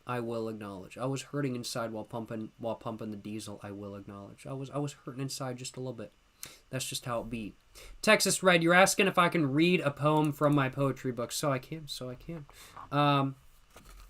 From the back of my poetry book, here is a poem written on the back of this book. This book is a poetry book, and this is a poem. This is a poem on the back of my poetry book.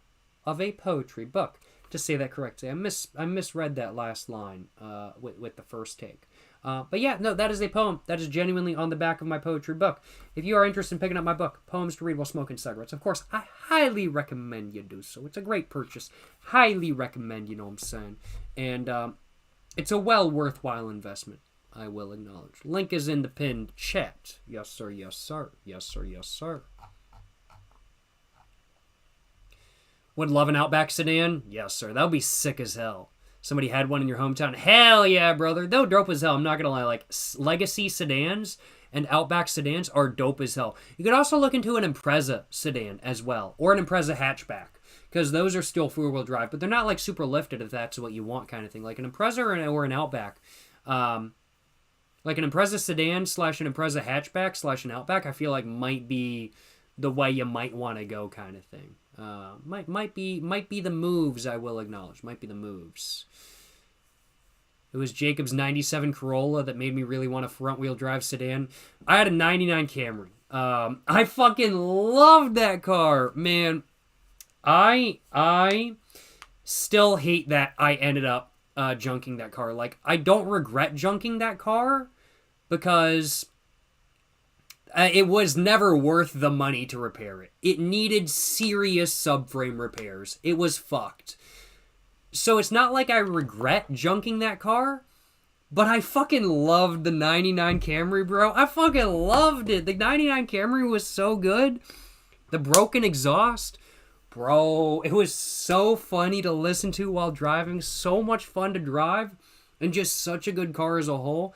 I fucking love the 99 Camry. The 99 Camry, honestly, one of the GOATs of all time, not gonna lie. One of the GOATs of all time. And, great car. No complaints. Yes, sir. Matuz, you're saying you learned how to drive in your uncle's 1980 Subaru 1800 four-wheel drive? Hell yeah, brother! You were way underage for this, and it was a time in your life, country roads and driving with your cousin while listening to bangers such as Black Eyed Peas. Hell yeah, brother. Big ball of moves right there. Subaru 1800. I'm just going to look up what that is real quick. Subaru 1800, because no car under the name 1800 was sold in my... Okay, no, it was sold in our area. I think it was just known as something different. Like the Subaru 1800, I think that's what it was called in Europe, but I think it was called something else in the United States. Let's see if I can find the Wikipedia page. Yes, Subaru Leone, and the successor was the Subaru Impreza. So yeah, the Subaru Leone, which is what I believe what it was called in the United States. So the second generation was started in 79 to 84. I think that is third generation offerings until 1987. Yes. So yeah. This would have been called a Sierra Leone in the United States where I'm from. Hence why I didn't recognize Super 1800. But I do recognize this car. I have, no joke, only, I think, ever genuinely seen one of these on the road. They are not common. They did not sell well in my local area when they were new. And they never became a thing in my local area ever, even as a collector's car. But they are really cool cars. And this is what the Subaru Brat is based off of, and I fucking love Subaru Brat. Subaru Brats are super cool. I'd love to get my hands on one, not gonna lie. Same with the wagons. Super cool stuff. Subaru 1800s, very cool vehicles. It was a Leone wagon. Hell yeah, bro. Sick as hell. Badass cars. And I would not mind picking one of those up if it was in good running and driving condition. I want to acknowledge. I don't think I'd buy one as like a non-running project car just because I know nothing about Subarus. But it would be really fun to like get as like a running and driving car that then I can learn on in regards to Subarus, I'll acknowledge. Nordman Rave, you're saying, fun fact, never buy used cars from Indiana. Hella rust, no matter if they're only 1 year old. This is true, and I did actually recently sell a car to an individual in Indiana, and they said they were buying the car from me because they were from Indiana, and they wanted the rust-free car. Which, hey, I respect. And makes absolute sense. Indiana is technically in the Rust Belt, and yeah, the genuine reason why they bought the car I was selling was because they wanted the rust-free example, and they were from Indiana, and they were down in North Carolina for reasons, and they were like, I might as well get a rust-free car while I'm here. So they did, and it just so happened to be my car. Not my Mercedes. I still have my Mercedes. I want to clarify. I did not sell my Mercedes. But I did sell a different car to a gentleman in Indiana. And the reason why he purchased it was because it was rust-free and he wanted it to go into Indiana. But he wanted it to be rust-free, which totally understandable. Is Southern Illinois in the Rust Belt too? I'd say so. I'd say anything Ohio or above is in the Rust Belt. At least on the East Coast of the United States, I'd say is in the Rust Belt personally. That's kind of my personal take, at least. I don't know. That's kind of my personal take. I'd say like even northern West Virginia is in the Rust Belt. I'd say maybe even southern West Virginia is in the Rust Belt because some cars from DC can be rusty as hell, not gonna lie. Depends how close you are to like the sea and stuff with Baltimore and stuff, I do suppose. But definitely like even into Virginia, cars can get very rusty very quickly. I think that's all I wanted to do to this car, though. I kind of want to modify the license plate. Boom. Jacob Jones. Oh, nope. Never mind. It,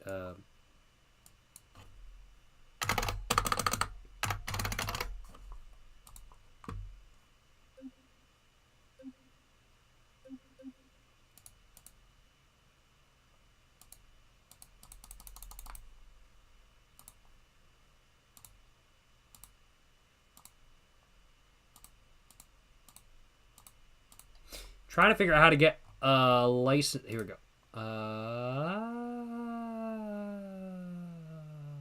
Go for Maine. And yeah, we'll just do that. Fuck it. We ball, you know what I'm saying? We ball, you know what I'm saying? Save it. Lowered Bruckle. No, this is a Gavril. Lowered Gavril. Perfect. And let's take it on a test drive, baby. Let's take it on a test drive. If you want a rust-free car, Oregon, never seen a fleck of rust anywhere. I don't believe you one bit. I don't believe that. I don't believe that one bit. First, last day. I will acknowledge. I do not believe that. I'm sorry. I'm sorry. I do not believe you. Oregon is, like, always foggy. It's right next to the Pacific Ocean. And, like, in the dry area, because there is a desert in, like, Oregon and Washington, on, like, the very eastern side of it. There is a desert there. So, like, in that area, totally. But, like, on the coast in, like, Seattle and Portland and stuff like that, there ain't no way. There's totally rust there. I'm sorry to doubt you, my man. But I just find that hard to believe. I'm sorry to doubt you. But we are currently on grid map. Took a minute to start my car. How's it sound? How's it sound? Let's take it down into neutral. Woo!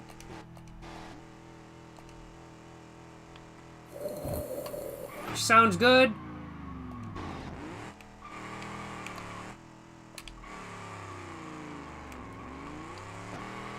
Oh, sounds very good. Sounds very good. Sounds fire as hell if I do say so myself. No complaints. What's the top speed on this hoe? Yes, sir. Yes, sir.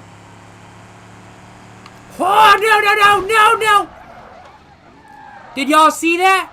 Bro literally came right at me. I was following the speed limit and everything. He literally came right at me. Bro, bicyclists. I think the bicyclist that was off screen distracted that driver and caused the crash. Oh my god. Can y'all believe this? I can believe this. I can believe this. That's crazy. That's crazy. Let's see what the top speed is before I hit the ramp. Let's give it a go. Let's give it a go. How are you, Jacob? I'm doing well, Jack. I'm doing well. Hope you're doing well, my man. Oh, wait. I just realized I missed a donut from Devoid. Appreciate the $1.25, my man.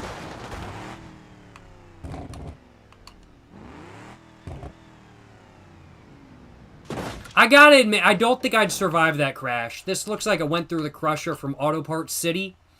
I really don't think I would survive this crash, I will acknowledge. Like, it's literally being held up by the trunk lid. Yeah, I'm gonna be honest. To scrap this, I'll be calling Auto Parts City in Illinois. It's in Illinois. Shout out Auto Parts City.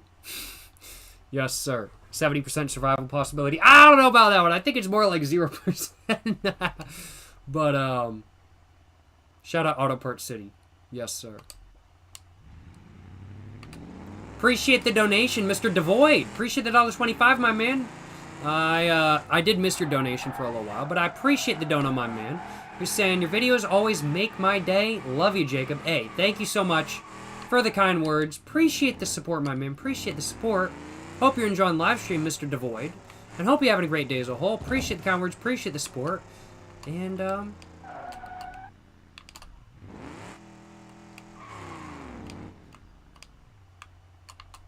appreciate you stopping by. Yes, sir. Yes, sir.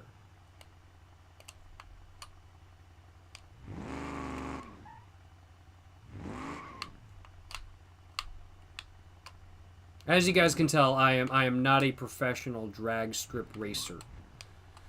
I'm not a professional racist, as one may say. I do like NASCAR and Formula 1. It's interesting to watch, but I would not consider myself a professional racist by any means. That might not be the right way of putting it, though. Alright, end of the drag strip. What are we looking at for quarter mile? 86 miles an hour. Not too bad. Fuck this piece of shit AI car. Fuck you, bitch. Get out of my sight. Get out of my... Well, he did get out of my sight, technically. Get out of my sight.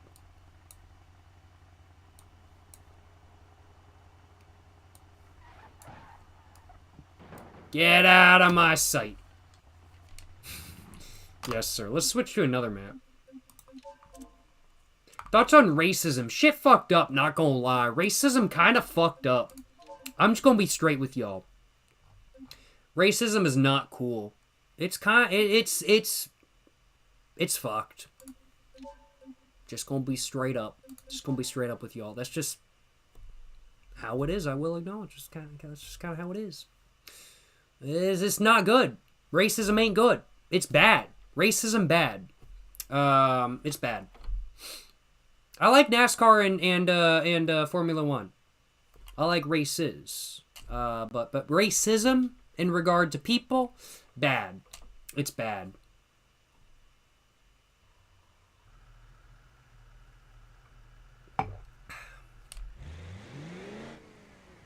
I want to do a quick off-road trail. No, wait. Here we go. I want to do Dead Man's Loop. I want to do this, and we're at 4:05, so I'm probably going to be ending the live stream after this. Oh, shit, I fucked up. Oh, I guess we're doing this mission instead. No, I don't want to do this mission. I want to do the other one. I want to do the other mission. There we go, I want to do this one.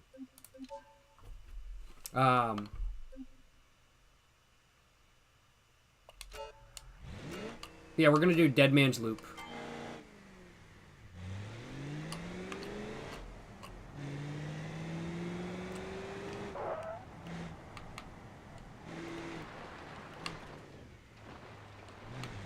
I feel like this mission used to be where you could choose any vehicle, but then they made it where you can only use a specific vehicle. I feel like that's a change, because I feel like I did this mission with the Pessima one time, which was kind of baller, but at the same time...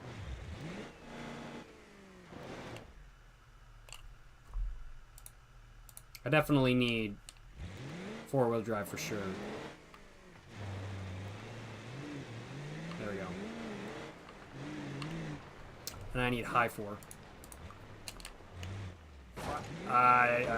Glad I didn't bust a tire right there.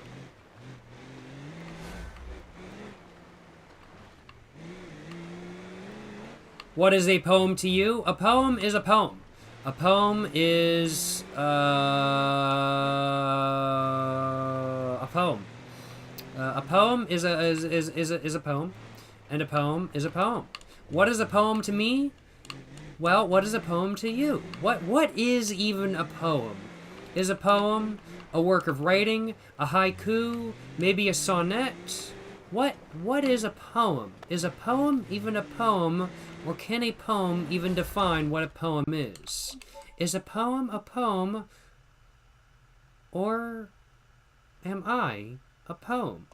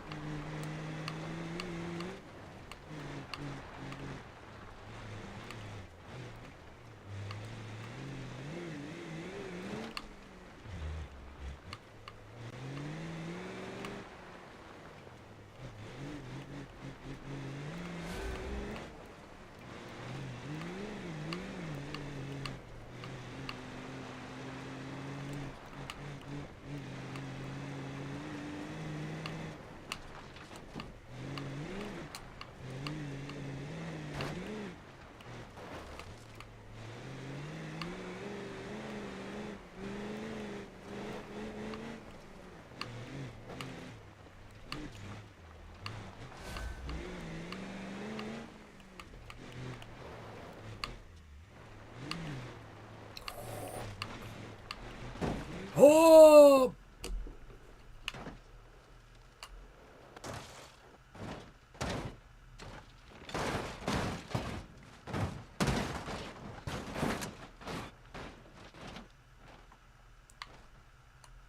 I'm gonna be honest, I don't think the driver is alive. I'm gonna be honest. I'm pretty sure bro might be dead. I'm gonna be honest. I'm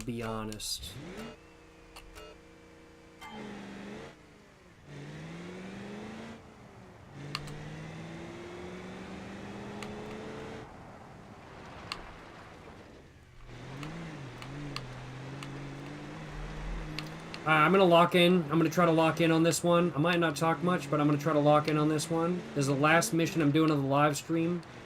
So I got to make sure I lock in, get a good time. You know, only the biggest ball of moves here. Gotta do it.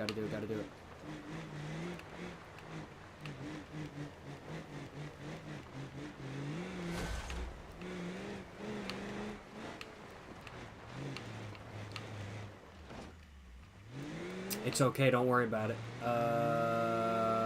My car is kind of steering to the cliff side. I will admit. I think the driver actually survived this time, though. That's good. Always good for the driver to survive. We're gonna try this again.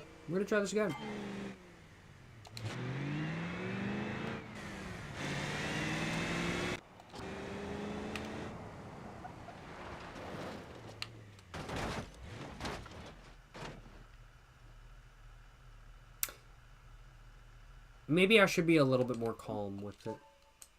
Maybe I should be.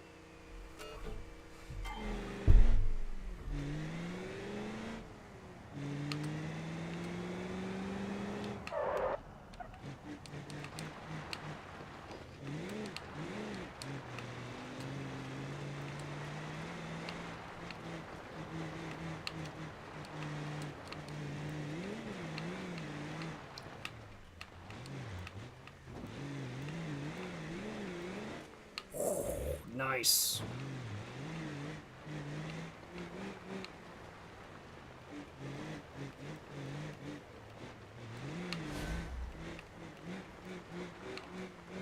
Alright, we're gonna be careful from here on out.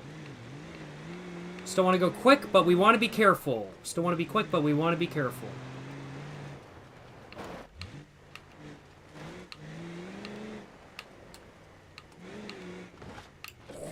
Okay, there we go. We did kind of crash there a little bit, but we're okay. Don't worry about it. Don't worry. That's why we got the brush guard, baby. That's why we got the brush guard. Don't worry about it.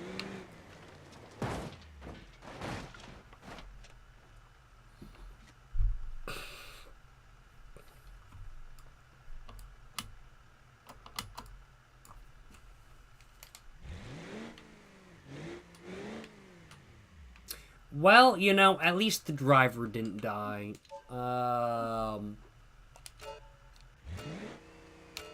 You know, I kind of want to listen to some copyright music. Or non-copyright music. I don't want to listen to copyright music. I want to listen to non-copyright music.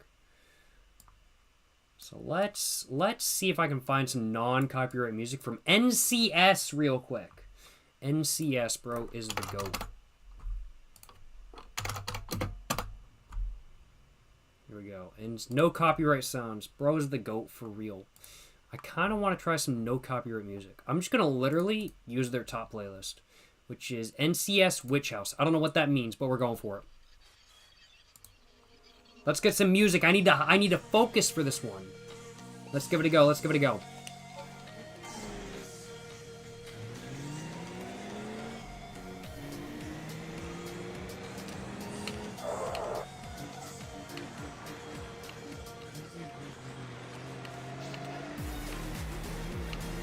This song honestly kind of bangs so far. This song kind of honestly bangs so far. I'm enjoying it. I'm enjoying it.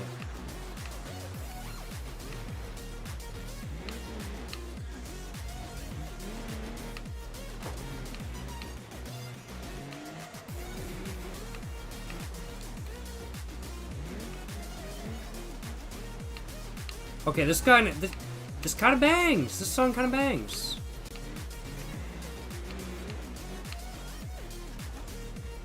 It did not help me not crash, though. I will acknowledge. And, I don't think either the driver or passenger or rear passenger survived that one. I will acknowledge.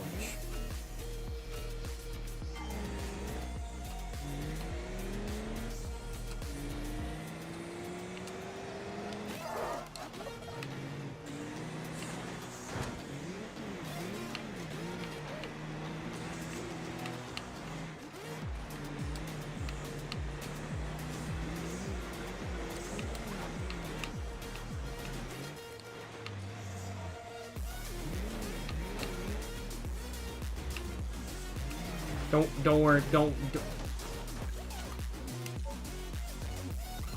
Turns out I might not be very good at driving.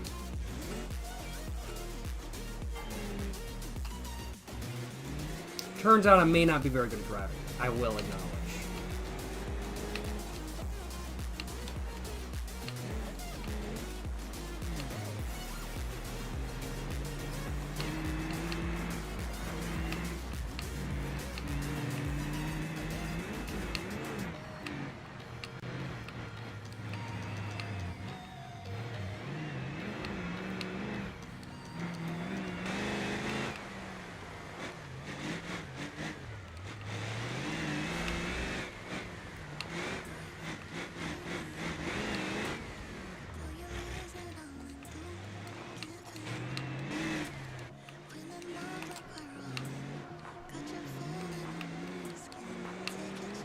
Camera work horrible, driving amazing. Don't worry about the driving. Don't worry about the driving.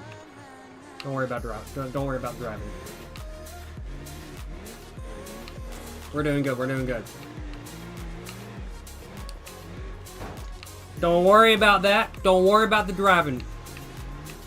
Focus on the camera work. Camera work amazing, driving horrible. Slightly bouncy. The suspension is slightly bouncy in this truck. Oh my god.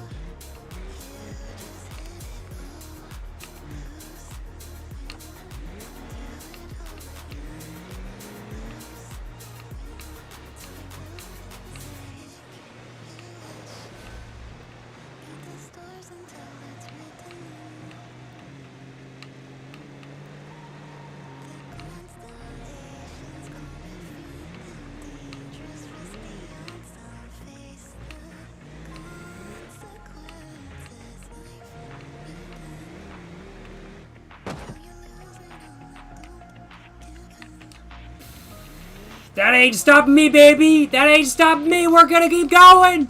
We're gonna keep going!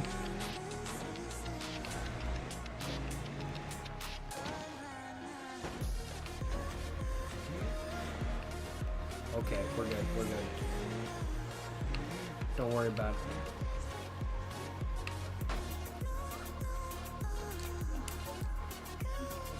it. Alright, I've decided no more music. I need to hyper-focus.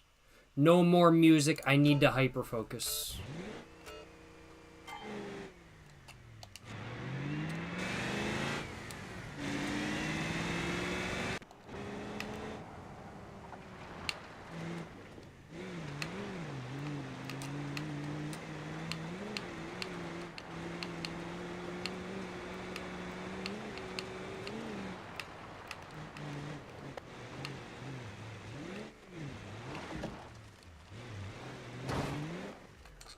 See, going up that original slope was actually really good. We actually made really good time up that, but then we fucked it up by bouncing around. And that's really half the issue with this truck, is that we do just keep bouncing around. So it's like you try to put the foot down, and then you just start bouncing. And it's like, what? You just bounce. And that's just kind of how it goes. So honestly, like, you have to take things way slower than you think you need to, because of the bounce. Because this thing just bounces. It just bounces, honestly. It's like somebody's trying to make a family of 9 in the back just all the time. I mean, like, and you know, I get it, but it's gotta stop bouncing. Like, it just be bouncing all the time. But that's just kind of how it'll be, I'll acknowledge.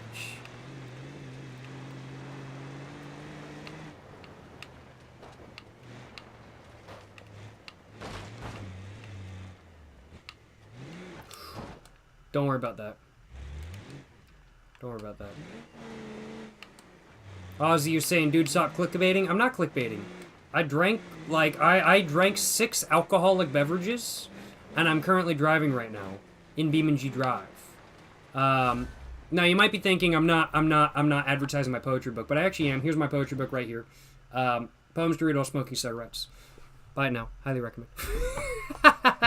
I did just crash doing my sponsored segment of my live stream. But yes, Poems to Read While Smoking Cigarettes, my new poetry book, is available now on Amazon for $14.99. There's no clickbait here, and there's no clickbait in this book. This is a great read. They're poems to read while smoking cigarettes. They might not be good poems because they are not good poems, but they are poems to read while smoking cigarettes. And I highly recommend you purchase this book for $14.99 on Amazon or on an Amazon marketplace near you. Amazon.com, Amazon.co.uk, Amazon.de. There's lots of Amazon marketplaces my book is available on, and I highly recommend you purchase it. Of course. Oh, man, excuse me. I almost had that entire advertisement spiel down to a point, but not quite. I'll have to practice again eventually. Yes, sir, yes, sir, yes, sir, yes, sir.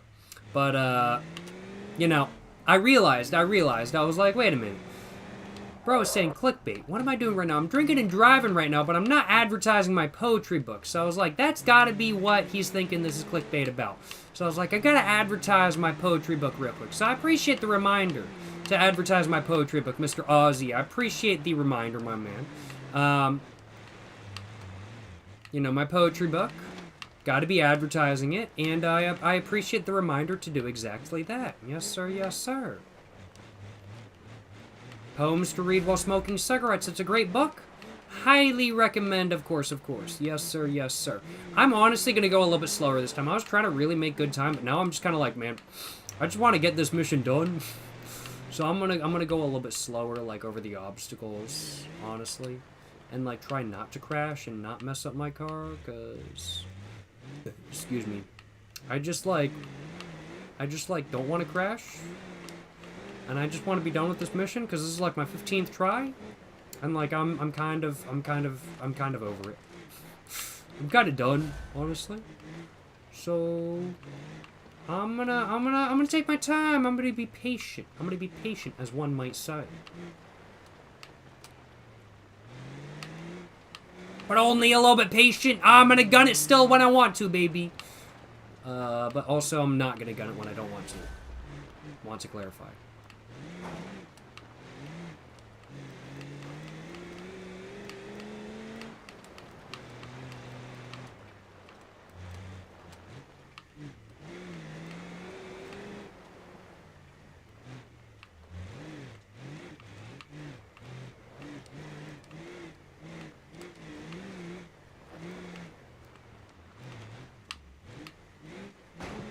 I did just bottom out a little bit on that rock, but it's okay. I didn't mess up the oil pan, I don't think. It's okay.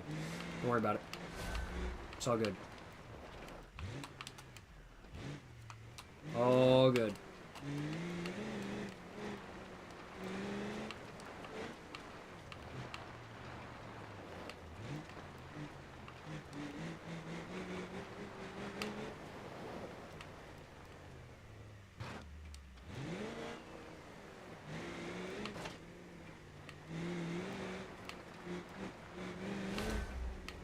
All good. Nice. Adjust my glasses. Focus. Focus. Lock in. Gotta lock in. Gotta lock in. Don't want to bottom out there. Thought I might slow down. And now we're on the road. Okay, let's go. I gotta make sure I don't get too bold on the road, though, because I will totally crash if I get way too bold on the road. So I gotta make sure I don't do that. So I'm literally just gonna like coast down it at like 40 miles an hour. No, I can do more than 40 miles. No, that's a bad idea.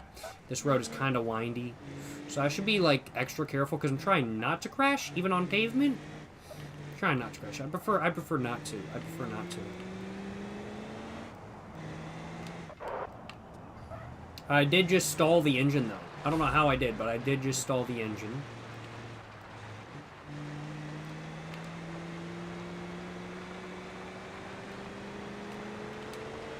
I think it's because I braked too quickly. I think I just put full on the brakes and then it just stalled the engine, which was not my intention. I just wanted to brake a little bit, but you know how controllers be. Y'all know how controllers be.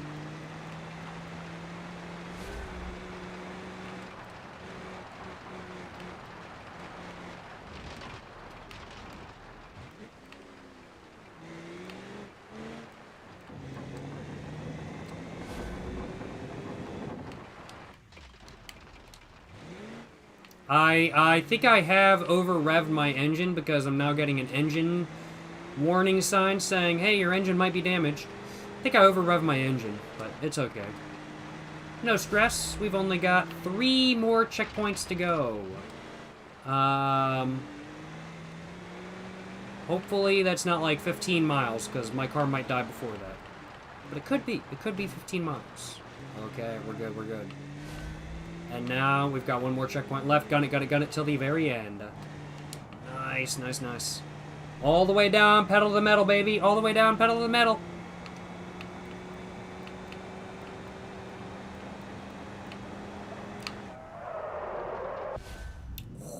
Yes, sir! Yes, sir! No complaints. I did not make anywhere near what it wanted me to make as far as a lap time goes. But I am nonetheless that I completed that just in any way, shape, or form. I will acknowledge. I am just happy I completed that in any way, shape, or form. So absolutely no complaints on my behalf. No complaints on my behalf. 1 bit. That is for sure. I think that's just about all I had to say during today's live stream. I think I accomplished my goals. Did I drink and drive in BeamNG.drive while advertising my new poetry book, Poems to Read While Smoking Cigarettes, available on Amazon now? Might have. Maybe. Maybe I did. I'd have to say I did more so than not. Although, honestly, y'all can determine for yourselves whether you think I did or not. I think this is really a matter of opinion. But, did I, in my opinion, advertise my new poetry book? Much more so than not. I'd have to say I did. Did I drink and drive in BeamNG.drive? Much more so than not. I'd have to say I did. And did I have a good time? I most certainly did as well. Circ, over on Amazon, link is currently in the chat. Open it up. If you guys are international outside of the United States, go over to www.jacobfuckingjones.com so you can see all the international listings for my book. And, yeah, appreciate y'all stopping by. Appreciate all y'all's support. Hope you guys have enjoyed watching today's stream. Thank you so much to everybody who subscribed. Thank you so much to everybody who donated. And thank you so much to everybody who stopped by in general. Appreciate all y'all's support. Until the next one, stay safe in peace and have a great one.